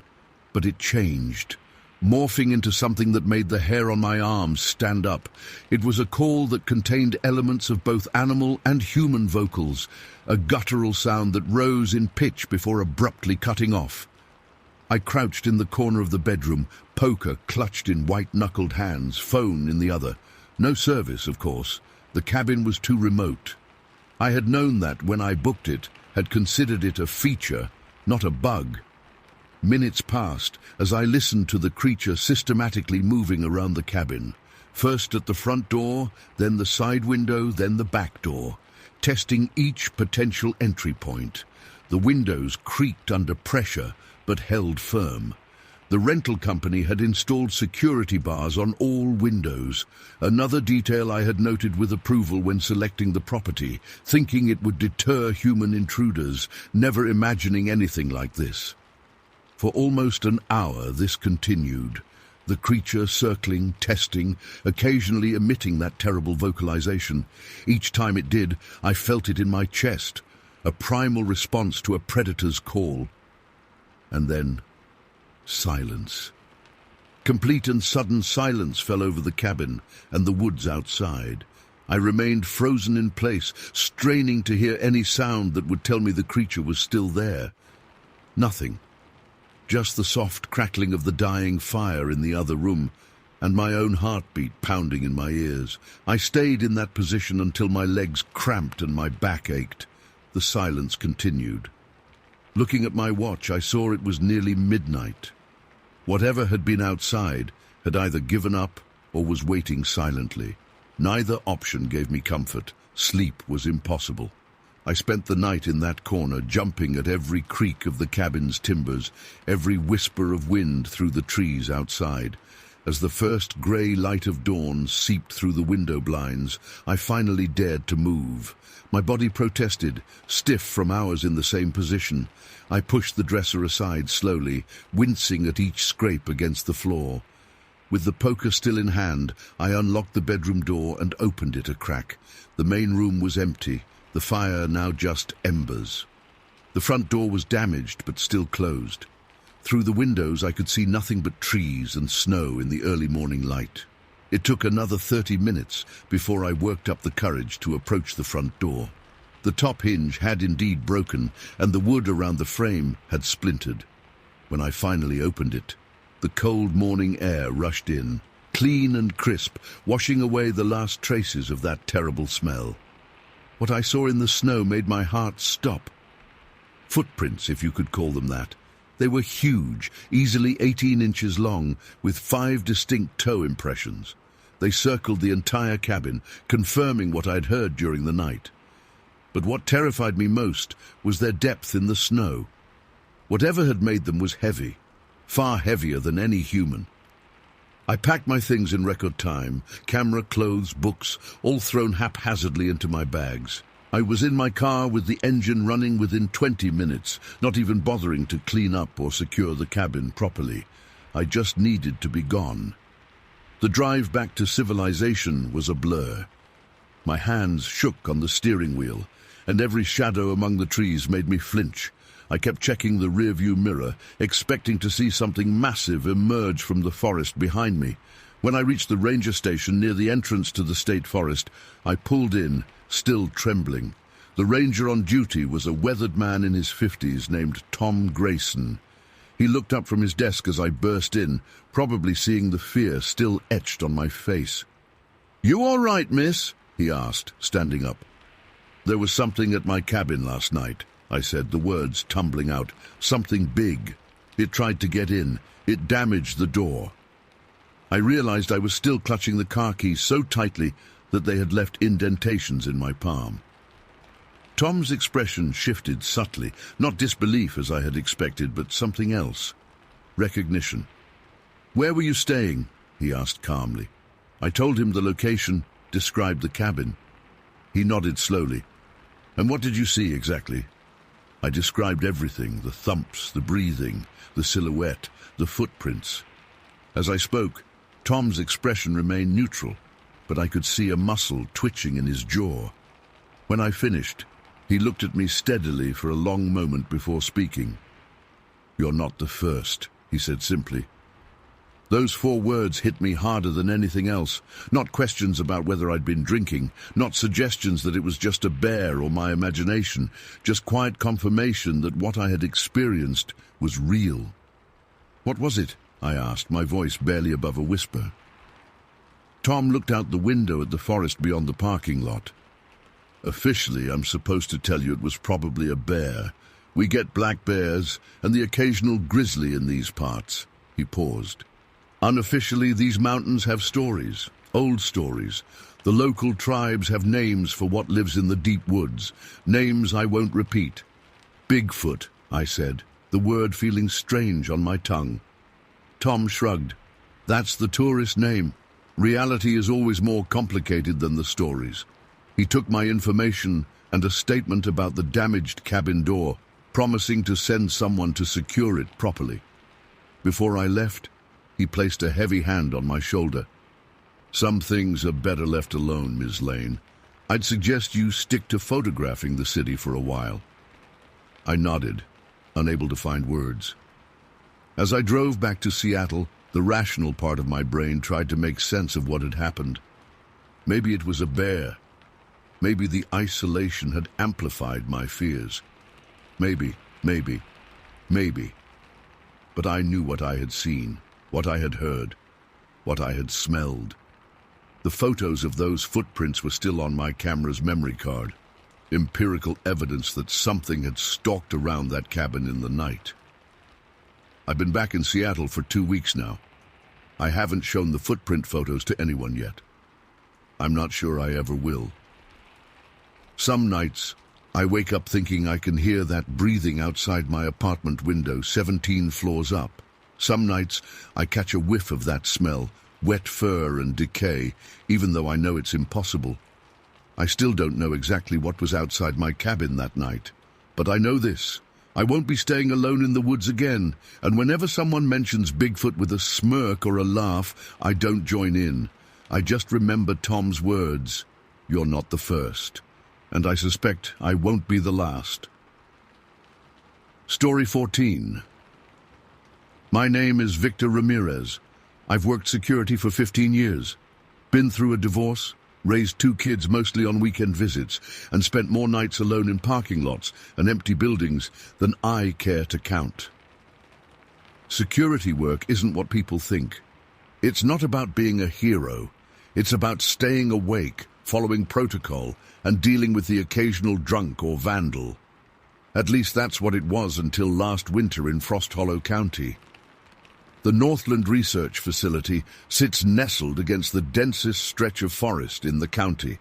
I'd been working there 3 months when it happened. The facility itself was nothing special, a cluster of white buildings surrounded by chain-link fence topped with barbed wire. During the day, about 20 researchers and staff came and went. At night, just me. December 14th. The temperature had dropped to 12 degrees that night. The ground was covered in frost that glittered under my truck headlights as I made my rounds. Clock showed 2:07 a.m. I remember because I'd just radioed in my hourly check to the dispatch center in Millerville, 30 miles south. Victor checking in from Northland. All quiet. Next check at 3. "Copy that, Victor. Stay warm out there," replied Darlene, the night dispatcher. I hung the radio on its clip and continued my route along the perimeter. The moon was nearly full that night, casting everything in a blue-white glow. The trees at the north end loomed black against the sky. My truck's heater fought against the cold seeping through the windows. Movement caught my eye near the tree line. At first I thought it was just branches swaying in the wind. We get deer sometimes, even the occasional bear. I slowed the truck and peered through the windshield. The hairs on my arms stood up before my brain could process what I was seeing. Something emerged from between the trees. Not an animal, not a person either. It stood upright on 2 legs, stepping into the clearing with deliberate movements. Tall, impossibly tall. Even from 50 yards away, I could tell it stood at least 8 feet high. I killed the engine, but left the truck running. My breath fogged the glass. I wiped it clear with my glove. The figure stood motionless at the edge of the trees, as if deciding whether to come closer. Its body was massive, with shoulders twice as wide as mine. Arms hung down past its waist, abnormally long. But what struck me most was its color. The creature was covered in thick, shaggy white fur that rippled slightly in the breeze. Against the frost-covered ground and the moonlight, it almost seemed to blend in, like it belonged to the winter itself. I reached for my flashlight but stopped. Some instinct told me not to make sudden movements. Through the windshield, I stared at its face. Not a mask, not makeup, a real face that belonged to nothing I recognized. The skin was dark gray where it showed through the white fur. Deep-set eyes reflected the moonlight with a faint yellowish glow.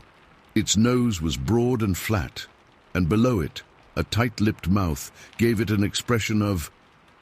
what? Concentration? Assessment? Steam puffed from its nostrils with each breath. The creature and I stayed like that for what felt like minutes, though my watch later told me it was only 30 seconds. It watched me. I watched it. Neither of us moved. Then it took a step forward, one massive foot crushing the frost-covered grass. That broke my paralysis. I grabbed the headlight switch and flipped the brights on, illuminating the creature in harsh white light.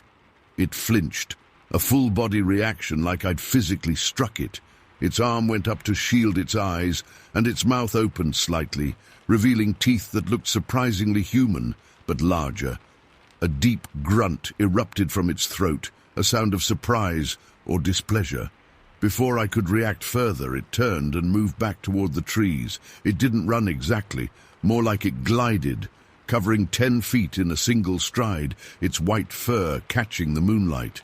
3 more strides, and it disappeared into the darkness between the pines. I sat there gripping the steering wheel, my knuckles white. My heart pounded so hard I could feel my pulse in my temples. Sweat had broken out across my back, despite the cold. I fumbled for the radio, then stopped. What would I say? Who would believe me?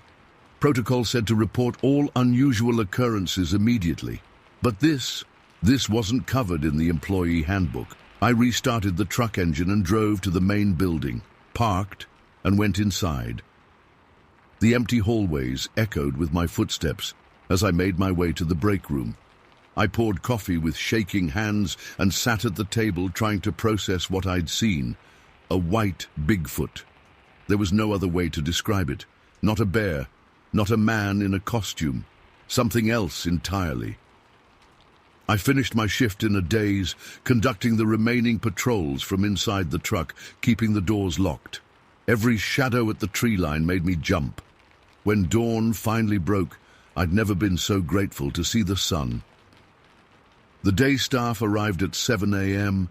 I handed over to Dale, the day guard, without mentioning what happened. What could I say that wouldn't sound crazy?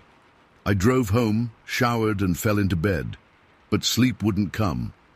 Every time I closed my eyes, I saw that white figure emerging from the trees. That night, I returned to work, armed with a better flashlight and my personal camera. The rational part of my brain said I'd imagined it. The rest of me knew better. The night passed without incident. So did the next. By the 4th night, I'd started to convince myself I'd seen a bear standing oddly or some light trick caused by exhaustion. Then came December 18th, another clear, cold night. The moon was waning now, but still bright enough to cast shadows. At 1:35 a.m., I was parked at the east gate, completing paperwork, when I heard it. A sound like wood breaking. I stepped out of the truck, flashlight in hand. The temperature had dropped to 9 degrees. My breath formed clouds in front of my face. I swept the light across the tree line, but saw nothing. The sound came again, closer this time. A snap, followed by the rustling of branches. I aimed my light toward the noise and caught a glimpse of movement, white against the darkness. My first instinct was to get back in the truck, but curiosity overrode fear. I'd spent days wondering if I'd imagined the whole thing. Now I had a chance to know for sure. I walked toward the fence, my boots crunching on the frozen ground. 20 yards from the tree line, I stopped. The fence separated me from whatever was out there, but chain link suddenly seemed like flimsy protection. "Hello?" I called out, immediately feeling foolish. What was I expecting? For it to answer? Silence followed. Then the branches parted, and it emerged again, the white creature. In the beam of my flashlight, its fur almost glowed. It stood taller than I remembered, its broad shoulders hunched slightly forward. Those long arms hung at its sides, ending in hands that looked disturbingly human, but larger, with thick fingers. This time, I could see its face clearly. Those eyes weren't just reflecting light, they had their own faint luminescence, a yellowish glow that reminded me of a cat's eyes, but different, more aware, more intelligent. It tilted its head, studying me. I realized I was holding my breath and forced myself to exhale. My hand shook, causing the flashlight beam to dance across its massive form. "What are you?" I whispered. The creature's mouth moved slightly, not quite a smile, not quite a grimace. Then it raised one hand, palm out, toward me. A gesture so human it sent a chill through me that had nothing to do with the cold. I raised my hand in return, mirroring its gesture. We stood like that, separated by 50 feet and a fence, two beings acknowledging each other's existence. A car horn blared in the distance, probably from the highway 3 miles away, but it was enough to break the moment. The creature's head snapped toward the sound. Then it looked back at me once more, before turning and disappearing into the forest, moving with that same smooth, gliding stride that covered ground impossibly fast. I stood there, long after it vanished, my flashlight trained on the empty space where it had been. Eventually, the cold forced me back to the truck. This time, I grabbed my camera and took pictures of the tracks it had left in the frost.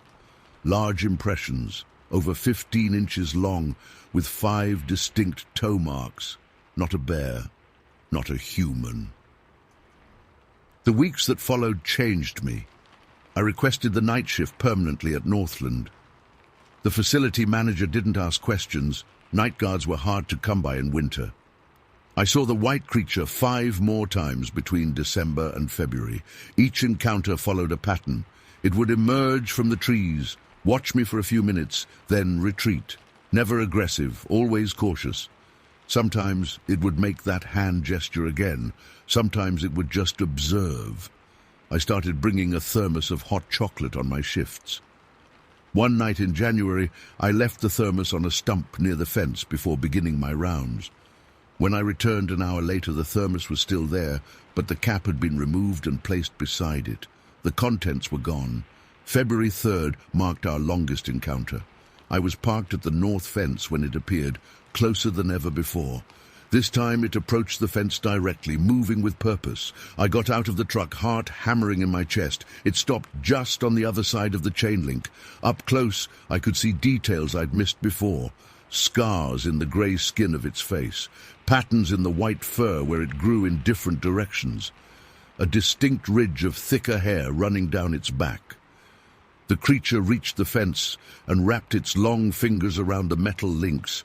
The fence creaked under its grip. For the first time I felt a flicker of fear. If it wanted to, it could tear through that barrier like paper, but it just stood there, 8 feet of muscled power, watching me with those glowing eyes. Then it did something new. It made a sound, not a grunt or growl, but a series of clicks and deep humming noises from its throat. The pattern repeated 3 times. Was it trying to communicate? I had no way to know, but something made me respond. I repeated the sounds as best I could, a poor imitation, but recognizable. The creature's eyes widened slightly. It made another series of sounds, different this time. I couldn't hope to reproduce them. Instead, I spoke. "I'm Victor," I said, pointing to myself. "Victor." The creature stared at me. Then it released the fence, stepped back, and pointed to itself. From its mouth came a sound unlike anything I'd heard before. A deep, resonant call that started low and rose in pitch before dropping again. Its name, I couldn't be sure, but something passed between us in that moment, a recognition, an understanding. A car approached on the facility access road, the early morning maintenance worker arriving ahead of schedule. The creature heard it before I did. It turned its head, then looked back at me once more, before melting into the darkness of the forest. By March, the encounters grew less frequent. The snow began to melt, and the forest changed. I wondered if the creature, whatever it was, had migrated or moved on. Part of me was relieved. A larger part was disappointed. March 28th was my last night at Northland. I'd accepted a position closer to town, with better pay and normal hours, a chance to see my kids more often. I made my final rounds with a heaviness in my chest. The forest was quiet. I parked at the north fence one last time and got out, standing in the cool spring air. "I'm leaving," I said to the darkness. "I won't be back." No response came. I hadn't really expected one. I left a small package by the fence, a thermos of hot chocolate and a candy bar. a goodbye gift to something that might not even understand the concept. I was back in my truck, preparing to leave, when movement caught my eye. At the edge of the trees, barely visible in the pre-dawn light, stood the white figure. It raised one hand, palm out, toward me. I raised mine in return. We stayed like that for a long moment before it turned and vanished into the forest for the last time. The next day, I handed over my keys and badge to my replacement, a young guy named Travis. I almost told him about the white creature, but stopped myself. Some things you have to discover on your own. I drive past Northland sometimes. I always slow down and look toward that stretch of forest. I've never seen anything, but I know it's out there, or others like it. Watching from the trees, moving through the night, I filed no reports, shared no photos. Some secrets belong to the wild places and the people lucky enough to glimpse them. In 15 years of security work, I've seen drunks, vandals, even a couple of break-ins.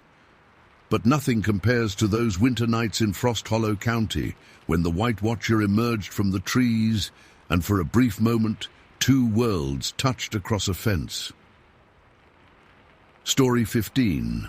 Chisin. I hadn't planned on staying overnight.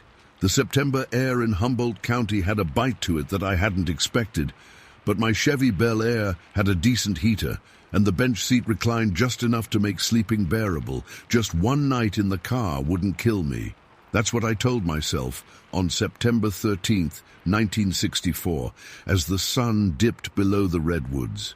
I'd spent the whole day hiking through terrain so remote that I hadn't seen another human since turning off the main road that morning. The forest here was different, darker, quieter somehow. These ancient trees had been standing since before Columbus, and they made a man feel small. I parked in a small clearing about 50 yards off the logging road. Nothing fancy, just a flat spot where I could level the car and stretch out. I ate my dinner, cold beans and jerky, sitting on my hood and watching the last traces of daylight filter through the massive trunks. The silence was complete, except for the occasional rustle of night creatures beginning their rounds. By 10 p.m., I was settled in my sleeping bag across the back seat, boots off but clothes still on, just in case. Old habits from my army days. I'd locked all the doors and kept my hunting knife on the floor beside me. The car windows fogged with my breath as the temperature dropped. The forest gets different at night, darker than city folks can imagine, not just the absence of light, but a thickness to it, like the darkness has weight. I drifted off to the sound of wind in the high branches. The first jolt came at 1:07 a.m. I know because I checked my watch immediately after. The car rocked hard, like someone had slammed into the side of it. I sat bolt upright, fully awake in an instant. My first thought was earthquake. We get them frequently enough in California that it wasn't a crazy assumption. I stayed perfectly still, waiting for the aftershock or the sound of disturbed rocks tumbling down the nearby slopes. Nothing came. Just silence. Probably a deer, I muttered to myself, settling back down. But I kept my eyes open, staring at the fogged windows that revealed nothing of the world outside. The second rock came 3 minutes later, not a gentle bump. The whole damn car shifted at least 6 inches to the left, then back. This wasn't any deer. This was deliberate. I froze. The silence afterwards seemed to stretch forever. My breath came in short bursts that I tried to control. Something was out there, something big. On the floor of the car, my fingers found the rubber grip of my hunting knife. Not much defense, but it was something. What I really wanted was in the trunk. My Winchester rifle. Might as well have been on the moon for all the good it did me. Another rock, harder this time. The car creaked on its suspension. I heard something else too. A sound like heavy breathing just outside the driver's side window. My side of the car. I had a flashlight on the passenger seat. One of those heavy metal ones that could double as a weapon if needed. I lunged for it, my sleeping bag tangling around my legs. What happened next is burned into my memory with absolute clarity. I switched on the light and pointed it at the driver's window. The condensation had begun to clear in spots, and through one of these gaps I saw it. A massive, hair-covered arm was braced against my car door. Not a bear's paw, an arm with a hand, fingers spread wide across the metal pushing. I jerked the flashlight upward, following that arm, and caught a glimpse of dense, shaggy hair covering what could only be a shoulder. The hair was dark brown, maybe 3 inches long, and had a wet, matted look to it. The car rocked again, harder. Both arms now, one on the door and one on the roof. I could hear the metal groaning under the pressure. "Hey!" I shouted, my voice breaking with fear. "Get away from my car!" The response came immediately, a deep, wet snort, followed by a series of grunts that sounded almost like a pig, but deeper, more guttural. The sound a pig might make if it were the size of a grizzly bear. I swept the flashlight beam higher, desperate to see what was attacking my car, but the light reflected off the window, obscuring everything beyond except vague, massive shapes. Whatever this thing was, it was big, much bigger than a man, and it was standing upright. The car rocked again, hard enough that I tumbled against the opposite door. This wasn't random. This thing was testing the car, looking for weakness. Pure terror shot through me. I was trapped in a tin can, and something strong enough to rock a 3,800-pound Chevy was trying to get in. I scrambled over the front seat, lunging for the horn. I pressed it hard, the sudden blat cutting through the night air like a knife. I leaned on it, creating a continuous blare that echoed off the trees. The creature reacted immediately. The pressure on the car vanished. Through the clearing fog on the windshield, I saw a massive shape recoil from the noise. I kept the horn blaring, counting out 30 seconds in my head. Through the glass, I could make out the silhouette now, at least 7 feet tall, maybe taller, broad-shouldered and thick. The thing stood there for a moment as if deciding what to do. Then it turned and walked away, not on all fours like a bear, on 2 legs like a man. Its gait was odd, a swaying, rolling motion that covered ground with surprising speed. I watched its dark form move across the clearing and up the slope of the nearby hill. The entire time, it never looked back at me, never showed its face. Just before it crested the hill, I caught a final glimpse in my flashlight beam, broad back, massive shoulders, dark hair covering everything. Then it was gone. I released the horn, and the sudden silence was almost as shocking as the creature had been. My hands were shaking so badly I dropped the flashlight. It rolled under the seat, the beam creating strange shadows that made me jump. I retrieved it and swept the light across every window, turning in a complete circle. Nothing, just trees and darkness. The digital numbers on my watch read 1:21 a.m. The entire encounter had lasted less than 15 minutes, but it felt like hours. My heart was still hammering against my ribs. I wanted to drive away, just start the car and get the hell out of there. But the logging road was narrow, rutted and winding. In the dark, with my hands shaking like they were, I'd likely end up wrapped around a tree. So I sat there, knife in one hand, flashlight in the other, watching every window. I kept the dome light on, hoping the illumination would keep whatever that thing was at bay. Every few minutes I hit the horn again, just a quick blast to remind it I was here and not defenseless. I don't know if I slept at all that night. I might have dozed off in short bursts, jerking awake at every sound, real or imagined. The forest creaks and groans at night, branches snap, things move in the underbrush. Each noise had me swinging the flashlight, expecting to see that massive form again. It never came back. Not that night anyway. When the first grey light of dawn filtered through the trees, I was already sitting in the driver's seat with the key in the ignition. As soon as I could see well enough to drive, I started the car and got the hell out of there. I didn't even bother packing up my sleeping bag properly, just stuffed everything in the trunk and left. The drive back to civilization was a blur. I remember stopping at a diner in Garberville, my hands still shaking, as I tried to hold a coffee cup. The waitress asked if I was okay. I must have looked like hell. "Just a rough night," I told her. Camping, she asked. Something like that. She refilled my cup without asking. Lots of strange things in those woods. My uncle swears he saw something up near Bluff Creek last summer. Big as a bear but walking on two legs. I nearly dropped my cup. Did he report it? She laughed. To who? The sheriff. They'd have locked him up. But I did report it. That afternoon, I walked into the sheriff's office in Eureka and told my story to a deputy with a crew cut and skeptical eyes. He wrote everything down in a small notebook, nodding occasionally, but I could tell he didn't believe a word of it. Did you take any pictures, Mr. Wilder? He asked when I finished. In the dark? While trapped in my car? No. Any tracks around the vehicle in the morning? I hadn't looked. I'd been too eager to get away. Physical evidence of any kind? Hair samples, broken branches? Nothing. Just my word. The deputy closed his notebook. We'll file this report, sir. Could have been a bear. They sometimes stand on their hind legs, especially if they're curious about something. Bears don't have arms and hands, I said, and they don't walk away on two legs. He just nodded, clearly humoring me. We'll keep an eye out for similar reports. I left, feeling frustrated and foolish.